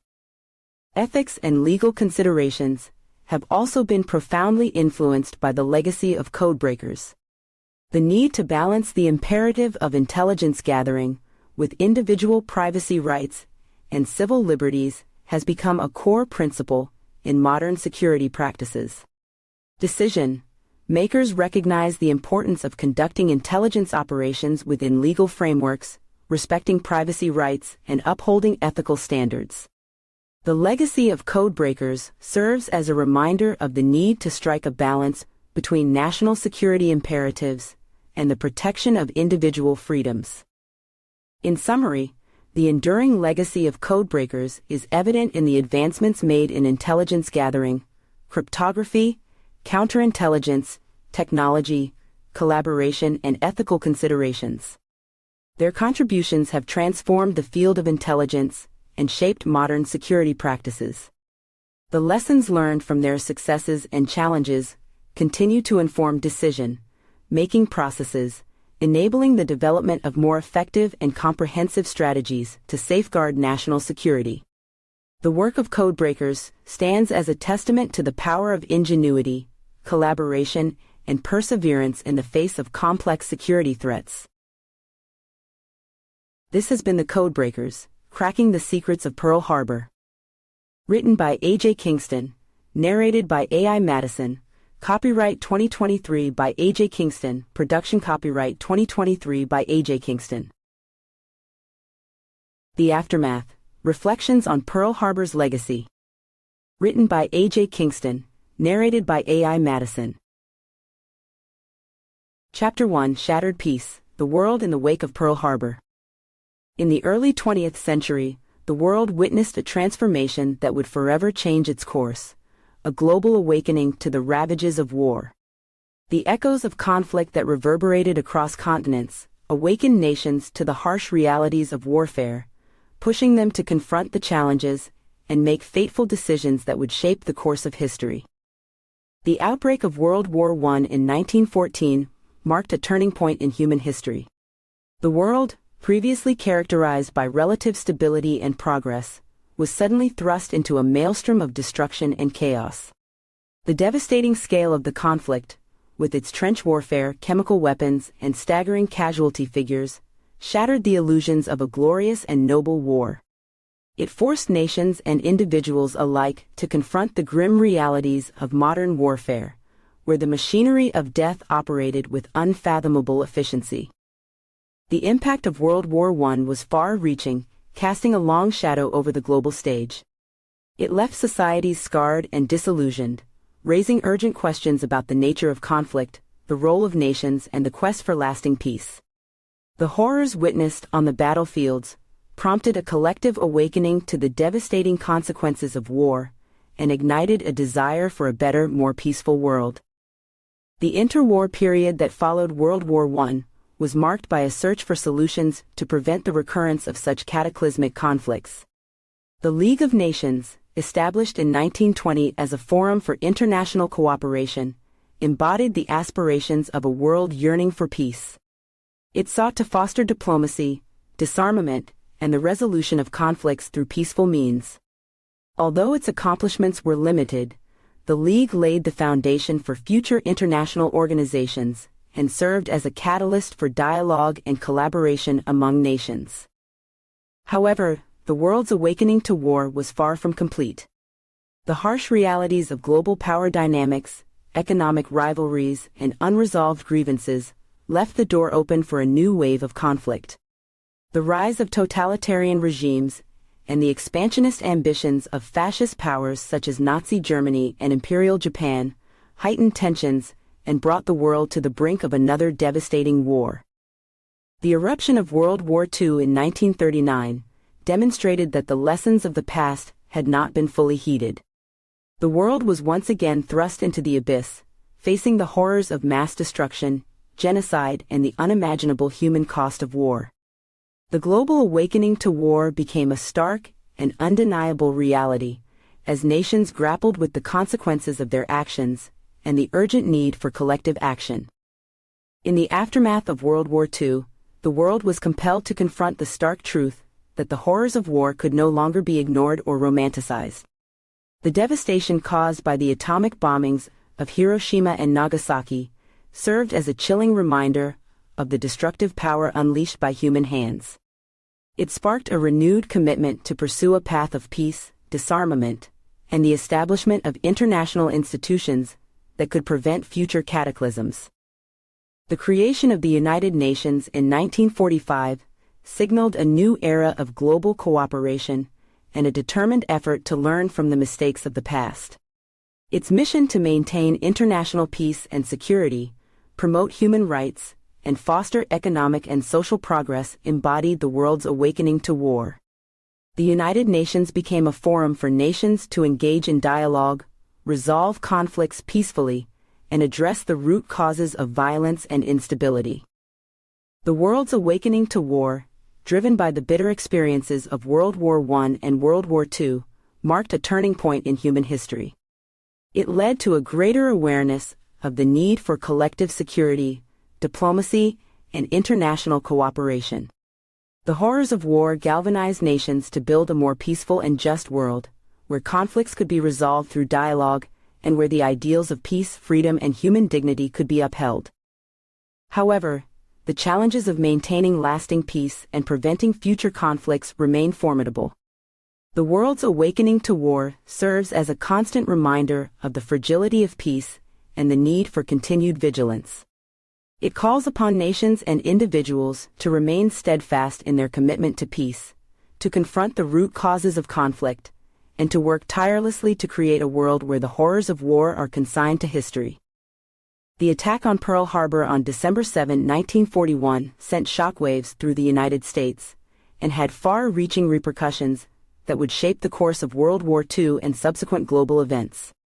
The attack not only caused significant loss of life and damage to the American naval fleet, but also had profound political, military, and social consequences that reverberated across the nation and beyond. Politically, the attack on Pearl Harbor was a turning point that propelled the United States into World War II. Prior to the attack, the United States had pursued a policy of neutrality, but the surprise assault by the Imperial Japanese Navy forced the nation to reassess its position. The attack united the American people in a shared sense of outrage and determination to defend their country, leading President Franklin D. Roosevelt to request a declaration of war against Japan, which was swiftly granted by Congress. The attack on Pearl Harbor served as a catalyst for the United States to fully engage in the global conflict, altering the trajectory of the war and ultimately contributing to the defeat of the Axis powers. Militarily, the attack on Pearl Harbor had significant consequences for the American armed forces. The devastating assault destroyed or severely damaged numerous battleships, cruisers, and aircraft, crippling the Pacific Fleet's capabilities. The loss of American lives and the destruction of military infrastructure forced the United States to undertake a massive effort to rebuild and rearm its military forces. The attack on Pearl Harbor highlighted the vulnerability of the United States to surprise attacks and prompted a re-evaluation of defense strategies, resulting in increased military spending, the expansion of armed forces, and the development of new military technologies. The lessons learned from the attack on Pearl Harbor would shape American military doctrine for years to come. The attack on Pearl Harbor also had profound social and cultural repercussions within the United States. The event fueled a sense of national unity and patriotism, rallying Americans behind the war effort. The shock and anger generated by the attack led to a surge in enlistment in the military, as many young men felt compelled to join the fight against the aggressors. The attack on Pearl Harbor also led to the internment of Japanese Americans living in the United States, as fears of espionage and sabotage grew in the wake of the attack. The internment of Japanese Americans remains a dark chapter in American history, highlighting the complex and sometimes discriminatory responses to the attack. Internationally, the attack on Pearl Harbor had a profound impact on the course of World War II. The United States' entry into the war as a result of the attack shifted the balance of power in favor of the Allies. The resources, industrial capacity, and military might of the United States were crucial in turning the tide against the Axis powers. The attack on Pearl Harbor also solidified the alliance between the United States and its allies, creating a unified front against the Axis powers and shaping the post-war order. The attack on Pearl Harbor remains a watershed moment in history, marking a pivotal shift in the trajectory of World War II and its aftermath. The repercussions of the attack were felt not only in the military and political spheres, but also in the social, cultural, and international arenas. The memory of the attack serves as a reminder of the need for vigilance, preparedness, and the pursuit of lasting peace. The attack on Pearl Harbor on December 7, 1941, sent shockwaves throughout the international community, eliciting varied and significant reactions from nations around the world. The assault by the Imperial Japanese Navy on the United States Pacific Fleet not only drew the United States into World War II, but also had profound implications for the course of the global conflict and the broader international landscape. Immediate international reactions to the attack on Pearl Harbor were characterized by shock, condemnation, and expressions of solidarity with the United States. Nations from around the world, including Allied powers, swiftly denounced the aggression and expressed their support for the United States in its time of crisis. The attack served as a stark reminder of the urgent need for a unified front against the Axis powers, and underscored the importance of international cooperation in the face of aggression. The attack on Pearl Harbor prompted a cascade of declarations of war and diplomatic actions from numerous countries. The United States' formal declaration of war against Japan on December 8, 1941, was met with reciprocal declarations of war by several nations, including the United Kingdom, Canada, Australia, New Zealand, and the Netherlands. Other countries, such as China and the Soviet Union, had already been engaged in conflict with Japan and welcomed the entry of the United States into the war as a valuable ally. The attack on Pearl Harbor also had significant ramifications for the neutrality and foreign policies of countries that had thus far remained uninvolved in the global conflict. The assault shattered any lingering illusions of a peaceful resolution and highlighted the pervasive threat posed by the Axis powers. It served as a wake-up call for nations that had maintained a neutral stance, compelling them to reassess their positions and align themselves with the Allied powers or face the risk of aggression. Beyond formal declarations of war, the attack on Pearl Harbor triggered a wave of international support for the United States. Nations expressed solidarity and extended aid to their American allies in various forms. This support ranged from military assistance to economic aid and logistical cooperation. The attack galvanized nations to mobilize their resources and capabilities, recognizing the shared imperative of defeating the Axis powers and preserving freedom and democracy. The attack on Pearl Harbor also had diplomatic and strategic implications for the global theater of war. It prompted a reassessment of military strategies and the redistribution of forces to counter the expanding influence of Japan in the Pacific. The attack exposed vulnerabilities in defense strategies and prompted a recalibration of military priorities to ensure the protection of key territories and the disruption of enemy operations. Allied powers coordinated their efforts more closely, engaging in joint operations and sharing intelligence to counter the common threat posed by the Axis powers. In addition to immediate reactions, the attack on Pearl Harbor had a lasting impact on the global stage. It solidified the United States' commitment to the war effort, bringing its vast resources, industrial capacity, and military might to bear against the Axis powers. The entry of the United States into the war shifted the balance of power and bolstered the resolve of the Allied powers, ultimately contributing to the defeat of the Axis powers and the restoration of peace. The attack on Pearl Harbor serves as a poignant reminder of the interconnectedness of nations and the need for collective action in the face of aggression. It was a pivotal event that galvanized the international community and underscored the imperative of unity, cooperation, and resolve in the pursuit of a just and lasting peace. The global shockwaves generated by the attack shaped the course of World War II and laid the groundwork for the post-war international order, highlighting the enduring importance of international collaboration and the pursuit of common values. The attack on Pearl Harbor on December 7, 1941, not only sent shockwaves throughout the international community, but also set in motion a series of diplomatic shifts that had far-reaching consequences for the course of World War II and the subsequent geopolitical landscape.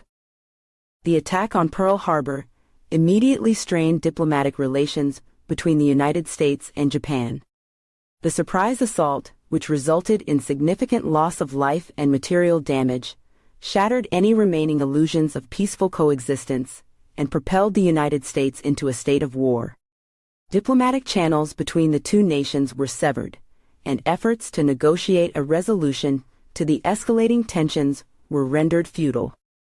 In response to the attack, the United States swiftly declared war on Japan, invoking a chain reaction of diplomatic actions and declarations of war from other nations. The attack on Pearl Harbor brought into sharp focus the true nature of the global conflict and the urgent need for a unified front against the Axis powers. Allied nations rallied behind the United States, extending their support and declaring war on Japan.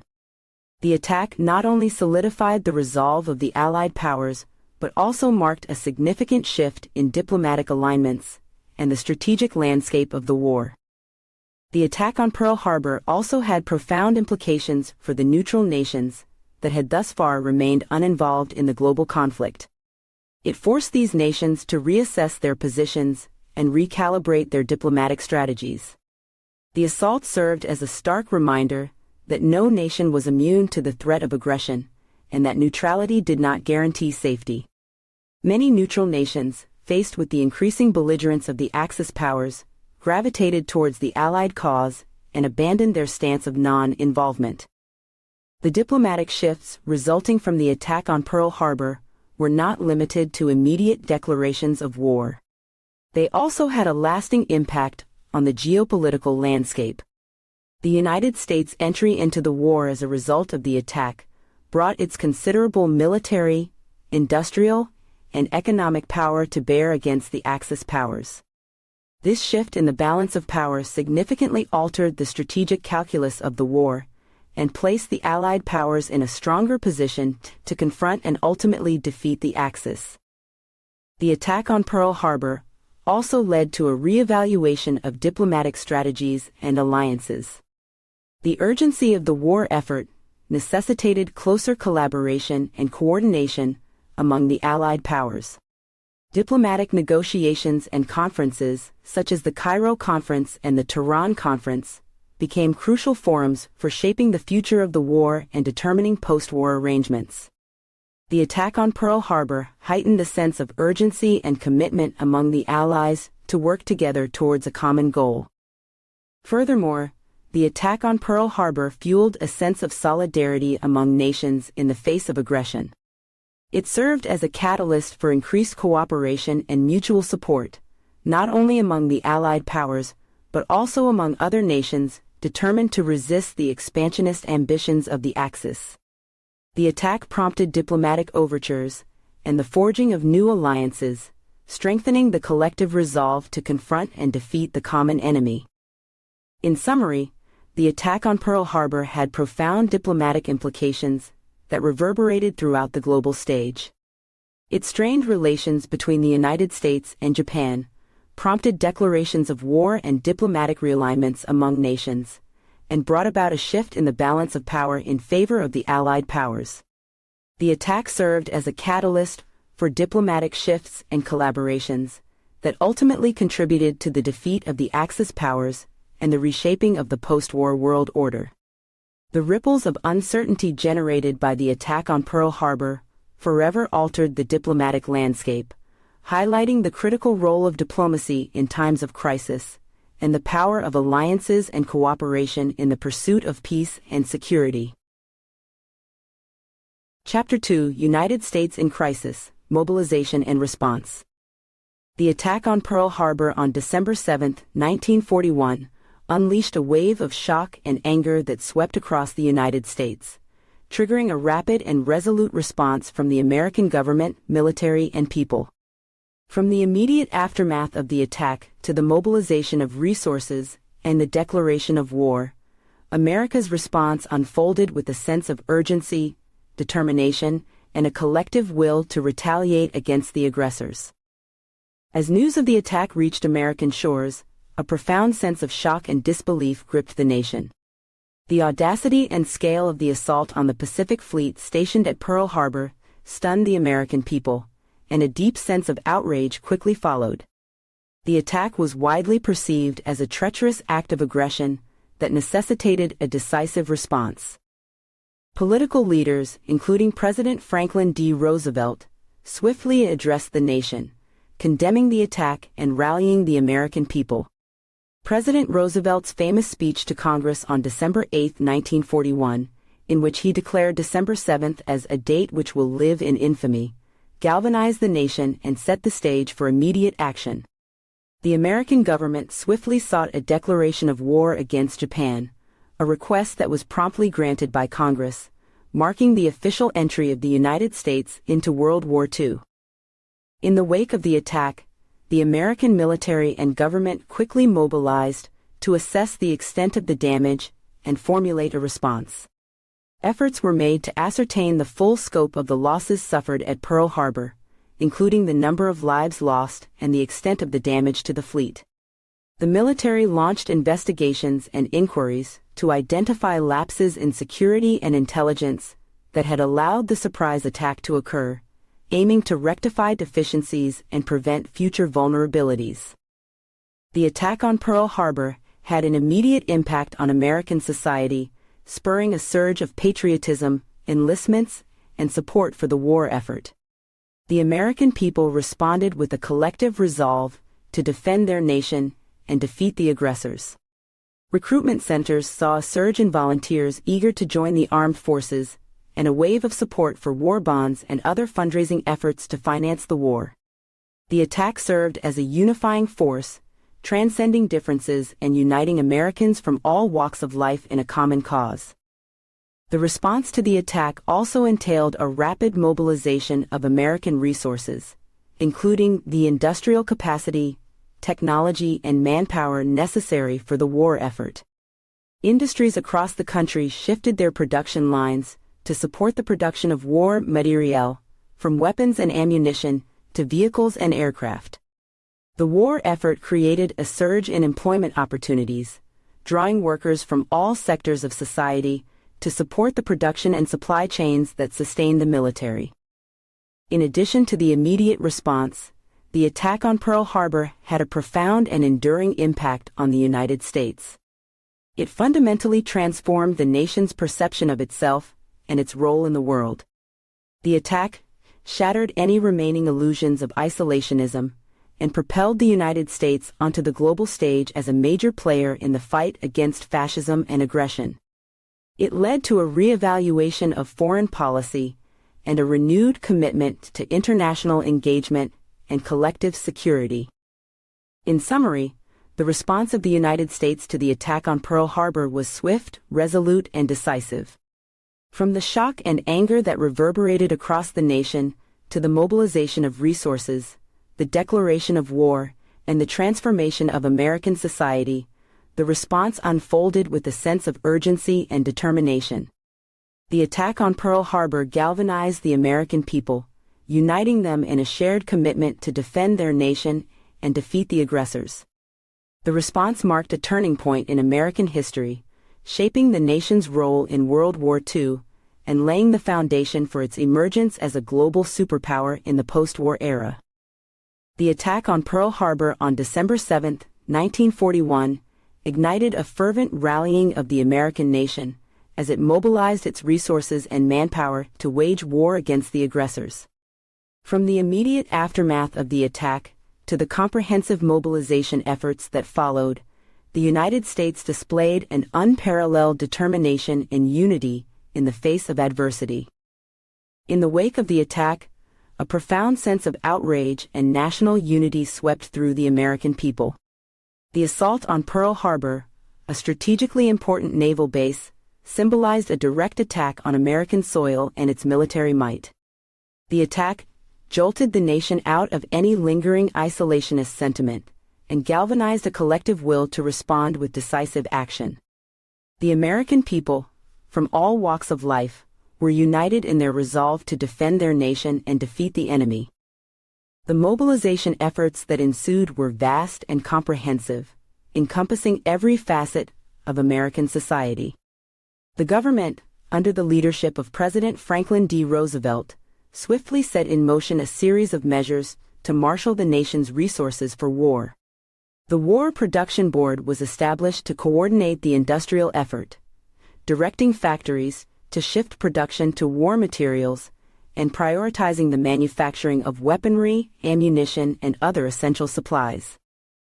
To finance the war effort, the government launched massive campaigns to sell war bonds, urging citizens to invest in the nation's future. The American people responded with overwhelming support, purchasing billions of dollars worth of bonds, effectively providing the financial means to sustain the war effort. The mobilization efforts extended beyond the industrial sector. The United States expanded its military forces exponentially, with millions of Americans volunteering or being conscripted into military service. The armed forces underwent rapid expansion, and new training facilities were established to accommodate the influx of recruits. Men and women from all corners of the country answered the call, leaving behind their civilian lives to serve in the various branches of the military. The mobilization efforts were not limited to the military. The home front played a crucial role in supporting the war effort. Civilians were called upon to conserve resources, ration essential goods, and participate in various forms of war-related activities. Women entered the workforce in unprecedented numbers, filling roles traditionally held by men, and contributing to the industrial output necessary for the war. The American people demonstrated remarkable resilience and adaptability as they adjusted their lifestyles to support the war effort. The mobilization efforts also extended to scientific research and technological innovation. The United States invested heavily in scientific advancements, particularly in areas such as radar technology, cryptography, and nuclear research. Scientists and engineers worked tirelessly to develop new weapons, enhance military capabilities, and contribute to the overall war effort. Their efforts would have a profound impact not only on the outcome of World War II, but also on the post-war world. The mobilization for war in the aftermath of the attack on Pearl Harbor showcased the tremendous industrial, economic, and human capacity of the United States.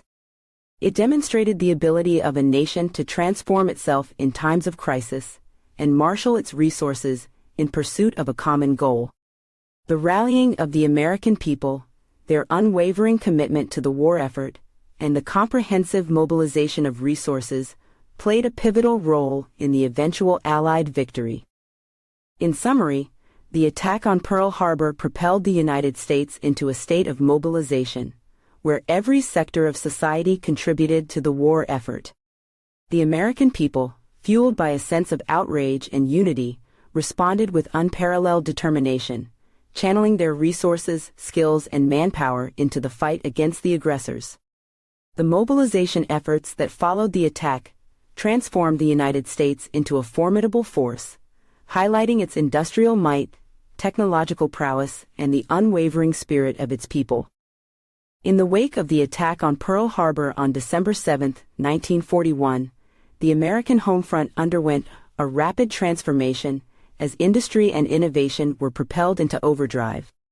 The United States mobilized its vast resources, technological expertise, and labor force to support the war effort and ensure the production of the necessary materials and equipment to achieve victory in World War II.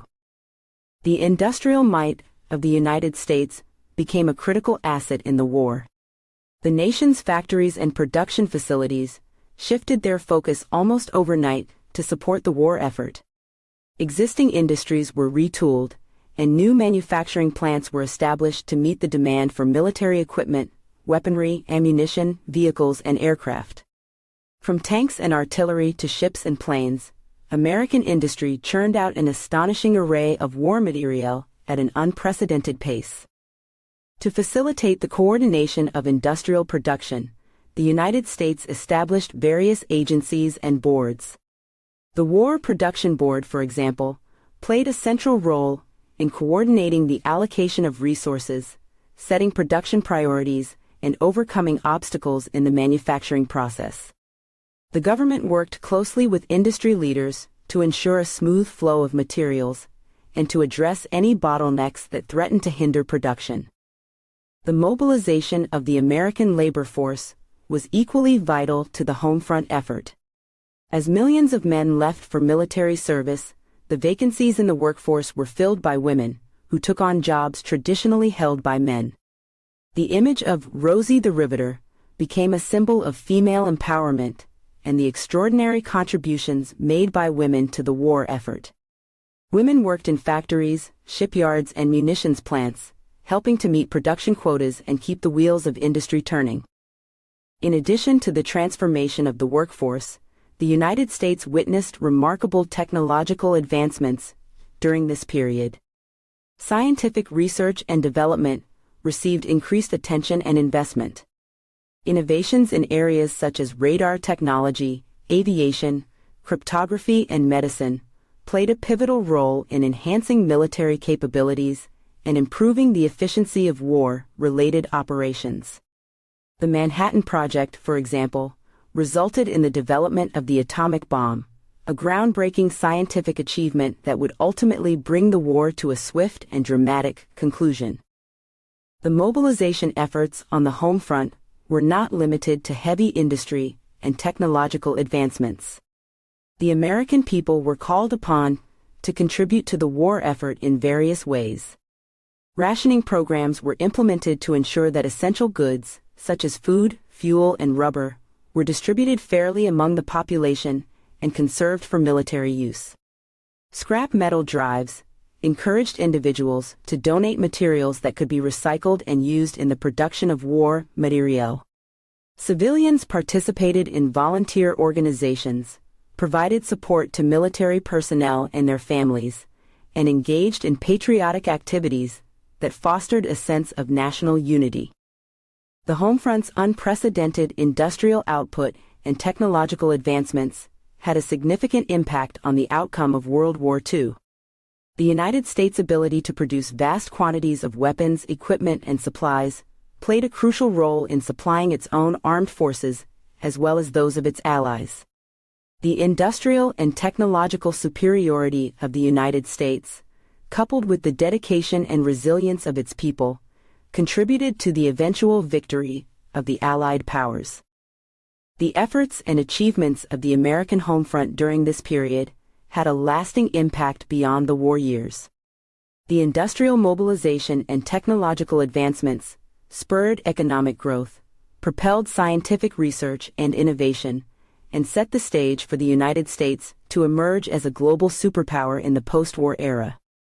The transformation of the American home front demonstrated the immense potential of a nation fully committed to a common cause and united in purpose. In summary, the attack on Pearl Harbor triggered an unparalleled mobilization of industry and innovation on the American home front. The transformation of the nation's factories, the influx of women into the workforce, and the technological advancements achieved during this period propelled the United States to new heights of industrial and technological prowess. The homefront's industrial output and innovative spirit played a crucial role in the Allied victory, while also setting the stage for the nation's emergence as a global leader in the post-war era. In the midst of World War II, the United States and its allies faced the daunting task of fighting on multiple fronts, from the European theater to the Pacific theater. The military strategies employed and the challenges encountered varied across these theaters, but all required careful planning, resource allocation, and adaptability to prevail against determined enemies.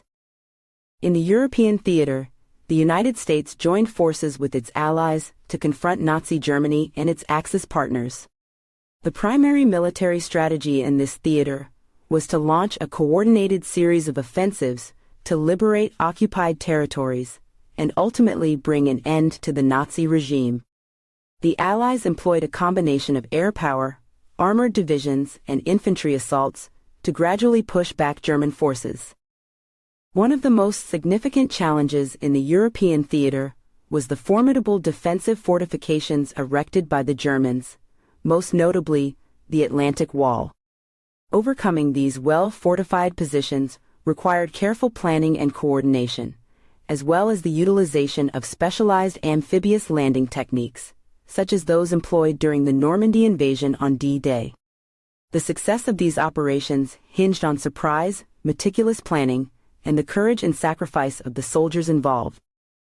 In the Pacific theater, the United States and its allies were confronted by the aggressive expansion of the Japanese Empire. The military strategy employed in this theater focused on a combination of island hopping and strategic bombing campaigns. The goal was to gradually advance toward the Japanese mainland by capturing key islands, establishing air bases, and cutting off Japanese supply lines. The challenges in the Pacific theater were unique and formidable. The vast expanse of the Pacific Ocean presented logistical challenges in terms of transportation, supply lines, and communication. The Japanese forces employed a defensive strategy that utilized fortified positions and intricate networks of underground tunnels, making the task of capturing islands particularly challenging and costly in terms of casualties. Another significant challenge in the Pacific theater was the unforgiving climate and terrain. Tropical jungles, extreme weather conditions, and remote island locations pose significant obstacles to military operations. The ability to adapt to these challenging environments and devise effective strategies to overcome them was crucial to achieving success. Both theaters of war also required extensive logistical support, as the United States had to transport troops, supplies, and equipment across vast distances. The establishment of robust supply lines, including air and sea routes, was essential for sustaining military operations and ensuring the continuous flow of resources to the front lines. Throughout the war, military leaders faced the challenge of managing and coordinating multinational forces. Building and maintaining effective coalitions required diplomacy, negotiation, and the establishment of clear command structures. Coordination among the various Allied forces was essential to maximize the combined military capabilities and ensure unity of effort. Furthermore, intelligence gathering and analysis played a critical role in military strategies. Code-breaking efforts, such as those at Bletchley Park in the European theater and the efforts of the U.S. cryptanalysts in the Pacific theater, provided invaluable intelligence that helped shape military operations and decision-making. In summary, the military strategies employed in World War II encompassed a range of approaches, from large-scale offensives in the European theater to island-hopping campaigns in the Pacific theater. These strategies required careful planning, adaptability, and the ability to overcome significant challenges, such as fortified defensive positions, harsh climates, and logistical obstacles. The successful implementation of these strategies, combined with the valor and sacrifice of the soldiers on the front lines, ultimately led to the Allied victory and the eventual end of the war. Chapter 3: The Pacific Theater, War Shifts and Strategies. During World War II, the balance of power in the Pacific region played a pivotal role in shaping the course of the conflict. The struggle for dominance between the United States and Japan, along with their respective allies, resulted in a dynamic and ever-evolving strategic landscape. At the outset of the war, Japan had embarked on an aggressive campaign of territorial expansion in the Pacific. With its highly disciplined and battle-hardened military, Japan rapidly captured vast territories, including parts of China, Southeast Asia, and the Pacific Islands. The Japanese sought to establish a greater East Asia co-prosperity sphere, with Japan at the center of a regional empire. This expansionist drive placed Japan in direct conflict with the interests and influence of the United States. The United States had strong economic and political ties with several countries in the region, and viewed Japan's actions as a threat to its strategic interests. The attack on Pearl Harbor brought the United States into the war and marked a turning point in the balance of power in the Pacific.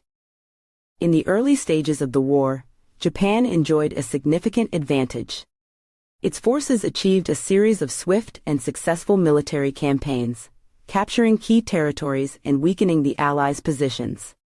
The United States, caught off guard by the attack on Pearl Harbor, had to regroup and rebuild its military capabilities in the Pacific. However, the balance of power gradually shifted as the United States and its allies implemented a strategy of island hopping in the Pacific theater. This strategy involved capturing strategically important islands while bypassing heavily fortified Japanese strongholds. The United States utilized its superior industrial capacity, vast resources, and technological advancements to steadily weaken Japan's grip on the region. The turning point in the Pacific theater came with the Battle of Midway in June 1942.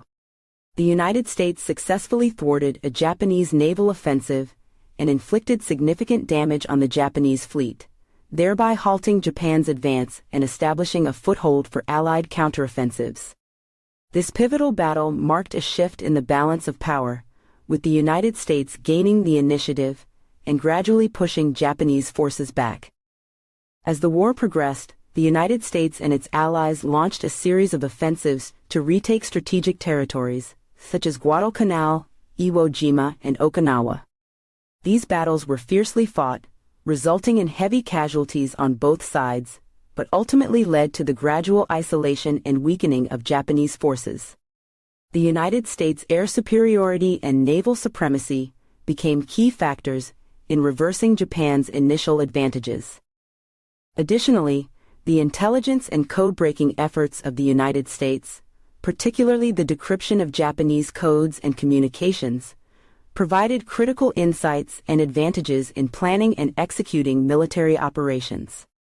The ability to intercept and decode Japanese messages allowed the United States to anticipate Japanese movements, disrupt supply lines, and gain an upper hand in the Pacific. By the final stages of the war, the balance of power had decisively shifted in favor of the United States and its allies. The atomic bombings of Hiroshima and Nagasaki dealt a devastating blow to Japan and ultimately led to its surrender. The United States emerged as the dominant power in the Pacific, with a strong military presence and significant influence in the region. In summary, the balance of power in the Pacific during World War II underwent a dramatic transformation. Japan's initial military successes were gradually reversed as the United States and its allies implemented effective strategies, leveraged their industrial capacity, and harnessed superior technology. The turning point came with key battles and advancements in intelligence, leading to a shift in the balance of power and eventual Allied victory.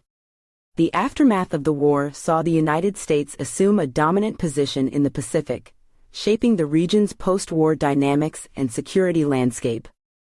The Pacific theater of World War II was characterized by a unique and challenging military strategy known as island hopping.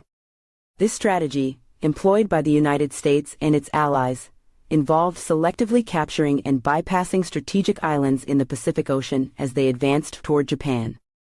Island hopping proved to be a crucial and effective approach in overcoming the formidable Japanese defenses, neutralizing key strongholds, and ultimately bringing the war to the Japanese mainland. The concept of island hopping emerged as a response to the Japanese strategy of establishing heavily fortified island garrisons across the Pacific. These garrisons posed significant challenges to the conventional methods of large-scale amphibious invasions. Instead of directly assaulting every Japanese-held island, the United States adopted a more selective approach, focusing on capturing strategically important islands that would enable the gradual encirclement of Japan. The strategy involved bypassing strongly defended islands that were deemed less critical to the overall campaign. By circumventing these fortified positions, the Allies aimed to avoid unnecessary casualties and conserve resources. Instead, they targeted islands that could provide essential bases for airfields, naval operations, and logistical support. The capture of each island was meticulously planned and executed. The process typically involved a combination of amphibious assaults, naval bombardment, and aerial bombings.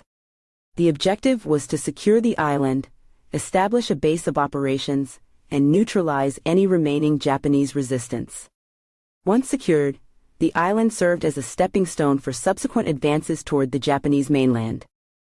The Pacific theater presented unique challenges for island hopping. The vast distances, logistical complexities, and diverse geographical conditions demanded adaptability and innovative approaches. The Allies faced tropical jungles, harsh climates, and remote locations, which hindered communication, supply lines, and troop movements. The ability to rapidly construct airfields and naval facilities was crucial in sustaining the offensive. Island hopping required a coordinated effort among the various branches of the military. The United States Navy played a vital role in providing naval support, securing sea lanes, and transporting troops and supplies. The United States Marine Corps, renowned for its amphibious capabilities, spearheaded the assaults, conducting landing operations with the support of naval and air forces. The United States Army and its allies provided crucial ground support in consolidating and expanding the captured territories. One of the major challenges of island hopping was the resilience and determination of Japanese forces. They defended their positions tenaciously, often resorting to fanatical resistance. Battles for islands like Guadalcanal, Iwo Jima, and Okinawa were fierce and protracted, resulting in heavy casualties on both sides. The Japanese utilized intricate networks of tunnels and fortified positions, making the task of dislodging them arduous and costly. The success of island hopping hinged on effective intelligence gathering, strategic planning, and the ability to adapt to changing circumstances. The United States made significant strides in code-breaking, decrypting Japanese communications, and gaining critical insights into Japanese military operations. This intelligence, coupled with air superiority and naval supremacy, provided invaluable advantages in planning and executing operations. Island hopping ultimately proved to be a highly successful strategy. The capture of strategically important islands allowed the United States and its allies to establish air bases, advance their naval operations, and sever Japanese supply lines. These captured bases facilitated increased aerial bombardment of Japan and provided platforms for further offensives. The gradual encirclement of Japan placed significant pressure on its military and gradually weakened its ability to resist. In summary, the strategy of island hopping was a pivotal aspect of the Allied campaign in the Pacific theater of World War II. It allowed the United States and its allies to gradually push back Japanese forces, neutralize key strongholds, and pave the way for the eventual invasion of Japan. The success of island hopping demonstrated the effectiveness of selective targeting, adaptability, and the ability to exploit strategic opportunities in a complex and challenging theater of war. Naval warfare played a crucial role in shaping the course of World War II, particularly in the Pacific theater. The battle for control of the seas between the United States and Japan was a defining aspect of the conflict, with both sides employing innovative strategies and formidable naval forces to gain the upper hand. The Pacific Ocean served as a vast battleground, where naval supremacy was essential for projecting power, protecting supply lines, and facilitating amphibious operations.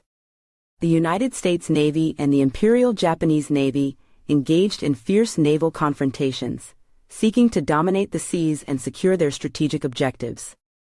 At the outset of the war, Japan held a significant advantage in naval power.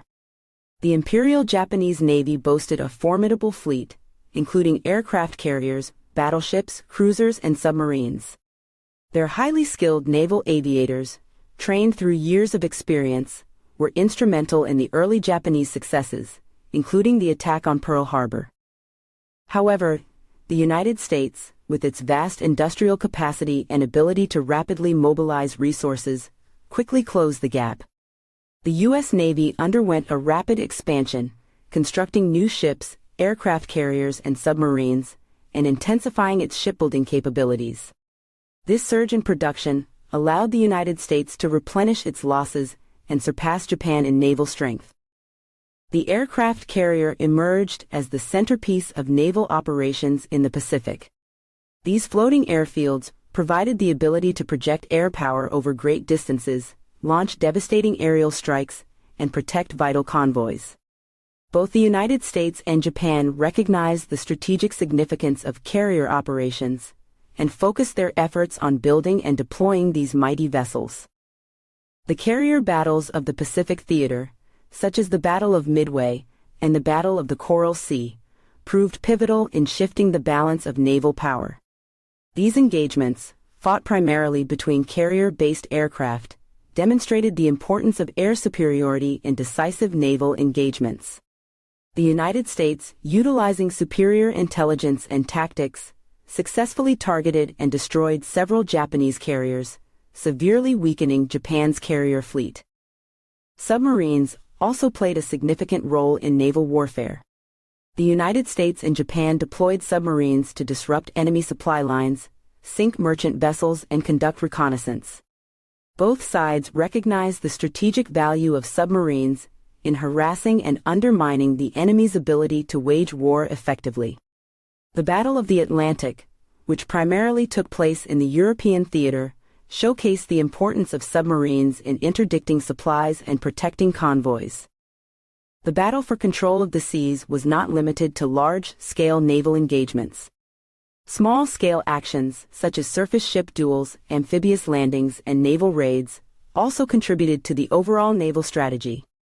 These operations involved close-quarter combat, amphibious assaults on fortified positions, and strategic strikes on enemy installations. The United States Navy's ability to mobilize and project power across the vast Pacific Ocean proved decisive in gradually pushing back Japanese forces. The Pacific Island hopping campaign relied heavily on naval operations, as the U.S. Navy transported troops, provided fire support, and maintained control of the seas to ensure the success of amphibious assaults. The interplay between naval and air power was a critical aspect of naval warfare in the Pacific. Aircraft carriers acted as mobile air bases, launching strikes against enemy ships, conducting reconnaissance and providing air cover for amphibious landings. The integration of naval and air forces in combined operations proved instrumental in achieving success in naval warfare.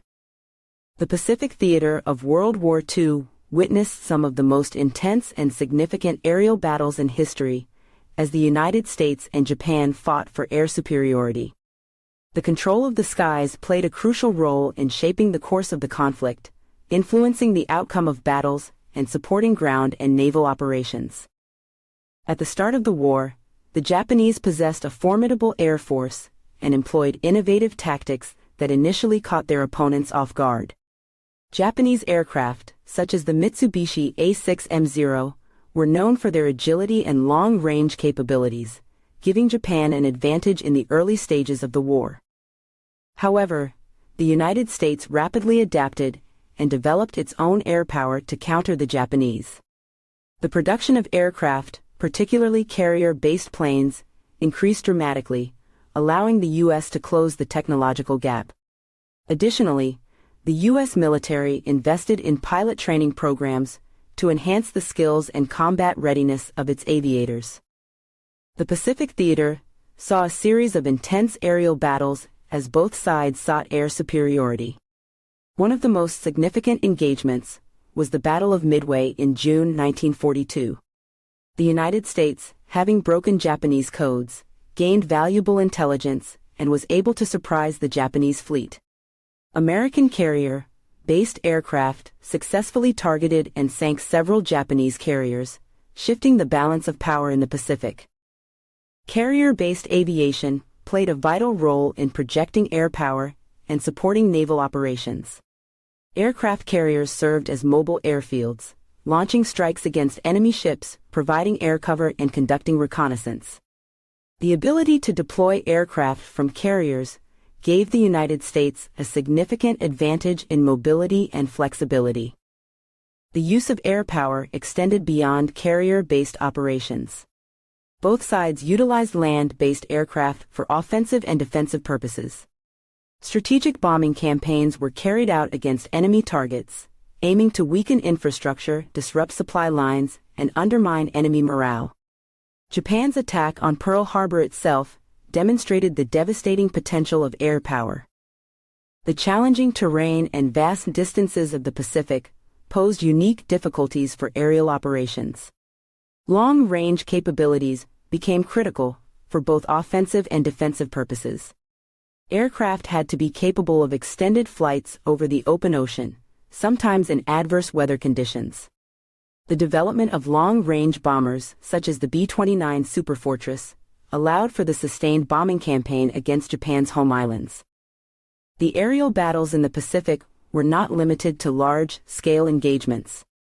Dogfights between individual fighter planes became common, as skilled pilots from both sides sought to gain the upper hand in air-to-air combat. These encounters demanded exceptional flying skills, situational awareness, and tactical maneuvering. Intelligence gathering and code-breaking efforts played a significant role in shaping the aerial battles. The United States, through its code-breaking efforts at Bletchley Park and elsewhere, obtained valuable information about Japanese air operations. This intelligence enabled the United States to anticipate and counter Japanese moves, providing a crucial advantage in aerial combat. The aerial battles in the Pacific were fiercely fought, resulting in high casualties on both sides.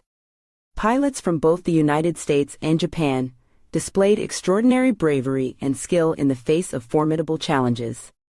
These aviators became legendary figures, and their exploits and contributions are remembered to this day. In summary, the aerial battles in the Pacific theater of World War II were intense and pivotal in determining the outcome of the conflict. The United States' ability to adapt, produce aircraft, and deploy them effectively from carriers gave them a significant advantage over the course of the war. The successful air campaigns contributed to the eventual Allied victory in the Pacific and demonstrated the growing importance of air power in modern warfare. Chapter 4: Remembering the Fallen, Commemorating the Losses of Pearl Harbor. In the midst of the devastating conflict that engulfed the world during World War II, the valor and sacrifice of countless individuals stood as a testament to the resilience and courage of humanity. Across the globe, nations sought to honor and pay tribute to the fallen soldiers who gave their lives in the pursuit of freedom and justice. The commemoration of these brave individuals took many forms, from solemn ceremonies to the construction of memorials and the establishment of veteran support networks. The scale of loss experienced during World War II was unprecedented, and the need to commemorate the fallen became a pressing responsibility for nations and communities alike. Governments and organizations devoted significant resources and efforts to ensure that the memories of the fallen were preserved and honored. One of the most common ways of paying tribute to the fallen was through the construction of war memorials. These monuments, often located in prominent public spaces, served as enduring symbols of remembrance. They provided a physical place for people to gather and reflect, fostering a sense of collective memory and gratitude. War memorials took various forms, ranging from simple plaques bearing the names of the fallen to elaborate statues and cenotaphs, each bearing witness to the sacrifice made by those who fought and died. Ceremonies and memorial services played a central role in commemorating the fallen. Veterans, family members, and community members gathered to pay their respects, laying wreaths, reciting prayers, and observing moments of silence. These solemn rituals served as a powerful reminder of the cost of war and the duty to remember and honor those who made the ultimate sacrifice. Remembrance Day, also known as Armistice Day or Veterans Day, became an important annual event observed by many nations. Originally established to mark the armistice that ended World War I, it evolved into a day of remembrance for all those who lost their lives in conflicts. People wore poppies, a symbol of remembrance inspired by the famous war poem In Flanders Fields, as a sign of respect and solidarity. National cemeteries and burial grounds became hallowed ground, providing a final resting place for fallen soldiers. These sacred spaces, meticulously maintained and adorned with rows of white crosses or other markers, became places of pilgrimage for those seeking solace, remembrance, and a connection to the past. Families and loved ones visited the graves of their fallen heroes, leaving flowers and tributes as a way to honor their memory. Beyond physical memorials and commemorative events, nations established support networks to provide assistance and care for veterans and their families. Recognizing the toll that war took on the physical and mental well-being of those who served, governments and organizations implemented programs to offer medical care, rehabilitation, education, and financial support. The aim was to ensure that the sacrifices made by veterans were not forgotten, and that their service was recognized and valued. The act of honoring the fallen extended beyond the immediate aftermath of the war. The memories of the fallen were carried forward through generations, ensuring that their stories and sacrifices remained part of national and collective consciousness. Through historical records, museums, educational initiatives, and storytelling, the legacy of the fallen soldiers was preserved and passed down to future generations. In summary, honoring the sacrifice of those who gave their lives in World War II, was an important and solemn task undertaken by nations and communities around the world. Through memorials, ceremonies, and support networks, the fallen were remembered and their service recognized. The act of remembrance serves as a constant reminder of the human cost of war and the duty to honor the sacrifice of those who fought for a better world. In the annals of history, the names of heroes etched in the collective memory of nations stand as a testament to the extraordinary courage and sacrifice displayed during times of war. World War II, a conflict that shook the world to its core, produced countless stories of heroism and loss, each one a poignant reminder of the human experience in the face of adversity. These stories spanned across nations and continents, revealing acts of bravery on battlefields at sea and in the skies. They remind us of the sacrifices made by individuals who left the safety of their homes to defend freedom, often paying the ultimate price. One such story is that of Sergeant John Adams, a young infantryman from the United States. During the Normandy landings on June 6, 1944, known as D-Day, Adams found himself in the midst of chaos and danger. Despite being wounded, he single-handedly took out several enemy machine gun nests, providing cover for his comrades and enabling the advancement of Allied forces. Adams' selfless bravery earned him the Medal of Honor, but it came at a cost. He ultimately lost his life in the line of duty. Across the Atlantic, the story of Wing Commander Guy Gibson of the Royal Air Force captivated the imagination of the British people. As the leader of the famous Dam Busters raid in May 1943, Gibson led a squadron of Lancaster bombers on a daring mission to destroy German dams. Despite facing intense anti-aircraft fire, Gibson remained resolute, guiding his men through the treacherous night skies. His leadership and unwavering determination earned him the Victoria Cross, Britain's highest military honor. Tragically, Gibson's life was cut short just over a year later when his aircraft was shot down during a subsequent mission. The stories of heroism and loss were not limited to the battlefield. In occupied countries, ordinary men and women took extraordinary risks to aid the resistance and protect the persecuted. Sophie Scholl, a young student in Nazi Germany, became an icon of resistance after distributing anti-Nazi leaflets at her university. Despite knowing the dangers, she remained committed to standing up for what she believed was right. Scholl was arrested, interrogated, and executed at the age of 21, leaving behind a legacy of courage and defiance. These are but a few examples of the countless stories that emerged from the crucible of war. Each one represents a life cut short, a dream unrealized, and a sacrifice made in the pursuit of a better world. They remind us of the indomitable human spirit, the capacity for selflessness, and the enduring power of bravery in the face of overwhelming odds. But behind the heroism, there are also stories of deep loss and the profound impact on families and loved ones left behind. The wives, children, and parents who received the dreaded telegrams, informing them of the loss of a beloved family member, faced unimaginable grief and heartache. The void left by the fallen heroes could never be filled, and their absence cast a long shadow over the lives of those who survived. It is through the stories of these heroes and the memories of their sacrifice that we find inspiration and a profound sense of gratitude.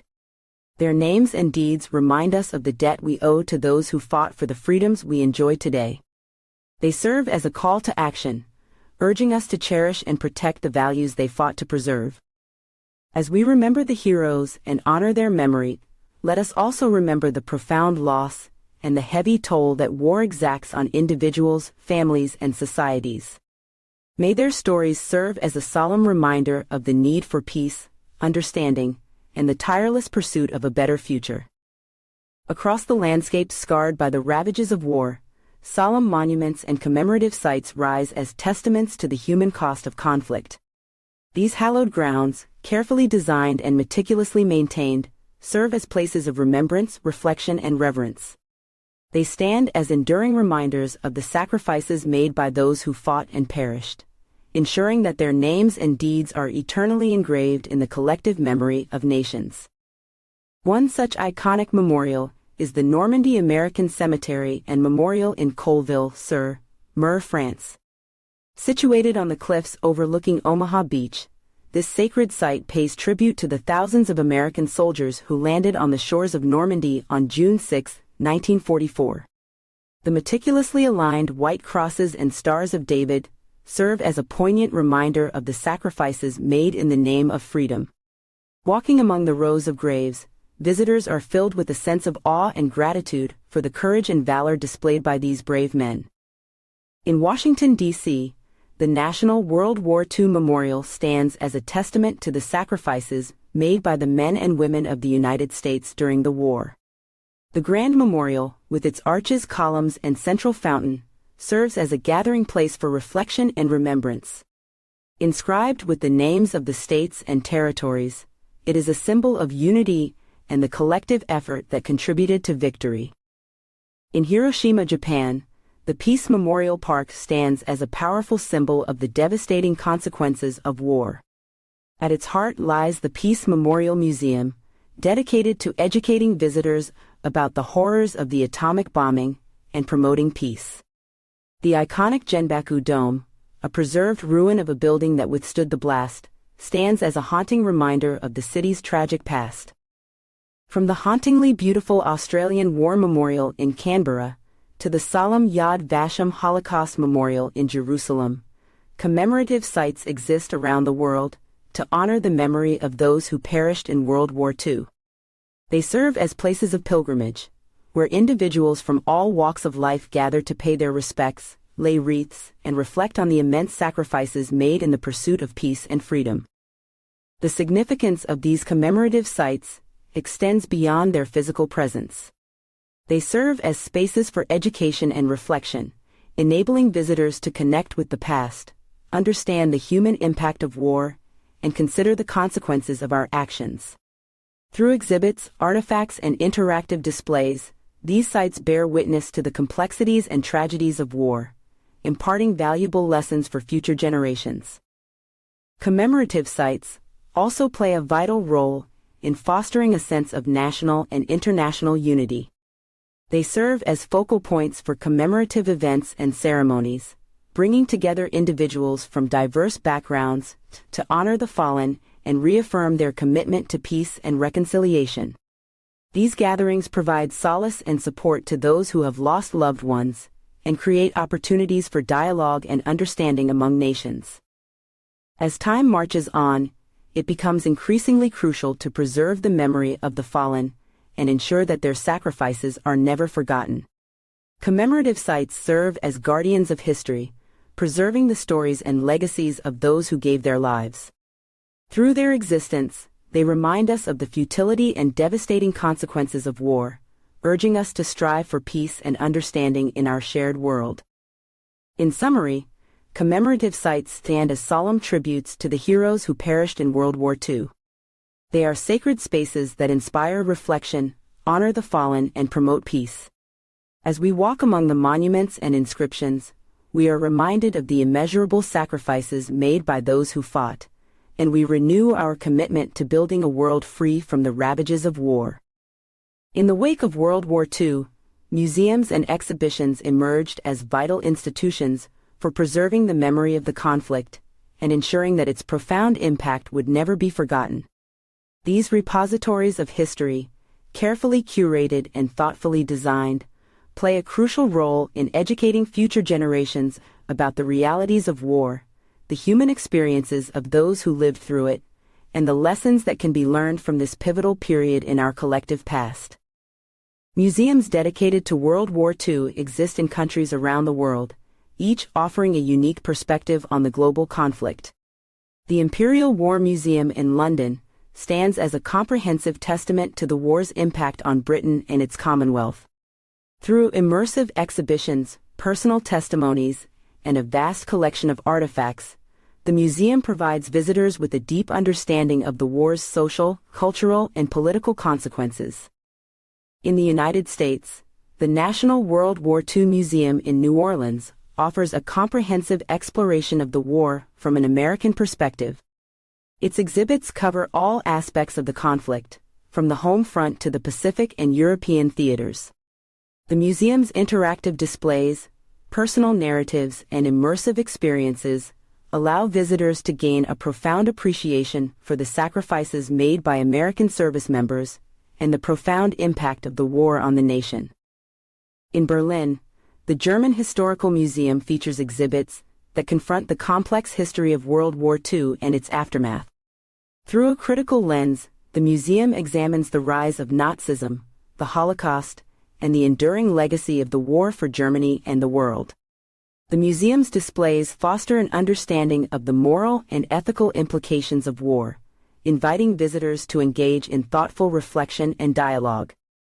Beyond these notable examples, countless other museums and exhibitions worldwide focus on specific aspects of the war, such as the Holocaust, resistance movements, or the experiences of civilians.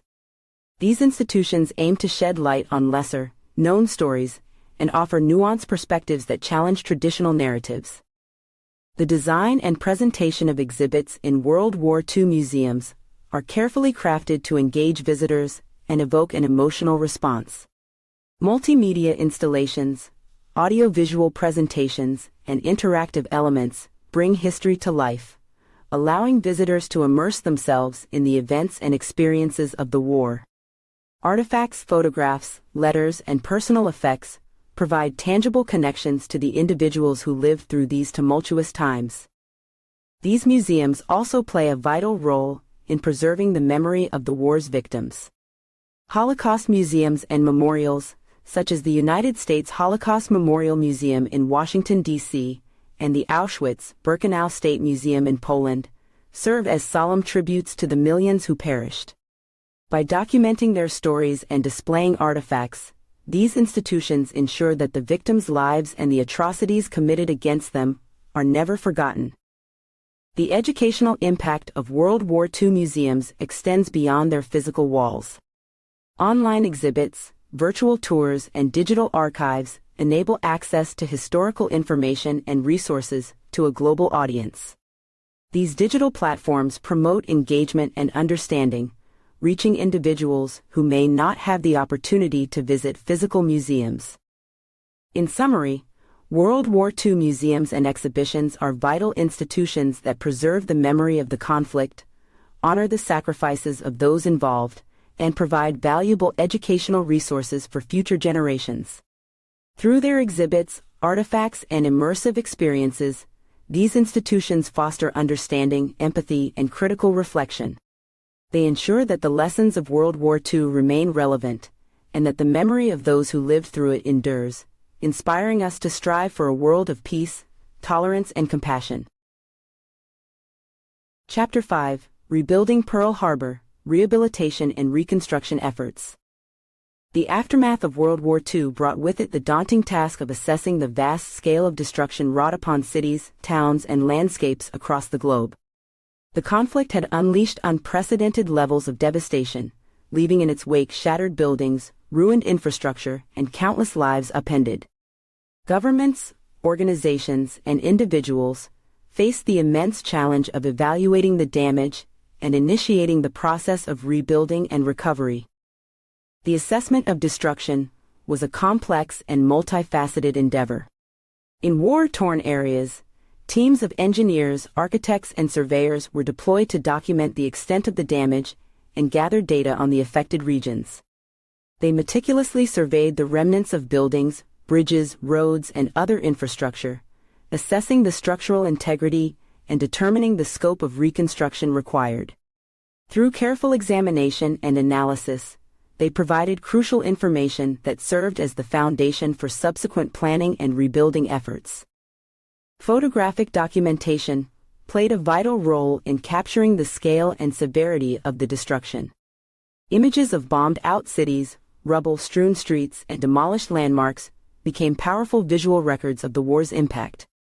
These photographs not only served as historical evidence, but also conveyed the human toll of the conflict, evoking a sense of urgency and determination to rebuild and restore.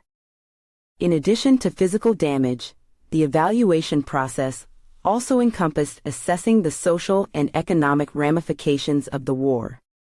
Sociologists, economists, and statisticians work to understand the dislocation caused by the displacement of populations, the disruption of industries, and the loss of productive capacity.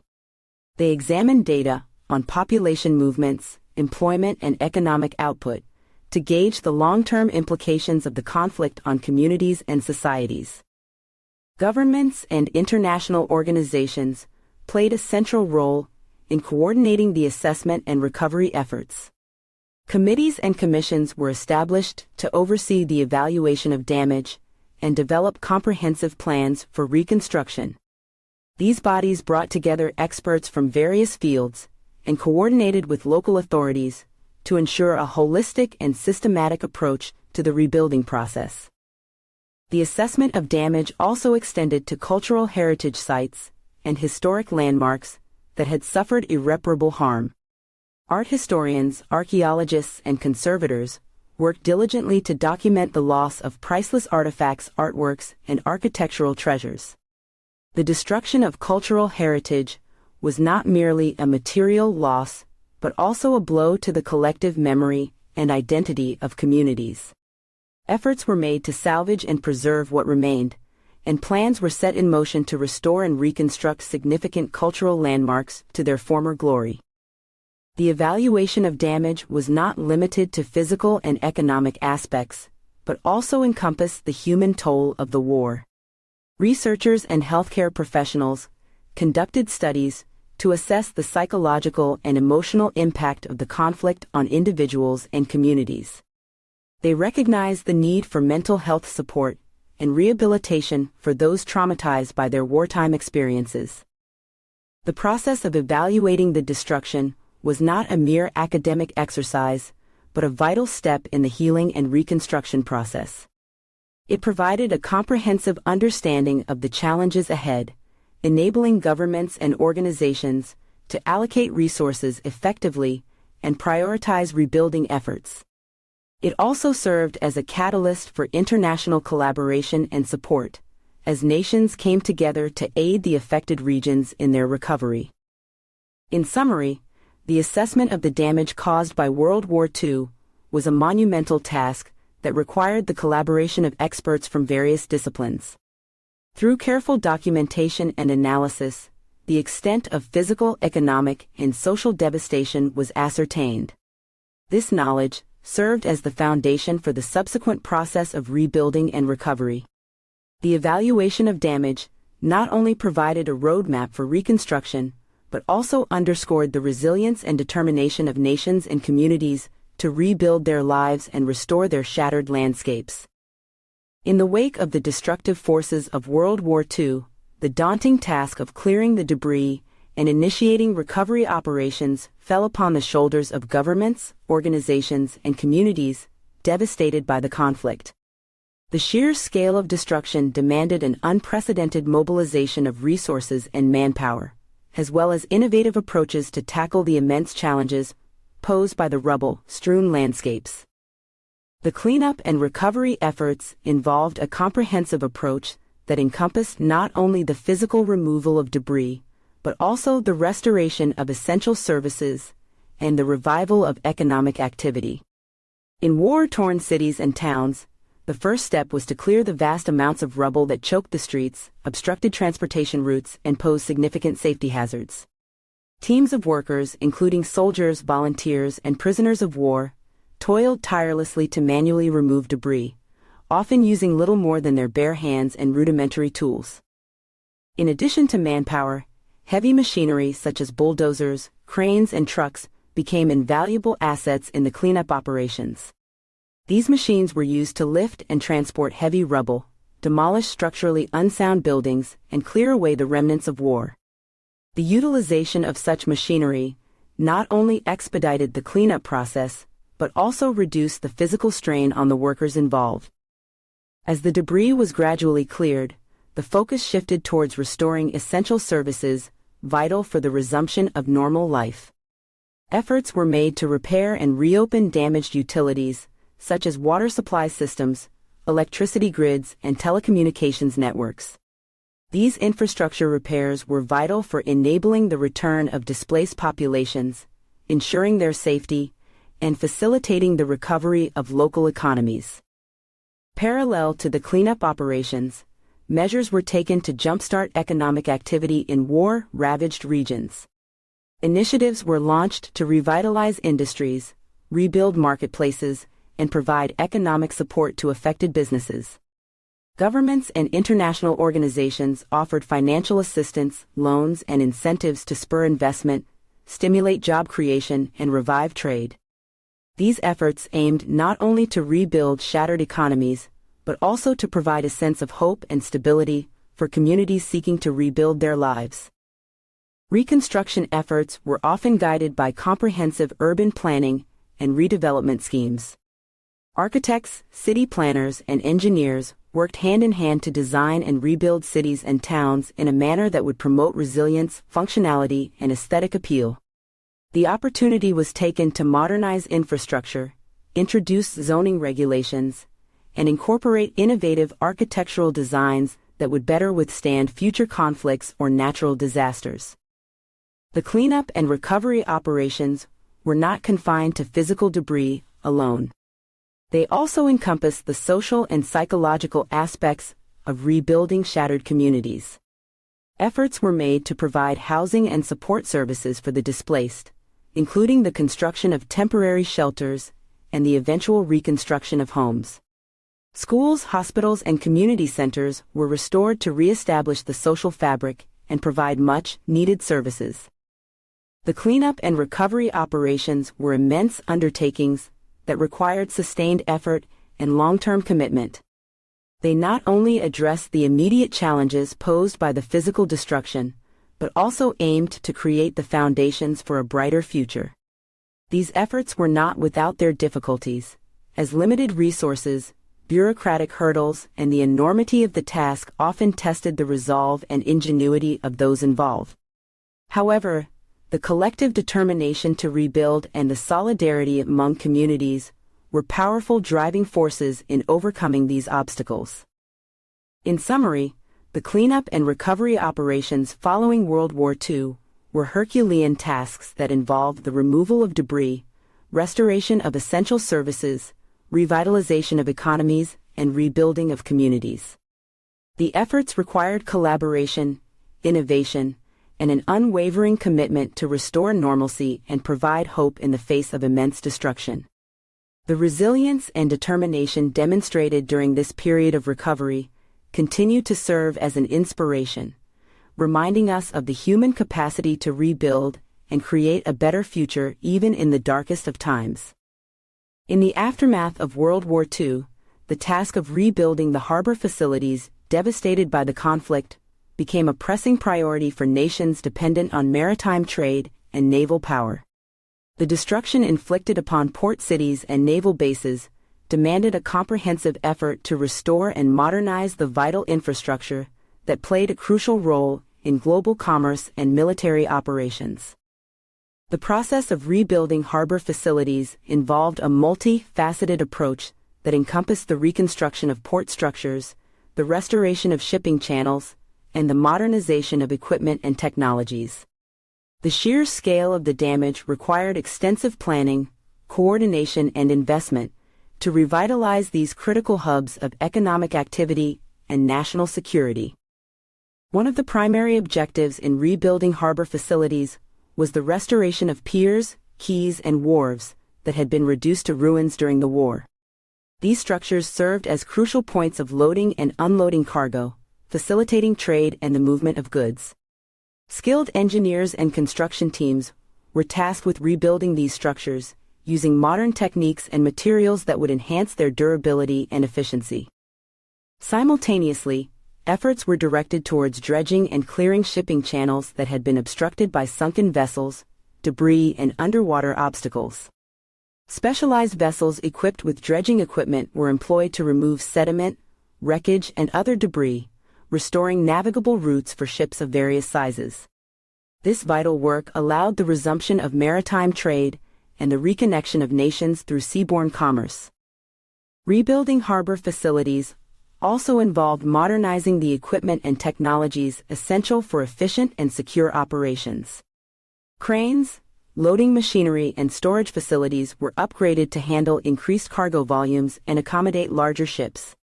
Advanced navigation aids, such as radar systems and radio communication equipment, were installed to enhance safety and streamline vessel traffic management. The introduction of modern logistics and supply chain management systems further improved the efficiency and productivity of harbor operations. In some cases, the reconstruction of harbor facilities presented an opportunity to implement innovative designs and technologies. Forward-thinking architects and engineers embraced modernist principles, incorporating efficient and aesthetically pleasing designs into the new port structures. Emphasis was placed on creating sustainable and adaptable infrastructure that could accommodate future advancements in maritime technology and changing trade patterns. Rebuilding harbor facilities was not merely a matter of physical reconstruction, but also required careful consideration of security and defense concerns. Naval bases, in particular, underwent extensive redevelopment to incorporate enhanced security measures and support the evolving needs of modern naval operations. The construction of fortified structures, such as coastal defenses and submarine pens, aimed to safeguard naval assets and ensure the protection of maritime interests. International collaboration played a vital role in the rebuilding process, with nations assisting each other in sharing expertise, resources, and technical knowledge. The rebuilding of harbor facilities served as a catalyst for strengthened international cooperation, as nations recognized the shared interests in maintaining open and secure maritime trade routes. The revitalization of harbor facilities following World War II played a pivotal role in the post-war economic recovery of nations and the restoration of global maritime connectivity. These rebuilt hubs of commerce and naval power not only facilitated the movement of goods, but also symbolized the resilience and determination of nations to rebuild and move forward in the aftermath of the devastating conflict. In summary, the rebuilding of harbor facilities after World War II was a complex and strategic undertaking that involved reconstructing port structures, restoring shipping channels, and modernizing equipment and technologies. These efforts not only revitalized critical centers of trade, but also contributed to the economic recovery and security of nations. The reconstruction of harbor facilities symbolized the resilience of nations and their determination to restore and enhance their maritime capabilities in a rapidly changing world. In the aftermath of World War II, the focus on rebuilding extended beyond physical infrastructure to the reconstruction of lives shattered by the conflict. Communities across the globe grappled with the immense task of supporting and assisting individuals who had suffered tremendous losses, displacement, and emotional trauma. Efforts were made to provide humanitarian aid, restore social structures, and facilitate the reintegration of affected populations into post-war society. Humanitarian organizations, governments, and local communities collaborated to provide immediate relief and assistance to those in need. Emergency food, shelter, and medical aid were essential for addressing the immediate hardships faced by displaced individuals and communities. Organizations such as the Red Cross, United Nations Relief and Rehabilitation Administration, UNRRA, and various non-governmental organizations worked tirelessly to deliver aid, offer medical care, and support displaced persons in finding temporary homes. The reconstruction of lives involved not only meeting immediate needs, but also addressing the long-term challenges faced by individuals and communities. The process of rebuilding homes, neighborhoods, and communities required comprehensive planning, resources, and expertise. Governments and organizations provided support for housing initiatives, vocational training programs, and the restoration of public services, aiming to enable individuals to regain stability and rebuild their lives. Education played a vital role in the reconstruction efforts, as it provided a path towards personal growth and economic recovery. Efforts were made to reopen schools, train teachers, and provide educational resources to ensure that children and young adults had access to quality education. Educational institutions served as not only places of learning, but also as spaces for healing and socialization, helping individuals rebuild a sense of normalcy and hope for the future. The mental and emotional well-being of those affected by the war became a critical concern. Psychologists, psychiatrists, and counselors worked alongside social workers and community leaders to provide support for individuals grappling with trauma, loss, and displacement. Counseling services, therapy programs, and support networks were established to help survivors and their families cope with the psychological scars left by the war. These efforts aim to restore a sense of stability, resilience, and hope among the affected communities. The return and reintegration of displaced persons and refugees were significant challenges that required careful planning and support. Efforts were made to facilitate the return of individuals to their homes, provide assistance with resettlement, and address the challenges of integration into post-war society. Community-driven initiatives and government policies aim to create welcoming environments and promote social cohesion, fostering a sense of belonging for those seeking to rebuild their lives. International collaboration played a crucial role in the reconstruction of lives, as nations worked together to provide support and resources for the affected communities. Financial aid, technical expertise, and knowledge exchange programs facilitated the recovery process.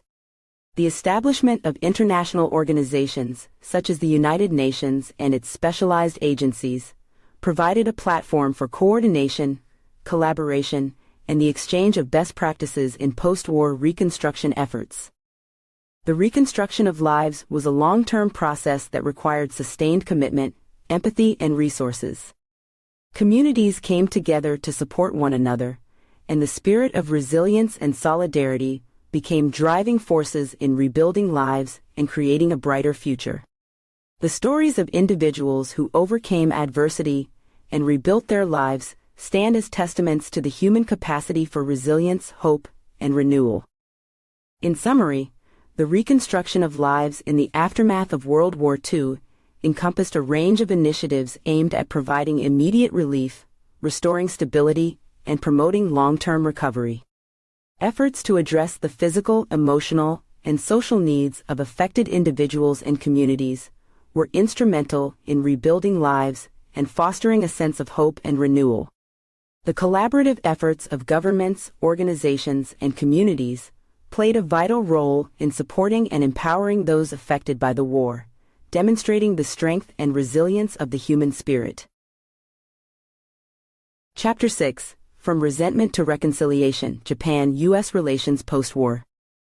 In the aftermath of intense conflict, rebuilding trust and fostering reconciliation among nations, communities, and individuals becomes a critical task. The scars left by war run deep, and the process of healing and reconciliation requires patience, empathy, and a genuine commitment to understanding, forgiveness, and mutual respect. Rebuilding trust starts with acknowledging the pain and suffering inflicted upon individuals and communities during the war. It requires a willingness to confront the past and face the atrocities committed, while also recognizing the complexities and nuances that led to the conflict.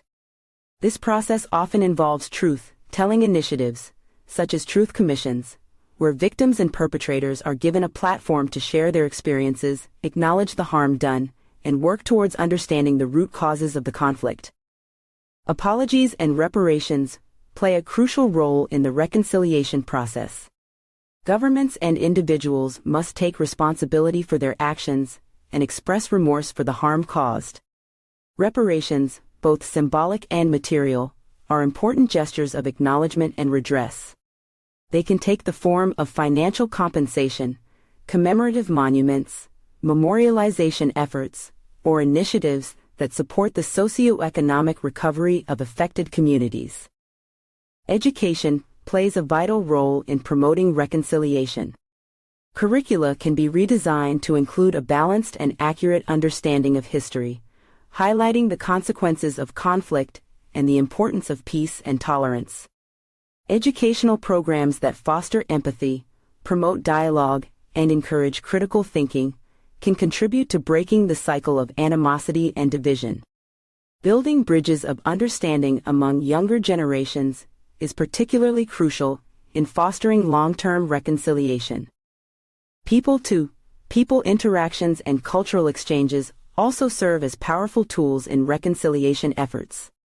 Encouraging dialogue, fostering connections, and promoting mutual understanding between individuals from different sides of the conflict can help humanize the other and break down stereotypes and prejudices.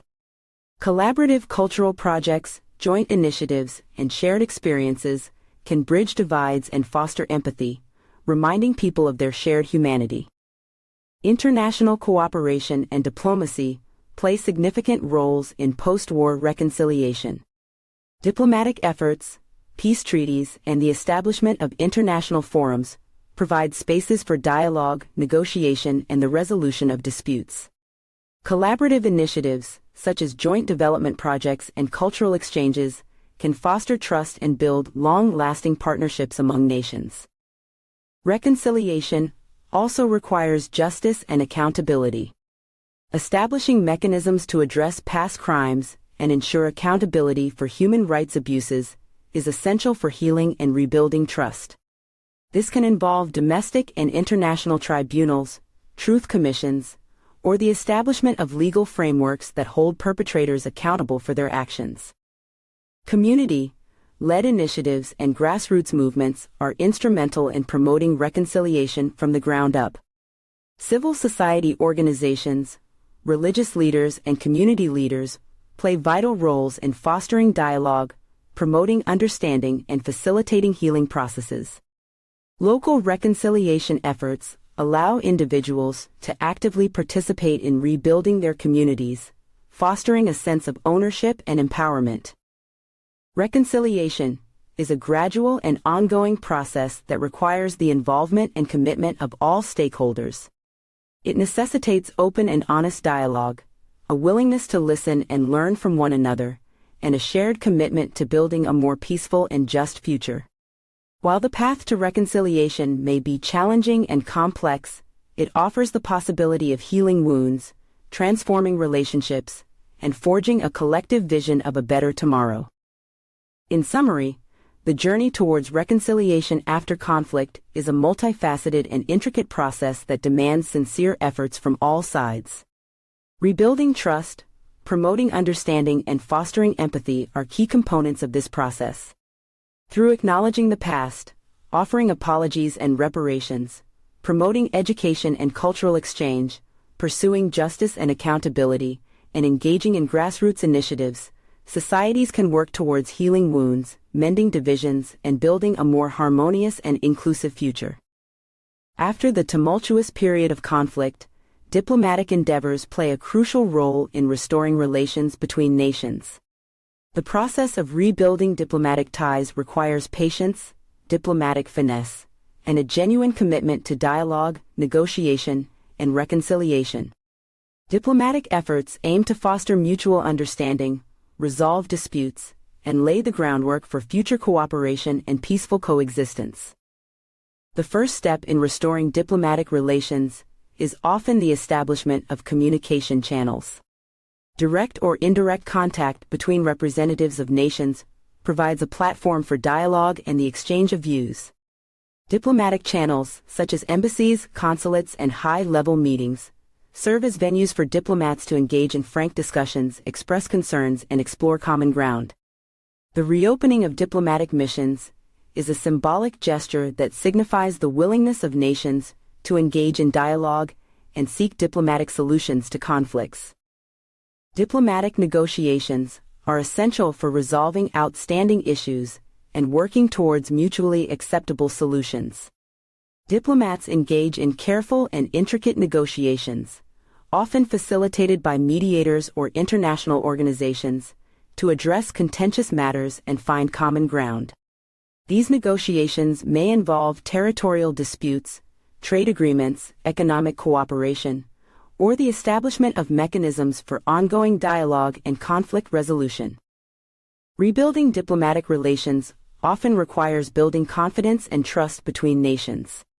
Confidence-building measures, such as the exchange of information, cultural exchanges, and joint initiatives, can foster a sense of shared interests and common goals. Confidence. Building measures aim to reduce tensions, establish a positive atmosphere for dialogue, and create an environment conducive to cooperation. Reconciliation is a key aspect of restoring diplomatic relations. It involves acknowledging past grievances, seeking forgiveness, and promoting healing.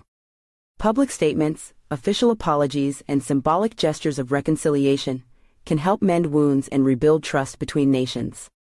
By openly addressing the historical context and expressing remorse for past actions, nations can demonstrate a commitment to learning from the past and forging a new path forward. International organizations and multilateral diplomacy play important roles in restoring diplomatic relations. Organizations such as the United Nations, regional bodies, and specialized agencies can provide a neutral platform for dialogue, offer mediation services, and facilitate cooperative efforts. These institutions promote dialogue, encourage adherence to international norms, and provide a framework for resolving disputes and building lasting peace. Track 2 diplomacy, involving unofficial or non-governmental actors, can also contribute to the restoration of diplomatic relations. Track 2 diplomacy offers opportunities for informal dialogue, brainstorming innovative solutions, and building bridges of understanding between nations.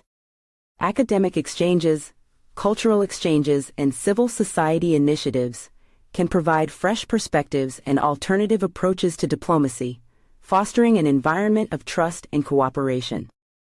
Restoring diplomatic relations is an iterative process that requires persistence, flexibility, and a long-term perspective.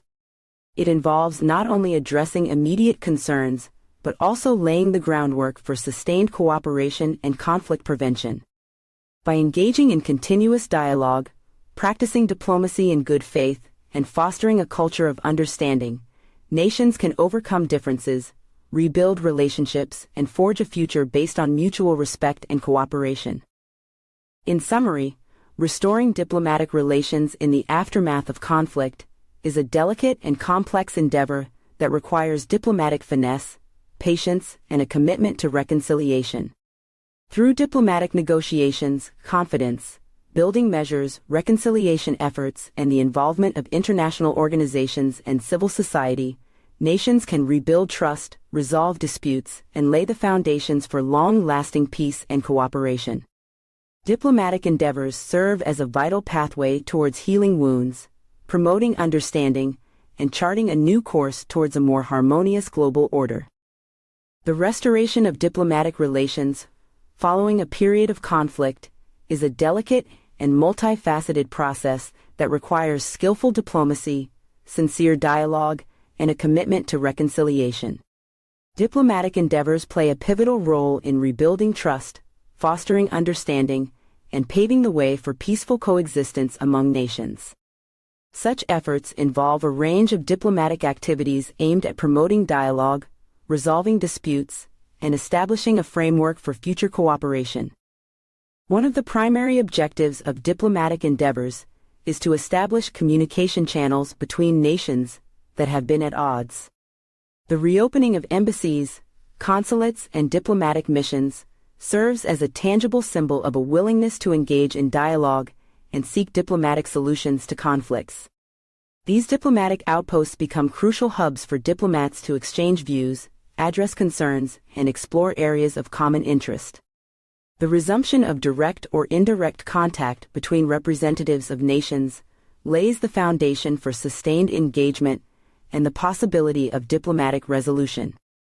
Diplomatic negotiations form a vital component of the restoration process. Diplomats engage in intensive discussions and negotiations to address contentious issues and find mutually acceptable solutions. Skilled diplomats seek common ground, bridge differences, and explore compromise in order to resolve disputes. These negotiations may involve territorial claims, trade agreements, humanitarian issues, or the establishment of mechanisms for ongoing dialogue and conflict resolution. Through patient and persistent negotiations, diplomats work towards achieving mutually beneficial outcomes that can lay the groundwork for stable and cooperative relations. Reconciliation efforts are an integral part of restoring diplomatic relations. Acknowledging past grievances and fostering forgiveness are crucial steps towards healing wounds and rebuilding trust. Diplomatic initiatives that promote dialogue, understanding, and empathy between nations play a significant role in the reconciliation process. Official apologies, symbolic gestures of goodwill, and the recognition of historical context can help address deep-rooted animosities and pave the way for a new chapter of peaceful coexistence. International organizations and multilateral diplomacy provide essential frameworks for restoring diplomatic relations. These organizations, such as the United Nations and regional bodies, offer neutral platforms for dialogue, mediation, and the facilitation of cooperative efforts. Through these multilateral channels, nations can engage in constructive discussions, adhere to international norms and principles, and find common ground on global challenges. Multilateral diplomacy fosters a sense of collective responsibility and shared interests, promoting trust and confidence, building among nations. Track 2 diplomacy, which involves non-governmental actors, academics, and civil society organizations, also plays a valuable role in restoring diplomatic relations. Informal dialogue and people-to-people exchanges can provide alternative perspectives, innovative solutions, and grassroots support for diplomatic endeavors. Track 2 initiatives create space for open and frank discussions, promoting understanding and trust, building among individuals from different nations. These efforts contribute to the broader diplomatic process by cultivating positive public sentiment and fostering a sense of shared humanity. Restoring diplomatic relations requires patience, flexibility, and a long-term commitment to peace and stability. It is a dynamic and iterative process that demands sustained engagement, ongoing dialogue, and a willingness to address challenges as they arise. Diplomatic endeavors serve as a catalyst for transforming adversarial relationships into constructive partnerships, creating opportunities for cooperation, and preventing future conflicts. In summary, the restoration of diplomatic relations is a crucial step towards healing and reconciliation after periods of conflict. Diplomatic endeavors aimed at promoting dialogue, negotiation, and understanding play a central role in rebuilding trust and fostering peaceful coexistence among nations. Through diplomatic negotiations, reconciliation efforts, engagement with international organizations, and the involvement of non-governmental actors, nations can chart a path towards stability, cooperation, and a shared future based on mutual respect and understanding.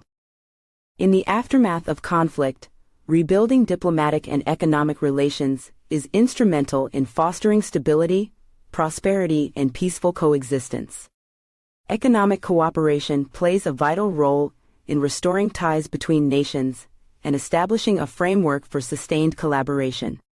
By promoting trade, investment, and economic integration, nations can rebuild trust, create mutual benefits, and pave the way for long-term reconciliation. One of the key aspects of economic cooperation is the re-establishment of trade relations.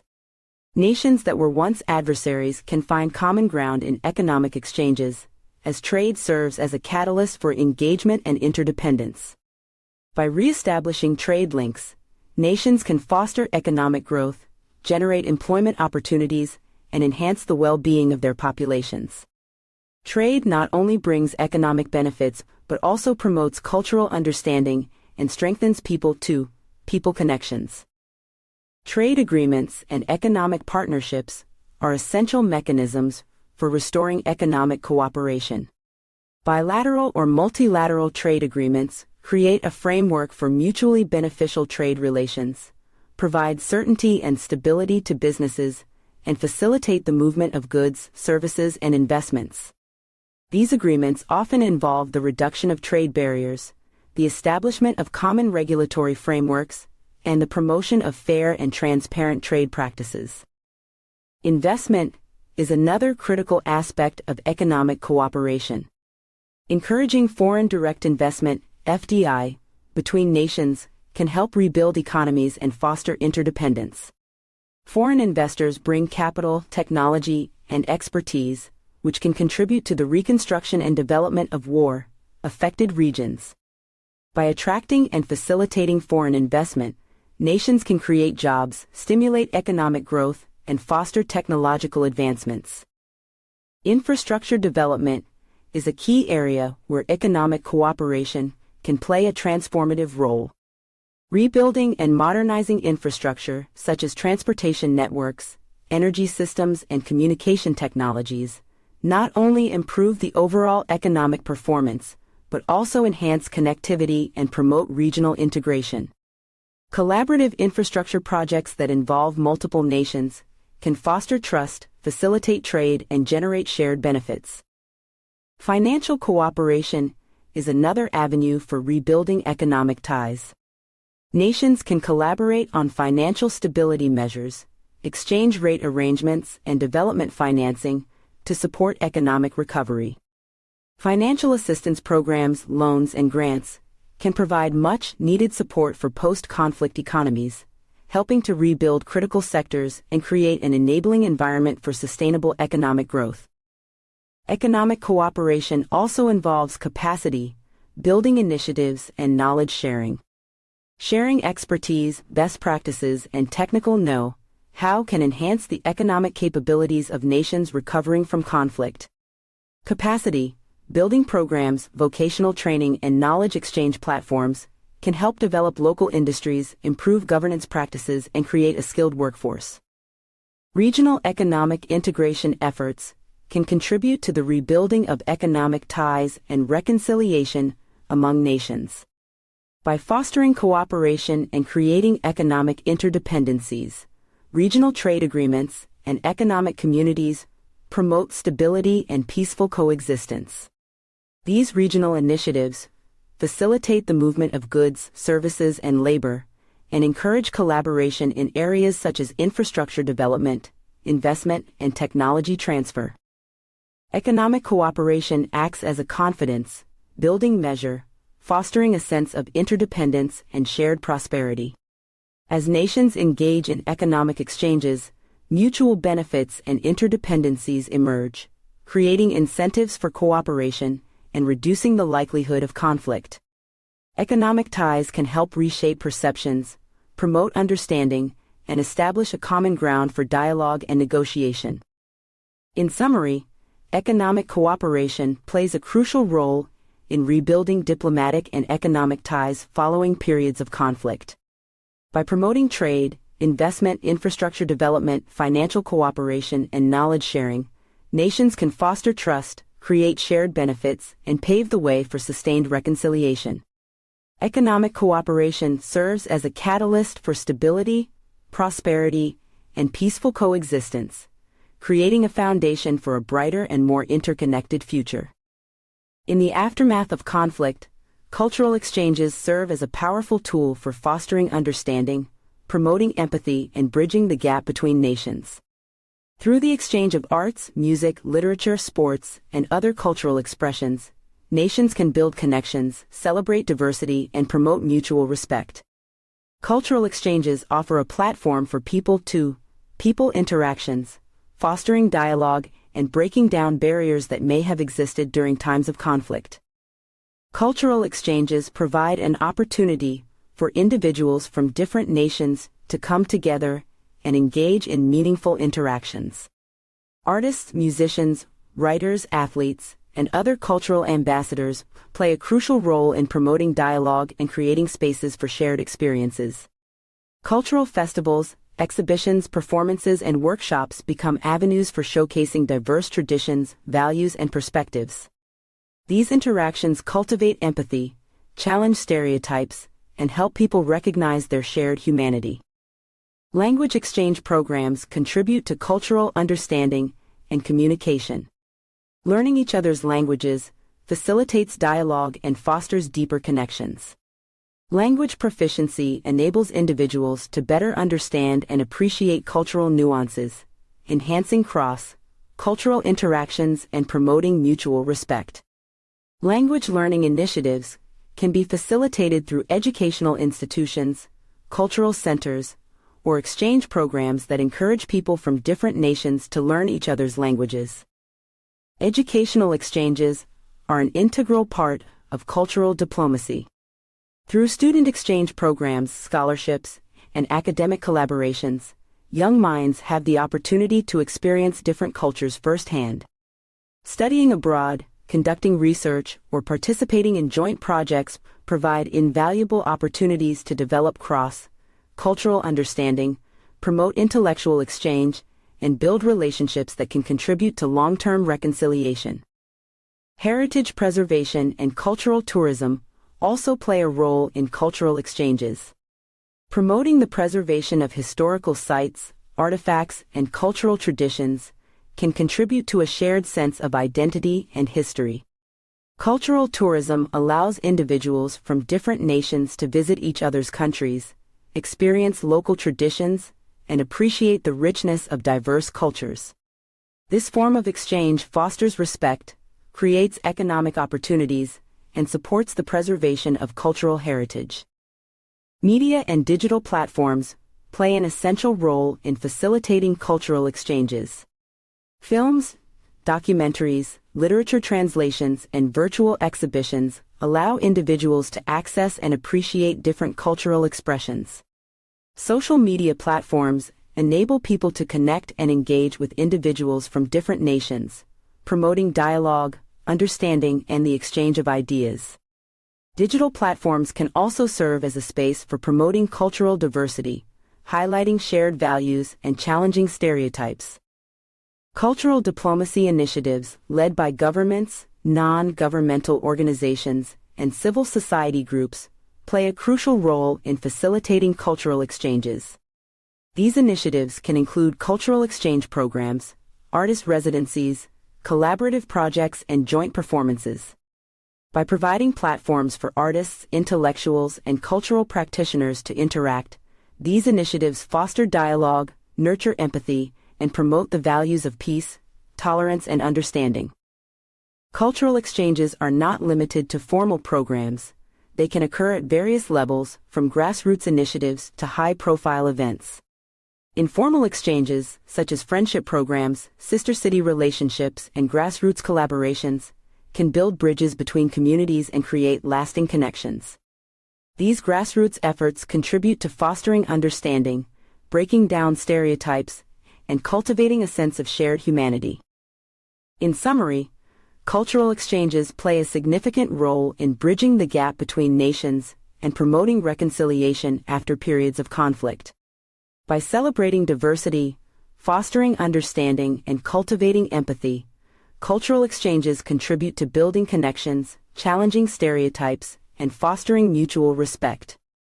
Through arts, language, education, heritage preservation, and digital platforms, cultural exchanges provide avenues for people-to-people interactions and lay the foundation for long-term reconciliation and peaceful coexistence.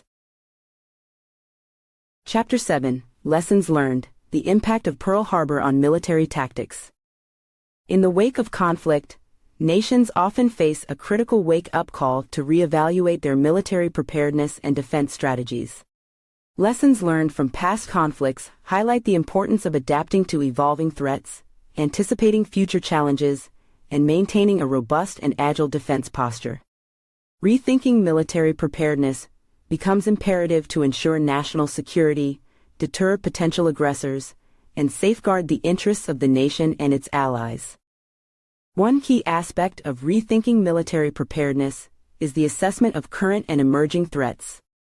The analysis of past conflicts and the evolving geopolitical landscape helps identify potential adversaries, their capabilities, and their intentions.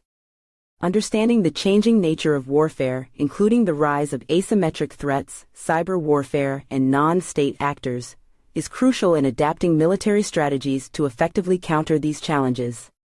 Intelligence agencies, defense experts, and military planners play a critical role in conducting threat assessments and providing insights into emerging risks. Strategic planning and defense policy formulation are essential elements of rethinking military preparedness. National defense strategies should align with the evolving threat landscape and the nation's security objectives. This involves setting clear objectives, defining military capabilities and force structure, and determining the appropriate allocation of resources. Strategic planning considers factors such as the nation's geographical location, the potential for regional conflicts, and the role of international alliances in shaping defense postures. Technological advancements have a profound impact on military preparedness. Rethinking military capabilities involves investing in research and development, acquiring cutting-edge technologies, and modernizing existing defense systems. Emerging technologies such as artificial intelligence, unmanned systems, and advanced cyber capabilities offer new opportunities and challenges. Integrating these technologies into military operations requires training, infrastructure development, and adapting doctrine to leverage their potential effectively. Military readiness and personnel training are paramount in maintaining a credible defense posture. Rethinking military preparedness involves ensuring the readiness of the armed forces through regular training exercises, simulations, and joint operations. Continuous professional development and training programs equip military personnel with the skills and knowledge necessary to adapt to evolving threats. Interoperability with allied forces and joint exercises enhance coordination and collaboration in multinational operations. Defense spending and resource allocation play a significant role in rethinking military preparedness. Adequate funding is necessary to support defense modernization efforts, sustain operational readiness, and invest in research and development. Governments must prioritize defense spending based on the nation's security needs and allocate resources efficiently to address gaps in capabilities. Collaboration with industry partners, academia, and international defense cooperation initiatives can enhance cost effectiveness and promote innovation. Collaboration with allied nations is a crucial aspect of rethinking military preparedness. Strengthening alliances, fostering defense cooperation, and participating in collective defense efforts enhance deterrence capabilities and increase the resilience of nations against potential threats. Collaborative defense projects, intelligence sharing, and joint exercises promote interoperability, mutual support, and the pooling of resources to address shared security challenges. Civil, military coordination is vital in rethinking military preparedness. Effective coordination and communication between civilian authorities and the military ensure a comprehensive and coordinated response to national security threats. Civilian policymakers, defense officials, and military leaders must work together to develop coherent defense policies, allocate resources, and ensure the effective implementation of defense strategies. Public engagement and support are essential in rethinking military preparedness. Governments should foster transparency, communicate the rationale behind defense policies, and actively involve citizens in discussions on national security. Public awareness campaigns, educational initiatives, and outreach programs can enhance understanding of defense priorities and garner support for necessary defense measures. In the realm of national security, intelligence and surveillance systems play a pivotal role in enhancing early warning capabilities. These systems provide vital information and insights that enable governments to identify potential threats, anticipate hostile actions, and take proactive measures to protect their interests and ensure the safety of their citizens. Rethinking intelligence and surveillance is essential in the post-conflict era to address emerging challenges, leverage technological advancements, and enhance the effectiveness of early warning systems. Intelligence agencies play a central role in gathering, analyzing, and disseminating information relevant to national security. Rethinking intelligence practices involves refining collection methods, strengthening human intelligence networks, and harnessing technological advancements in signal intelligence, imagery analysis, and open-source intelligence. Enhancing intelligence capabilities requires ongoing investment in personnel training, technological infrastructure, and collaboration with domestic and international partners. The integration of advanced surveillance technologies is crucial in rethinking intelligence and surveillance. Advancements in sensors, unmanned aerial vehicles, UAVs, satellite imaging, and data analytics have revolutionized the surveillance landscape. These technologies provide real-time and actionable intelligence, enabling timely response to potential threats. Governments must invest in the acquisition, development, and deployment of surveillance technologies to enhance situational awareness and early warning capabilities. Developing effective early warning systems relies on comprehensive information sharing and coordination among intelligence agencies, defense departments, law enforcement agencies, and other relevant stakeholders. Rethinking information sharing practices involves streamlining communication channels, improving data sharing protocols, and promoting collaboration among agencies. Enhanced information sharing enables a holistic understanding of security threats, facilitates timely decision-making, and ensures a coordinated response to potential risks. Close cooperation with international partners is critical in rethinking intelligence and surveillance. Information sharing and collaboration with allied nations, regional organizations, and multinational security initiatives enhance early warning capabilities by expanding the scope of intelligence collection, leveraging shared expertise, and pooling resources. International partnerships foster a broader and more comprehensive intelligence picture, enabling governments to detect and respond to transnational threats more effectively. Investing in data analytics and artificial intelligence, AI capabilities, is an integral part of rethinking intelligence and surveillance. Analyzing vast amounts of data, extracting actionable insights, and identifying patterns and trends are areas where AI can significantly enhance early warning capabilities. Machine learning algorithms can help identify anomalies, detect potential threats, and provide predictive analytics to support decision-making. Governments should prioritize the development and deployment of AI tools to augment human intelligence capabilities and enhance early warning systems. Cyber intelligence and cybersecurity play an increasingly important role in intelligence and surveillance. Rethinking intelligence practices includes recognizing the evolving landscape of cyber threats and investing in robust cybersecurity measures to protect critical infrastructure, government networks, and sensitive information. Cyber intelligence capabilities enable governments to detect, attribute, and respond to cyber threats, enhancing early warning and incident response capabilities in the digital domain. Engaging with civil society organizations, academia, and private sector entities is crucial in rethinking intelligence and surveillance. Collaboration with these stakeholders can provide valuable insights, technical expertise, and innovative approaches to intelligence collection, analysis, and surveillance. Public-private partnerships can help bridge gaps in capabilities, leverage emerging technologies, and enhance early warning systems through the integration of diverse perspectives and expertise. Transparency and accountability are essential aspects of intelligence and surveillance practices. Governments should uphold democratic principles, ensure legal oversight, and establish robust mechanisms to safeguard privacy rights while conducting intelligence and surveillance activities. Maintaining public trust through transparent practices and accountability measures is crucial to sustain support for intelligence efforts and early warning systems. In the post-conflict era, rethinking air defense strategies is of paramount importance to adapt to evolving aerial threats and ensure the protection of national airspace. Advances in technology and the changing nature of warfare necessitate a comprehensive reassessment of air defense capabilities, doctrines, and systems.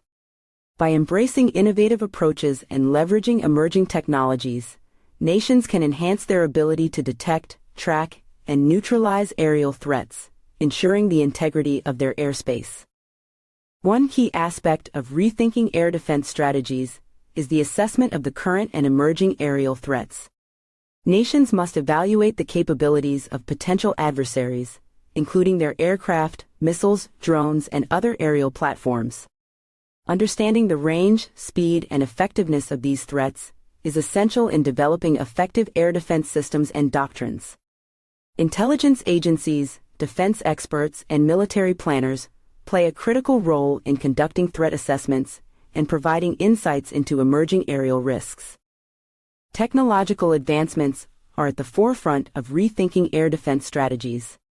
Developing and acquiring advanced radar systems, surface-to-air missiles, anti-aircraft artillery, and other air defense assets are key elements of enhancing airspace security. Furthermore, emerging technologies such as directed energy weapons, unmanned aerial systems, and artificial intelligence can significantly enhance the effectiveness of air defense systems. Governments must invest in research and development, promote collaboration with the private sector, and prioritize the acquisition of cutting-edge technologies to counter evolving aerial threats. Integrated air defense systems are crucial in rethinking airspace security. These systems combine various sensors, radars, and weapons into a cohesive network, enabling seamless detection, tracking, and engagement of aerial threats. Integration enhances situational awareness, enables effective coordination among different air defense assets, and improves the response time to potential threats. Interoperability with allied forces is also important, as it enables joint air defense operations and promotes the sharing of intelligence and best practices. Rethinking air defense strategies involves a layered approach to airspace security. Layered defense systems employ multiple tiers of protection, including early warning systems, long-range surveillance radars, medium-range missile systems, and short-range anti-aircraft weapons. This multi-layered approach ensures comprehensive coverage of airspace and provides redundancy in case one layer is breached. Additionally, it increases the chances of intercepting and neutralizing incoming threats at different stages of their trajectory. Cybersecurity is an integral component of modern air defense strategies. As digital systems become increasingly prevalent in air defense networks, protecting them from cyber threats is paramount. Governments must invest in robust cybersecurity measures, conduct regular vulnerability assessments, and establish protocols for incident response. Secure communication networks, encryption technologies, and advanced cyber defense capabilities are essential to safeguarding air defense systems from cyber attacks that could compromise their effectiveness. Training and readiness of air defense personnel are critical factors in ensuring the effectiveness of air defense strategies. Rethinking training programs involves providing comprehensive education on emerging aerial threats, conducting realistic simulations and exercises, and promoting continuous professional development. This ensures that air defense operators are proficient in operating and maintaining the latest air defense systems, interpreting radar data, and executing coordinated engagements. International cooperation and collaboration are vital in rethinking air defense strategies. Sharing best practices, intelligence, and lessons learned with allied nations enhances collective airspace security. Joint training exercises, information exchanges, and collaborative research and development projects can foster interoperability and improve the effectiveness of air defense systems. Multinational air defense initiatives and regional security cooperation frameworks provide avenues for coordination and mutual support.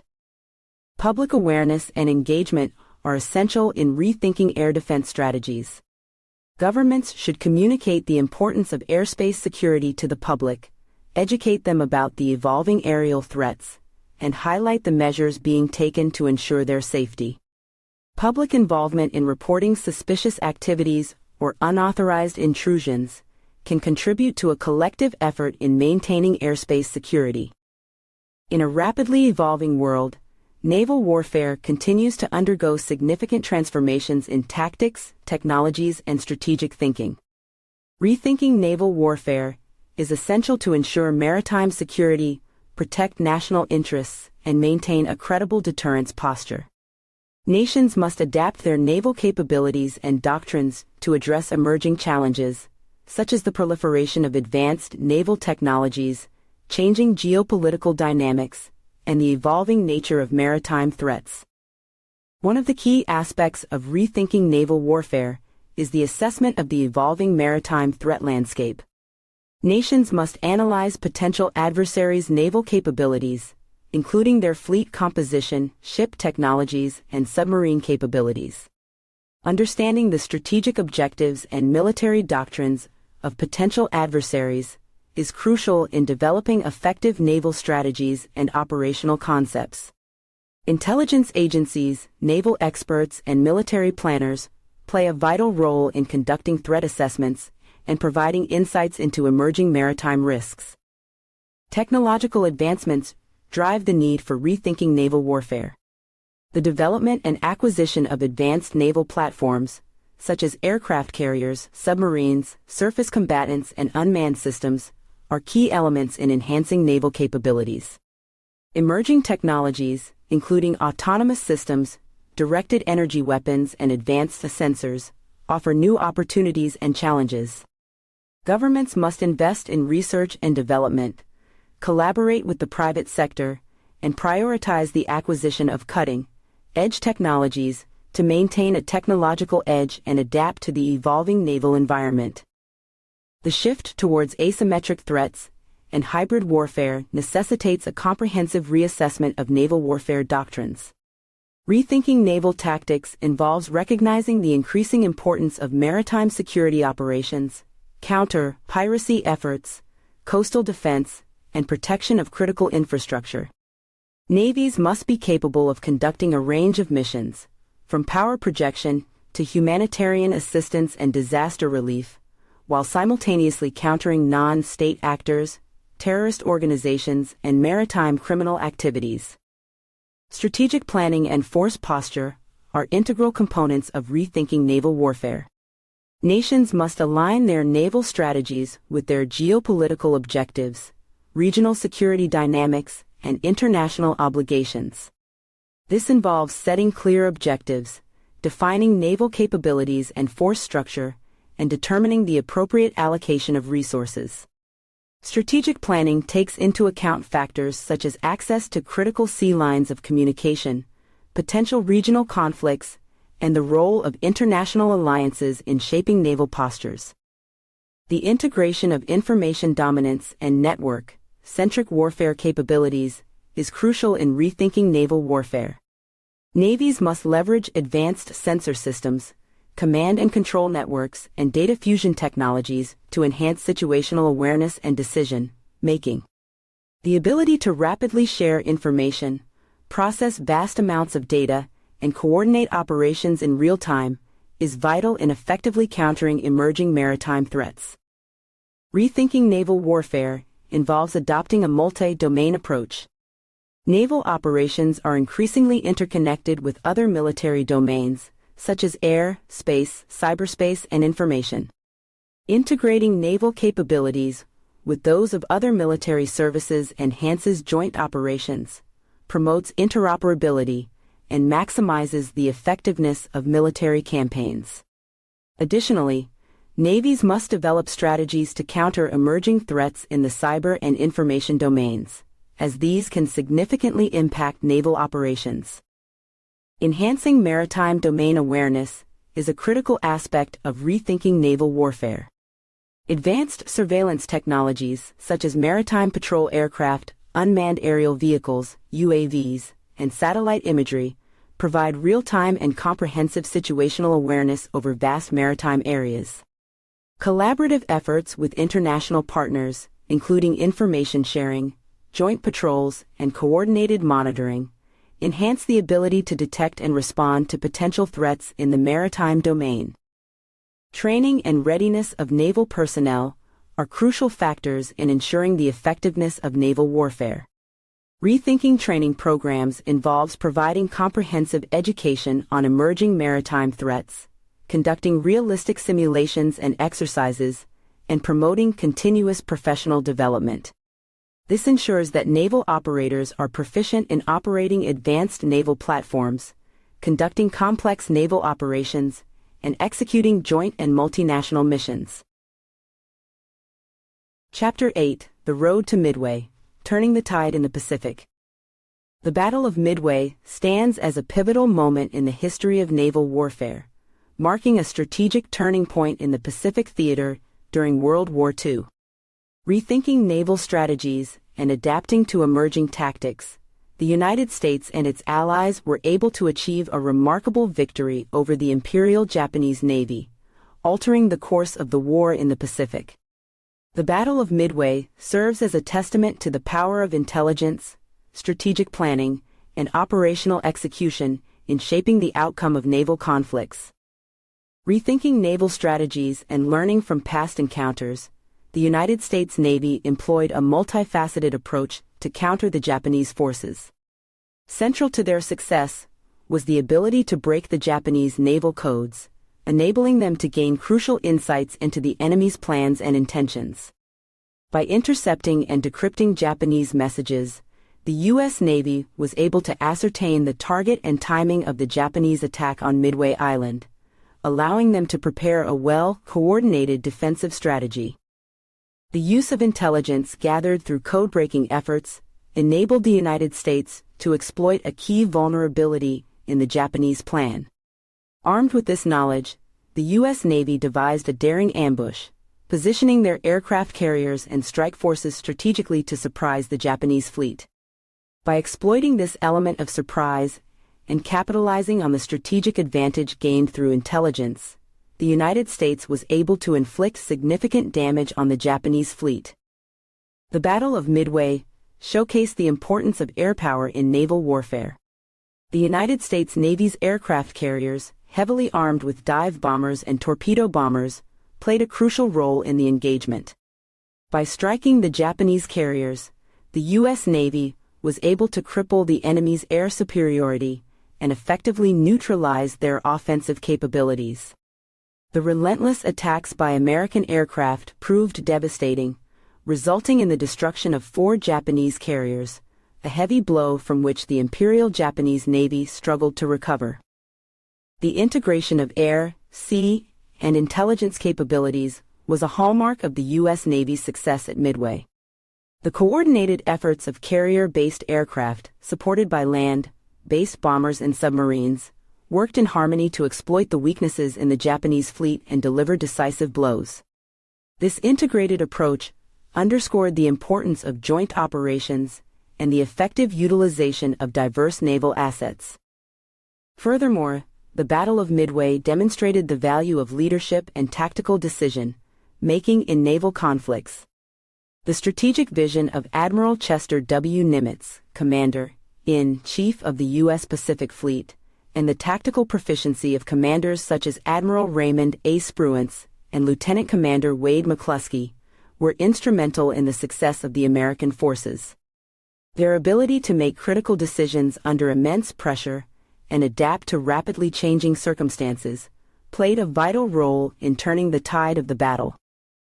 The outcome of the Battle of Midway was a resounding victory for the United States, but it came at a high cost. The battle claimed the lives of many brave servicemen on both sides, highlighting the sacrifices made in the pursuit of victory. However, the significance of the battle cannot be overstated. The United States' triumph at Midway not only inflicted severe damage on the Japanese fleet, but also shattered the myth of Japanese invincibility and provided a crucial morale boost to Allied forces. In the aftermath of the Battle of Midway, naval warfare underwent a profound transformation. The strategic lessons learned from this engagement influenced subsequent naval campaigns, as nations re-evaluated their doctrines and adapted their strategies to counter emerging threats. The United States, in particular, capitalized on the momentum gained at Midway, steadily pushing back against Japanese forces and ultimately securing victory in the Pacific. The intelligence breakthroughs achieved by the United States in decoding Japanese communications played a pivotal role in the Battle of Midway and subsequent naval engagements. Rethinking intelligence gathering and investing in code-breaking efforts proved instrumental in unveiling the Japanese plans and enabling strategic countermeasures. The United States' success in breaking the Japanese codes, particularly the JN-25 Naval Code, provided valuable insights into the enemy's intentions and operational details. The efforts of the U.S. Navy's codebreakers, led by the cryptanalysts at Station Hypo in Hawaii, resulted in the deciphering of crucial Japanese messages, including the location and timing of the planned attack on Midway Island. The deciphered messages allowed the U.S. Navy to confirm the Japanese objectives and assemble a comprehensive picture of the enemy's plans. This intelligence enabled Admiral Chester W. Nimitz, the commander-in-chief of the U.S. Pacific Fleet, to make informed decisions and deploy his forces effectively. It provided critical knowledge of the Japanese forces' strengths, weaknesses, and deployment strategies. The intelligence breakthroughs also revealed a major vulnerability in the Japanese communication system. The United States exploited this weakness by maintaining radio silence, effectively masking their own preparations and intentions from the Japanese. This surprise factor greatly contributed to the success of the American ambush at Midway, catching the Japanese off guard and inflicting significant damage on their fleet. Moreover, the decrypted messages allowed the United States to deceive the Japanese and manipulate their expectations. The U.S. Navy purposely transmitted false messages, indicating weaknesses in their defenses and creating the illusion of vulnerability. This strategic deception further disoriented the Japanese command and contributed to the success of the American counteroffensive. The intelligence breakthroughs at Midway were not merely confined to deciphering coded messages. The United States also employed other intelligence gathering techniques such as reconnaissance flights and signals intelligence to gather valuable information about the Japanese fleet's size, composition, and intentions. These efforts, combined with the decryption of coded messages, provided a comprehensive intelligence picture that shaped American strategy and tactical decision-making.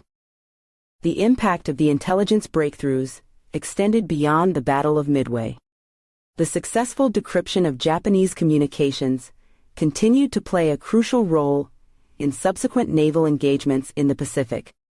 It provided the United States with ongoing intelligence advantages, enabling them to anticipate Japanese movements, plan offensive operations, and effectively neutralize Japanese threats. The significance of the intelligence breakthroughs at Midway cannot be overstated.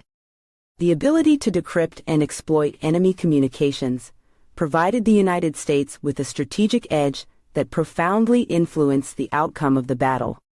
It showcased the importance of intelligence in naval warfare and demonstrated the value of investing in code-breaking capabilities and intelligence infrastructure. The success of the U.S. Navy's code-breaking efforts during the Battle of Midway established a new paradigm in intelligence gathering and analysis.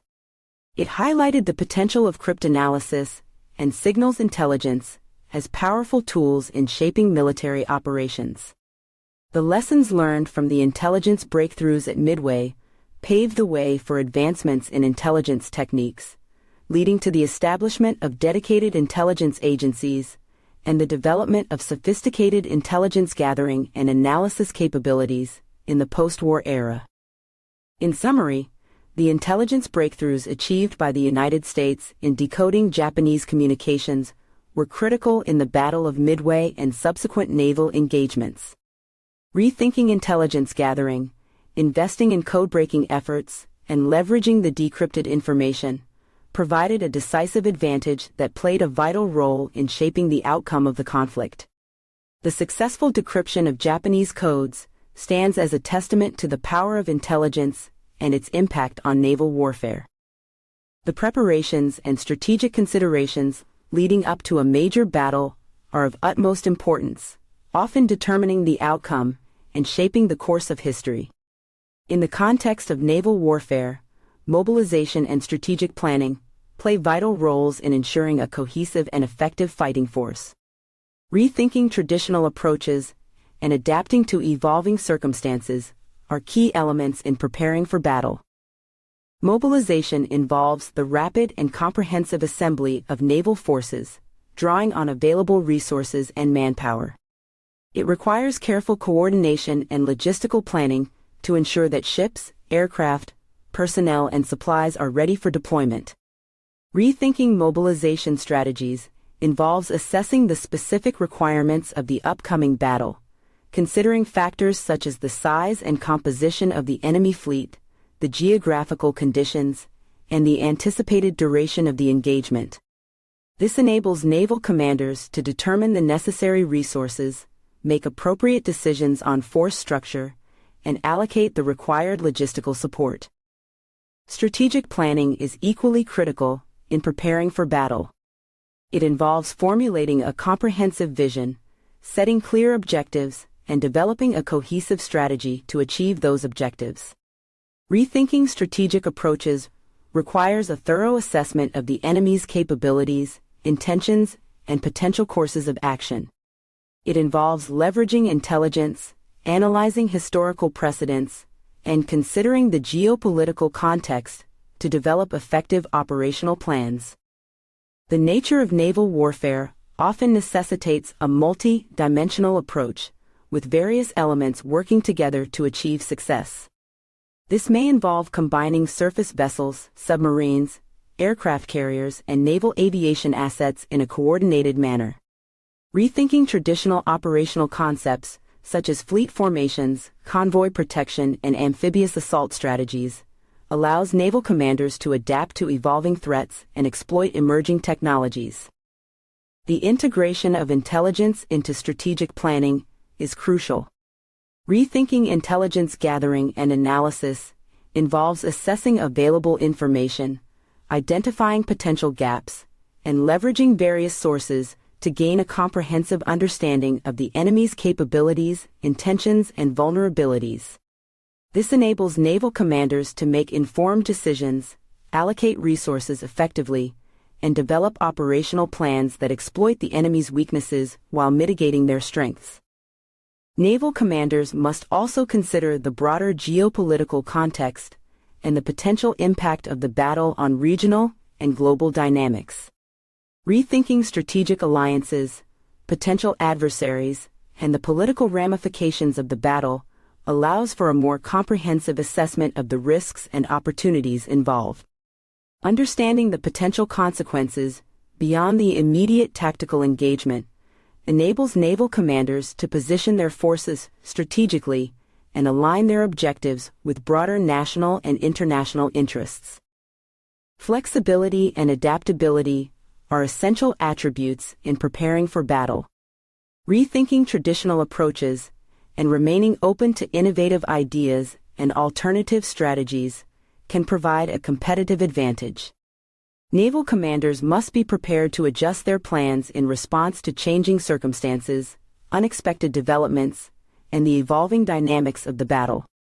This requires effective communication, agile decision-making, and a culture of continuous learning and improvement within the naval organization. Finally, morale and leadership play integral roles in preparing for battle. Rethinking the human element involves fostering a sense of purpose, instilling discipline, and inspiring confidence in the naval forces. Effective leadership, characterized by clear communication, decisive decision-making, and setting an example, is crucial in ensuring that the personnel are motivated, prepared, and committed to the mission at hand. In summary, preparing for a major naval battle requires meticulous mobilization, strategic planning, and a willingness to rethink traditional approaches. Assessing the specific requirements, adapting to evolving circumstances, and integrating intelligence into strategic decision-making are key elements in achieving success. The ability to mobilize forces effectively, develop a cohesive strategy, and maintain flexibility in the face of uncertainty are essential for naval commanders in their preparations for battle. Naval engagements and aerial warfare are at the heart of major battles, showcasing the power, strategy, and tactical prowess of naval forces. In the context of naval warfare, the unfolding battle involves the coordinated efforts of surface vessels, submarines, aircraft carriers, naval aviation, and supporting assets. Rethinking traditional tactics, adapting to the evolving dynamics of the battle, and capitalizing on technological advancements are essential in achieving success on the high seas. Naval engagements are characterized by the maneuvering of fleets, the exchange of gunfire, and the strategic positioning of vessels. Rethinking traditional fleet formations and tactics allows naval commanders to exploit their advantages and mitigate their vulnerabilities. Assessing the enemy's capabilities, intentions, and operational limitations enables commanders to determine the most effective approach, whether through a concentrated attack, a feint, or an ambush. This requires careful coordination, communication, and the ability to adapt swiftly to changing circumstances. Surface vessels play a crucial role in naval engagements, employing a range of weaponry and defensive measures to engage enemy forces. Rethinking traditional naval gunnery and tactics involves leveraging technological advancements such as radar, sonar, and advanced targeting systems to enhance accuracy and firepower. It also requires considering the range, speed, and maneuverability of modern naval vessels to optimize their offensive and defensive capabilities. Submarines, with their stealth and covert operations, add a dynamic element to naval engagements. Rethinking submarine warfare involves adapting to advancements in submarine technology and tactics, such as improved sonar capabilities and long-range cruise missiles. Effectively deploying submarines to disrupt enemy supply lines, gather intelligence, and engage enemy vessels requires careful consideration of the underwater topography, enemy countermeasures, and the ability to coordinate with surface and aerial forces. Aircraft carriers and naval aviation play a pivotal role in shaping the outcome of naval battles. These floating airfields provide a platform for launching and recovering a variety of aircraft, including fighters, bombers, and reconnaissance planes. Rethinking aircraft carrier operations involves considering the unique challenges of launching and recovering aircraft at sea, the need for efficient logistics and maintenance support, and the coordination of air operations with surface and submarine forces. Aerial warfare conducted by carrier-based aircraft and land-based air forces adds a new dimension to naval battles. Rethinking aerial tactics and strategies involves leveraging air superiority, precision, guided munitions, electronic warfare capabilities, and advanced surveillance and reconnaissance systems. Coordinating aerial strikes with naval forces, establishing air defense systems, and protecting vital naval assets are crucial aspects of achieving success in the battle. The integration of naval and aerial forces is a key element in modern naval warfare. Rethinking joint operations involves effective communication, interoperability, and coordination between naval vessels, aircraft carriers, submarines, and land-based air assets. This integration allows for synchronized attacks, rapid response capabilities, and the ability to exploit enemy vulnerabilities across different domains. Technological advancements have significantly influenced the dynamics of naval engagements and aerial warfare. Rethinking traditional approaches involves embracing emerging technologies, such as unmanned aerial systems, hypersonic missiles, and advanced sensors, to gain a competitive edge. This requires continuous research and development, investment in cutting-edge equipment, and training personnel to effectively utilize and adapt to these technological advancements. In summary, naval engagements and aerial warfare are critical components of major battles, requiring naval commanders to rethink traditional tactics, adapt to evolving circumstances, and leverage technological advancements. The coordination of surface vessels, submarines, aircraft carriers, naval aviation, and supporting assets is essential in achieving victory on the high seas. By considering the capabilities and limitations of each component, effectively integrating their efforts, and capitalizing on technological innovations, naval forces can achieve success and secure their objectives in the unfolding battle. Chapter 9: Remembrance and Memorialization, Preserving Pearl Harbor's Legacy. Establishing memorials and monuments is a profound way to honor the past, commemorate significant events, and pay tribute to the individuals who have shaped history. These physical structures serve as enduring symbols, reminding future generations of the sacrifices, achievements, and lessons learned from the past. Rethinking the design, location, and purpose of memorials and monuments involves careful consideration of historical context, artistic expression, and the desire to create a lasting impact. The establishment of memorials and monuments often stems from a collective need to remember and honor those who have made significant contributions or endured great sacrifices. Rethinking the design of these structures involves striking a balance between commemoration, education, and artistic expression. Memorials may take various forms, such as statues, plaques, or architectural structures, each carrying its own symbolism and evoking a particular emotional response. The design must capture the essence of the event or individual being commemorated, while also engaging and inspiring those who encounter it. Location plays a crucial role in the impact and visibility of memorials and monuments. Rethinking the placement of these structures involves considering their historical significance, accessibility to the public, and the intended message or narrative they convey. Some memorials are situated at the site where the event occurred, such as battlefields or significant landmarks, creating a tangible connection to the past. Others may be placed in prominent public spaces, museums, or dedicated memorial parks, ensuring a wider audience and facilitating educational opportunities. The purpose of memorials and monuments extends beyond simple remembrance. They often serve as educational tools, providing an opportunity to reflect on the past and understand its significance.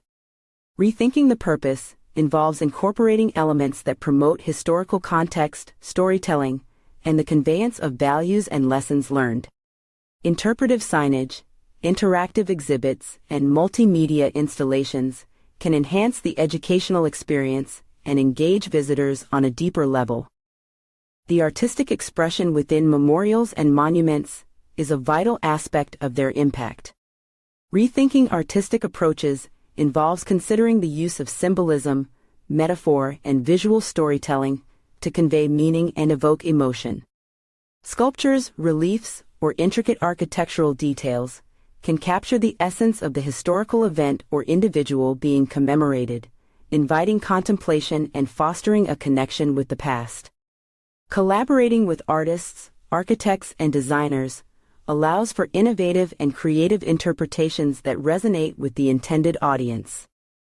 The preservation and maintenance of memorials and monuments ensure their longevity and continued impact.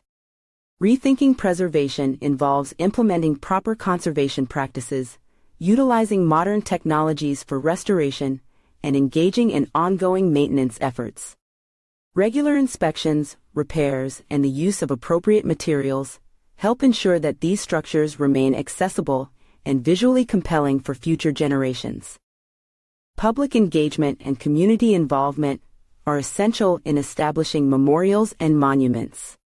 Rethinking the process involves soliciting input from various stakeholders, including historians, veterans, community members, and descendants of those being commemorated. This collaborative approach ensures that the memorial accurately represents the shared historical narrative and promotes a sense of ownership and pride within the community. In summary, establishing memorials and monuments is a powerful way to honor the past, commemorate significant events, and remember the sacrifices and achievements of individuals who have shaped history. Rethinking the design, location, purpose, and artistic expression of these structures ensures their lasting impact and meaningful connection with future generations. By carefully considering historical context, engaging in collaborative efforts, and embracing innovative approaches, we can create memorials and monuments that inspire reflection, promote understanding, and honor the legacy of the past.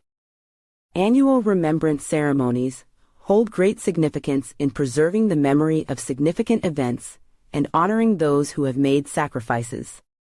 These solemn and reflective gatherings provide a collective opportunity for individuals, communities, and nations to come together, pay tribute, and ensure that the lessons of the past are not forgotten. Rethinking the organization, symbolism, and purpose of these commemorative events involves careful planning, meaningful participation, and a commitment to preserving the legacy of the past. The organization of annual remembrance ceremonies requires thoughtful consideration of the historical event being commemorated and the desired tone of the gathering. Rethinking the structure involves determining the appropriate sequence of events, speeches, performances, and symbolic gestures that convey the significance of the occasion. It is essential to strike a balance between solemnity and reverence, while also creating an atmosphere of unity, reflection, and shared purpose. Symbolism plays a crucial role in remembrance ceremonies, as it allows for the communication of complex emotions and shared experiences. Rethinking the use of symbols involves selecting those that represent the essence of the event or the qualities of the individuals being honored. National flags, wreaths, candles, and moments of silence are often incorporated to convey respect, gratitude, and a sense of continuity with the past. Each symbol carries its own meaning, evoking a collective understanding and fostering a connection between participants. The purpose of annual remembrance ceremonies extends beyond mere remembrance.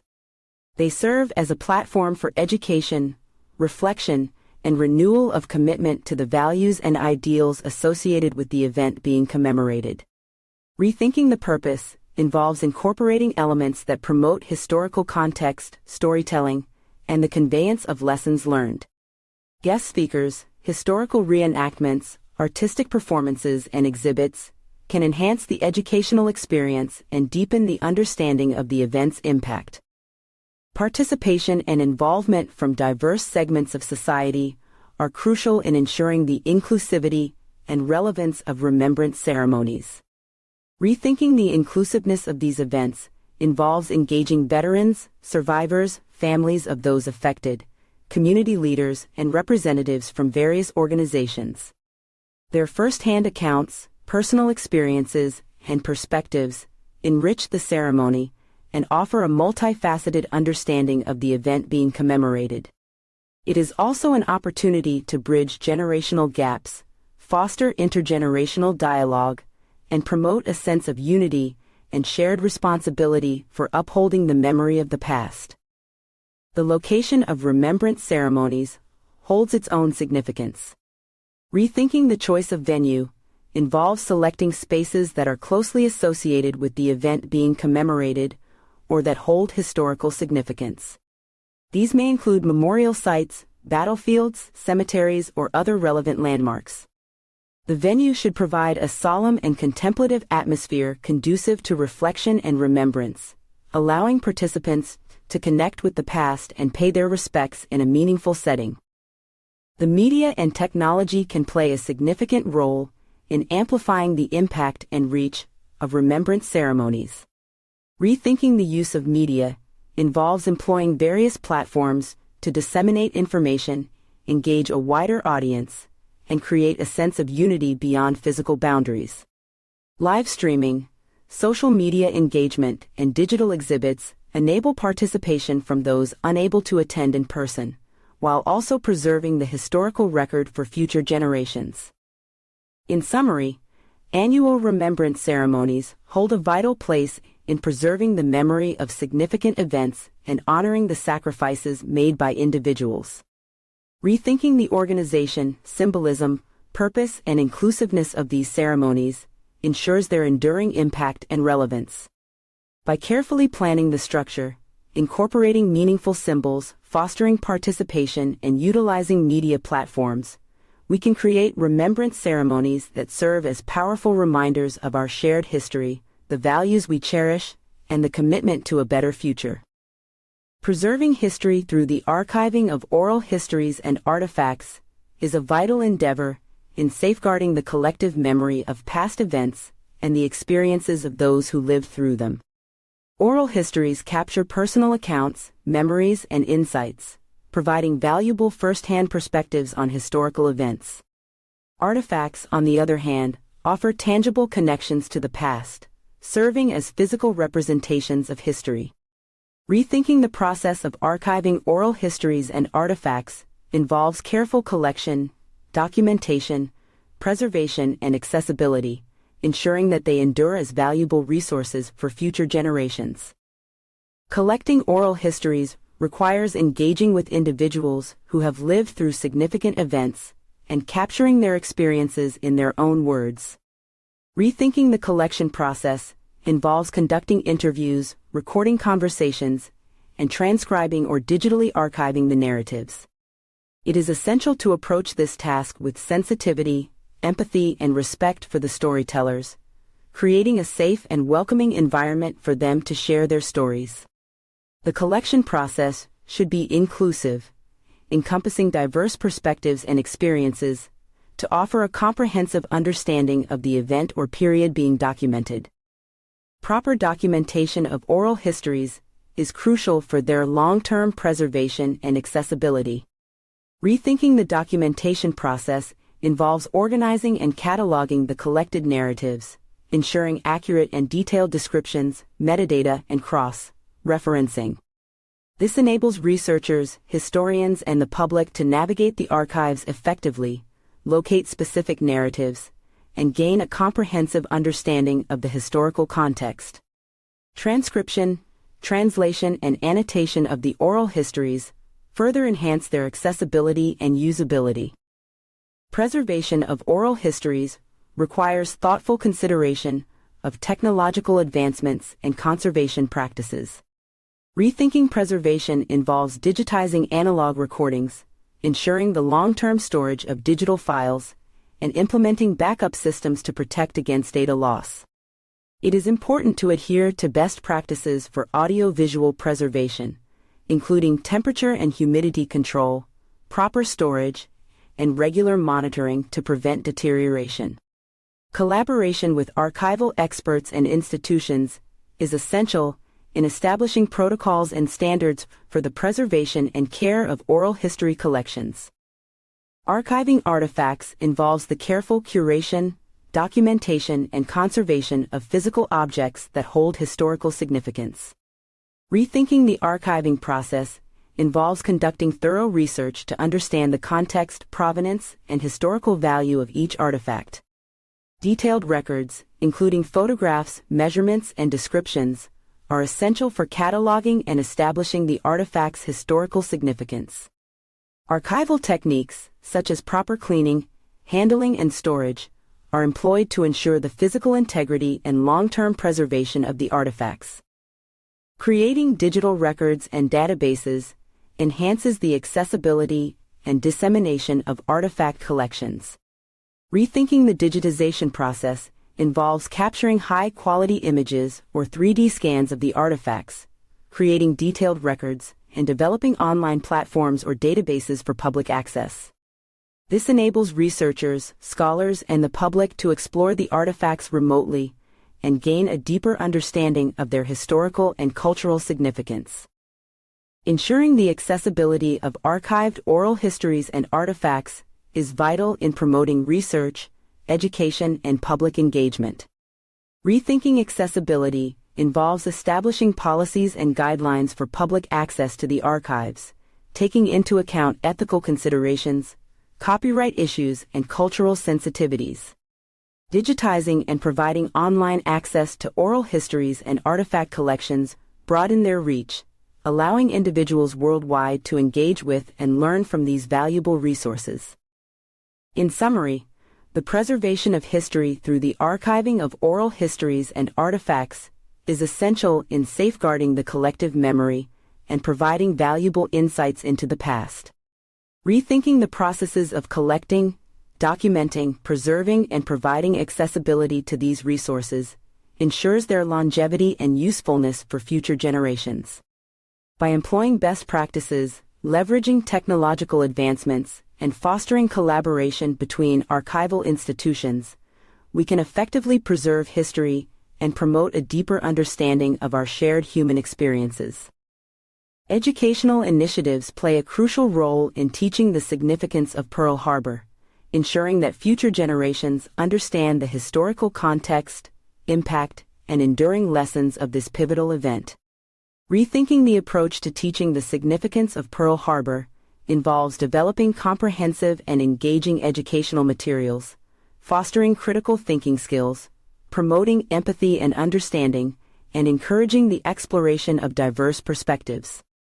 Comprehensive educational materials are essential for effectively teaching the significance of Pearl Harbor. Rethinking these materials involves creating age-appropriate resources that provide historical context, primary source documents, photographs, maps, and narratives that capture the experiences of those involved.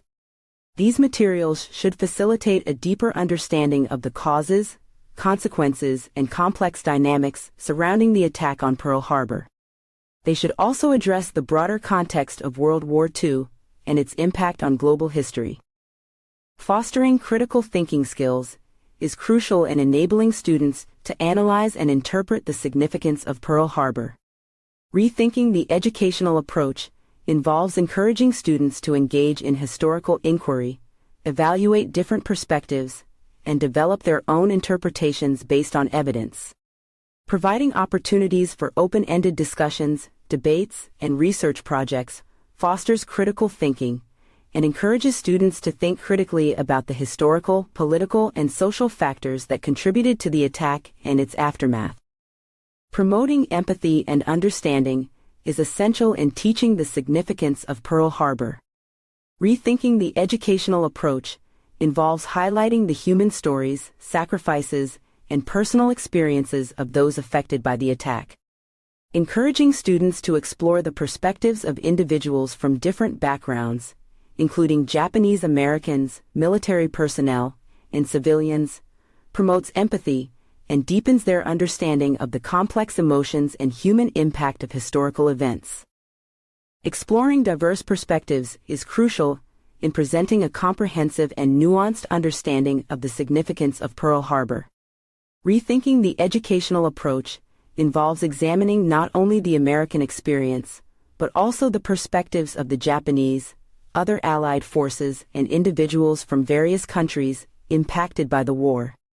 Including diverse narratives and incorporating international perspectives helps students develop a global understanding of the interconnectedness of historical events and the complexities of wartime experiences. Utilizing innovative teaching methods and technologies enhances the educational experience and engages students in a meaningful way.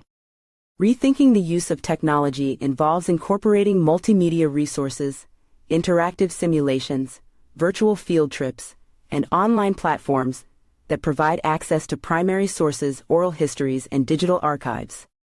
These tools enable students to explore the significance of Pearl Harbor in a dynamic and immersive manner, fostering active learning and making the subject matter more accessible and relatable.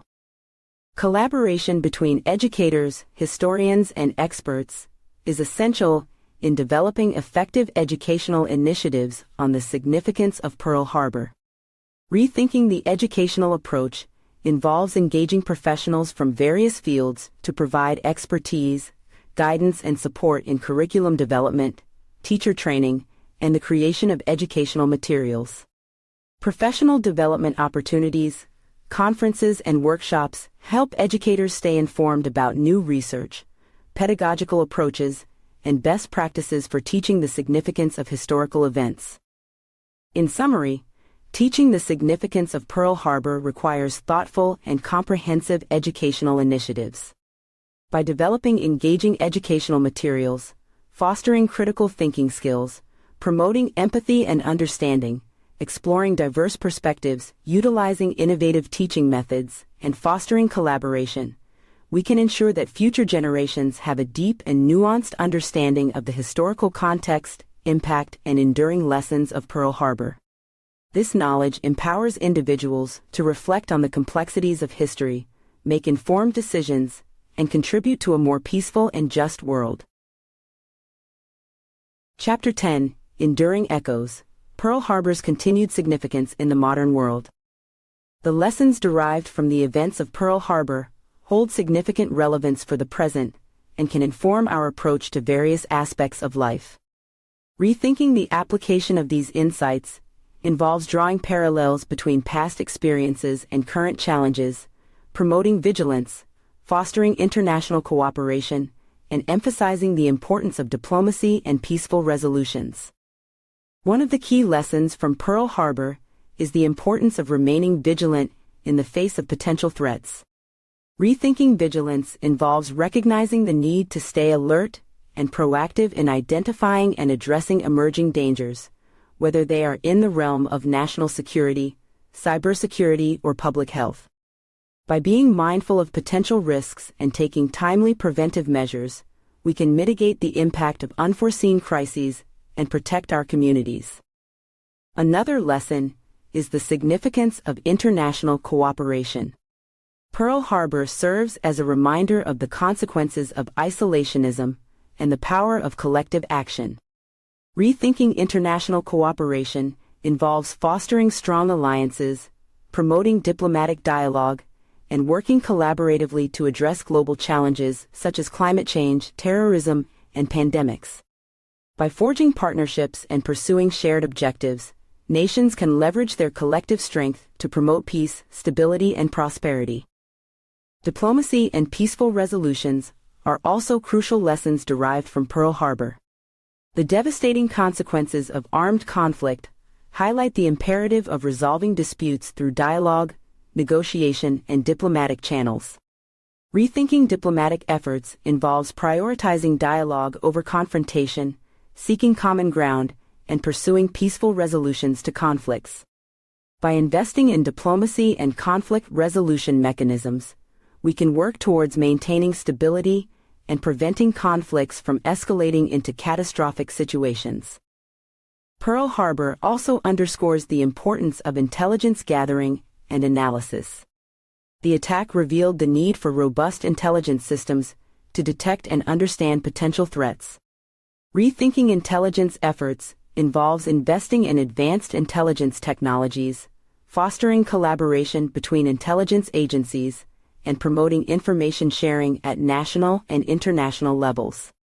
By enhancing our intelligence capabilities, we can effectively identify and address emerging security challenges in a proactive manner. Additionally, the lessons of Pearl Harbor emphasize the importance of preparedness and resilience. The attack on Pearl Harbor caught the United States off guard, highlighting the need for comprehensive preparedness plans and the ability to adapt in the face of adversity. Rethinking preparedness involves developing contingency plans, strengthening infrastructure, and investing in disaster response and recovery capabilities. By proactively preparing for potential crises, we can minimize their impact and ensure a swift and effective response. The lessons from Pearl Harbor also serve as a reminder of the resilience of individuals and communities in the face of adversity. The stories of heroism, sacrifice, and the ability to rebuild and recover inspire us to persevere in the face of challenges. Rethinking resilience involves nurturing a sense of community, promoting social cohesion, and providing support networks to individuals and communities affected by crises. By fostering resilience at personal, community, and societal levels, we can overcome adversity and emerge stronger. In summary, the lessons derived from Pearl Harbor offer valuable insights that can be applied to various aspects of the present. By remaining vigilant, promoting international cooperation, prioritizing diplomacy, investing in intelligence capabilities, enhancing preparedness, and fostering resilience, we can draw upon the wisdom of the past to navigate the challenges of the present. Through these efforts, we can work towards a more secure, peaceful, and prosperous future for all. Pearl Harbor holds a significant place in American history, shaping the nation's identity in profound ways. Rethinking its role involves understanding how the attack on Pearl Harbor influenced national consciousness, united the American people, and sparked a transformative shift in the country's trajectory. The attack on Pearl Harbor was a watershed moment that shattered the illusion of American invincibility and isolationism. It awakened the United States to the realities of global conflict and the need for active engagement in international affairs. Rethinking Pearl Harbor's role involves recognizing how it propelled the nation onto the world stage, ultimately leading to a redefinition of America's role as a global superpower. The attack galvanized the American people, uniting them in a common cause and igniting a sense of patriotism and resilience. It marked the beginning of a shared national narrative, centered around sacrifice, determination, and collective action. Rethinking its role involves understanding how the attack brought Americans together, fostering a spirit of unity and resolve that permeated the country throughout World War II and beyond. Pearl Harbor also prompted a transformative shift in the nation's military and industrial capabilities. It served as a catalyst for unprecedented mobilization, with the United States rapidly ramping up its military forces and industrial production. Rethinking Pearl Harbor's role involves recognizing how it propelled the country into an era of innovation, technological advancement, and economic growth. The war effort spurred advancements in aviation, manufacturing, and scientific research, setting the stage for America's post-war rise as a global economic powerhouse. The attack on Pearl Harbor also had a profound impact on civil liberties and the treatment of minority groups within the United States. Rethinking its role involves acknowledging the unjust internment of Japanese Americans, a dark chapter in American history that stemmed from fear and prejudice. The legacy of Pearl Harbor reminds us of the importance of safeguarding civil liberties, promoting inclusivity, and learning from the mistakes of the past. Pearl Harbor continues to shape America's identity as a nation committed to defending freedom and democracy. It serves as a reminder of the sacrifices made by the greatest generation and the valor of those who fought to secure a better future. Rethinking its role involves honoring the memory of those who lost their lives, preserving the stories of survivors, and ensuring that the lessons of Pearl Harbor are passed down to future generations. The legacy of Pearl Harbor is not limited to the confines of American history. It has reverberated across the world, influencing global perceptions of the United States and shaping the course of international relations. Rethinking its role involves understanding how the attack impacted America's relationships with other nations, contributed to the formation of alliances, and influenced post-war geopolitical dynamics. In summary, Pearl Harbor's role in American history is multifaceted and far-reaching. It transformed the nation's identity, uniting its people, spurring economic and technological progress, and shaping America's role in the world. By rethinking its significance, we can gain a deeper appreciation for the enduring impact of this pivotal event and the lessons it continues to impart.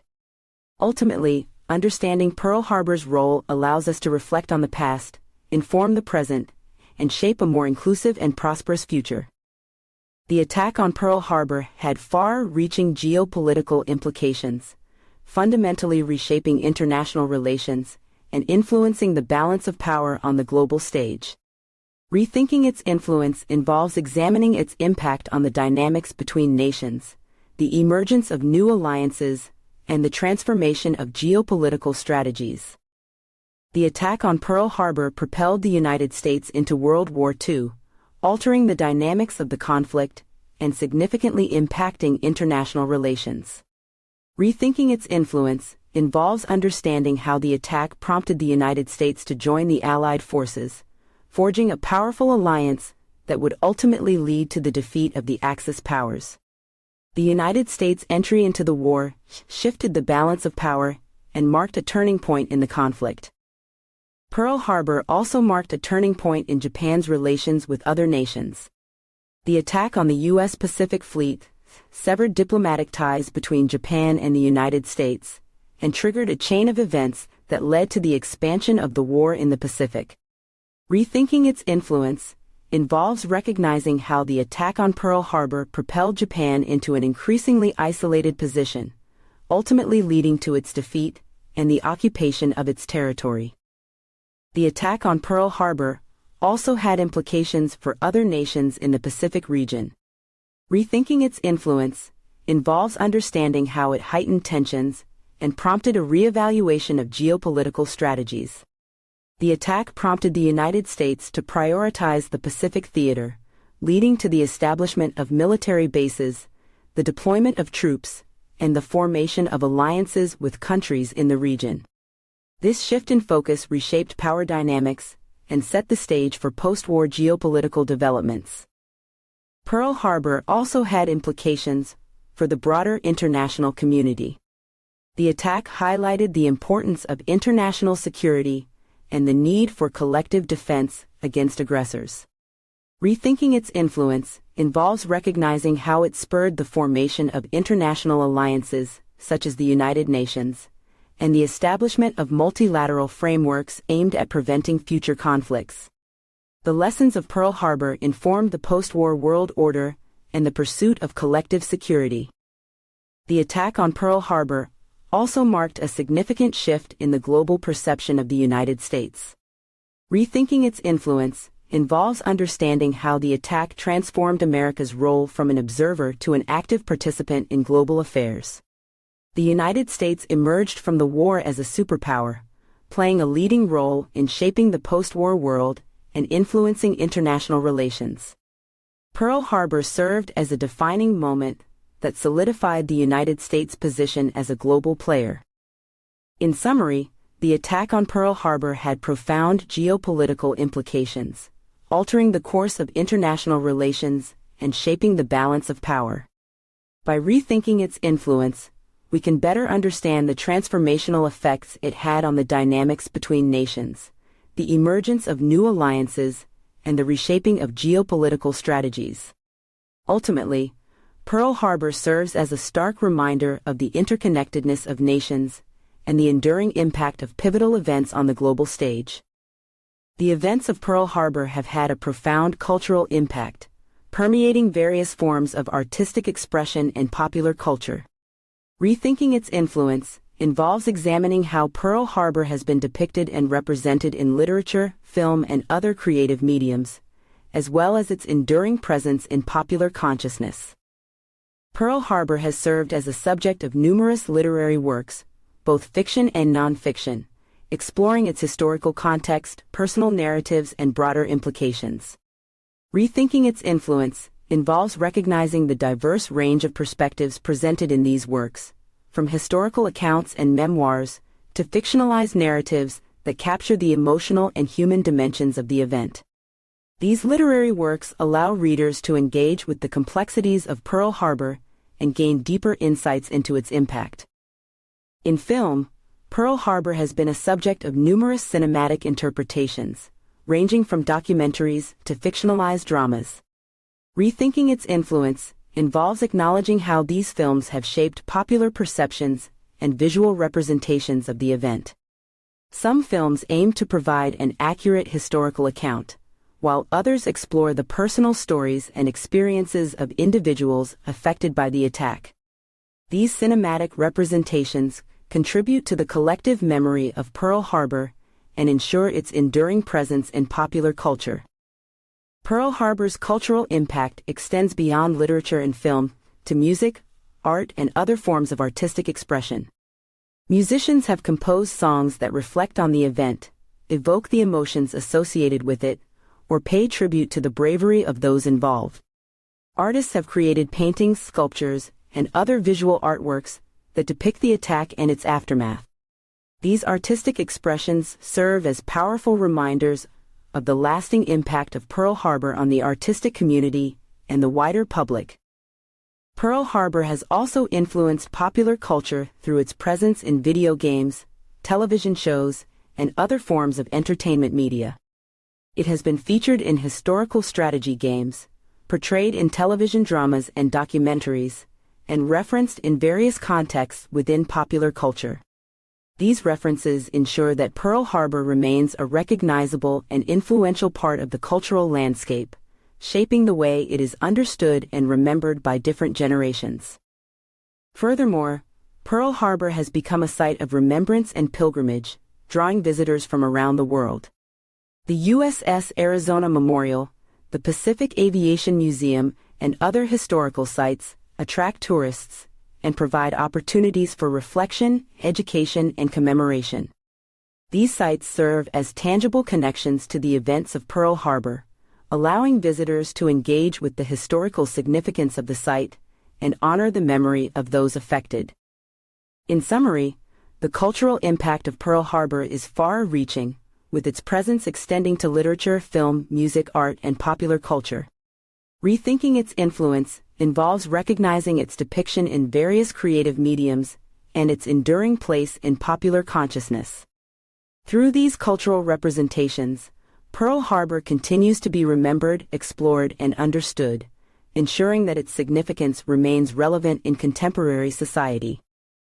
Pearl Harbor's relevance and significance must be sustained for future generations to ensure that its lessons and legacy endure. Rethinking its preservation involves recognizing the importance of education, memorialization, and the preservation of historical sites, as well as fostering an ongoing dialogue about its historical and contemporary implications. Education plays a crucial role in sustaining Pearl Harbor's relevance. Rethinking its preservation involves integrating the study of Pearl Harbor into school curricula, ensuring that students gain a comprehensive understanding of its historical context, impact, and lessons. By teaching the history and significance of Pearl Harbor, we can ensure that future generations understand the importance of remembrance, the complexities of war, and the consequences of global conflict. Memorialization is another vital aspect of sustaining Pearl Harbor's relevance. Rethinking its preservation involves maintaining and enhancing memorials, museums, and commemorative sites associated with the event. These sites provide opportunities for reflection, remembrance, and education. By visiting and engaging with these memorials, individuals can develop a personal connection to the history of Pearl Harbor and gain a deeper appreciation for its significance. Preservation of historical sites is essential for sustaining Pearl Harbor's relevance. Rethinking its preservation involves protecting and conserving sites such as the USS Arizona Memorial, the battleship Missouri, and other locations associated with the attack. These sites serve as tangible connections to the past, allowing visitors to experience firsthand the impact and legacy of Pearl Harbor. By preserving these sites, we ensure that future generations have the opportunity to connect with the historical event and gain a deeper understanding of its significance. An ongoing dialogue about Pearl Harbor's historical and contemporary implications is also crucial for sustaining its relevance. Rethinking its preservation involves encouraging discussions, research, and scholarship on topics related to Pearl Harbor, such as the causes of the attack, the impact on international relations, and the lessons learned. By fostering a continued exploration of Pearl Harbor's significance, we can generate new insights and ensure that its relevance remains alive in academic and intellectual circles. In addition to formal education and preservation efforts, the preservation of Pearl Harbor's relevance also relies on the engagement and interest of individuals and communities. Rethinking its preservation involves encouraging individuals to explore and share personal stories, conduct research, and participate in commemorative events. By fostering an ongoing interest and involvement in Pearl Harbor's history, we ensure that its relevance is passed down through generations and remains a part of our collective memory. In summary, sustaining Pearl Harbor's relevance for future generations requires a multifaceted approach that includes education, memorialization, preservation, and ongoing dialogue. By integrating the study of Pearl Harbor into education, maintaining memorials and historical sites, encouraging research and scholarship, and fostering community engagement, we can ensure that its lessons, legacy, and significance are never forgotten. Through these efforts, Pearl Harbor will continue to resonate with future generations and serve as a reminder of the enduring impact of historical events. This has been The Aftermath, Reflections on Pearl Harbor's Legacy. Written by A.J. Kingston, narrated by A.I. Madison, copyright 2023 by A.J. Kingston, production copyright 2023 by A.J. Kingston. Conclusion. In the pages of this compelling book bundle titled Pearl Harbor, readers are taken on a transformative journey through one of the most pivotal events in modern history.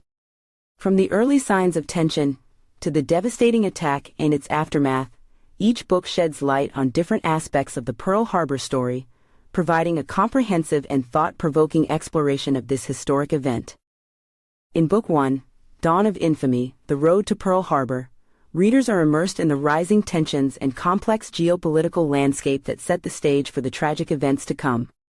The intricate web of diplomatic struggles, territorial disputes, and economic rivalries is unraveled, allowing readers to grasp the gradual escalation that led to that fateful day in December 1941. Book 2, Through the Smoke, Surviving Pearl Harbor, plunges readers into the chaos and confusion that unfolded during the attack itself.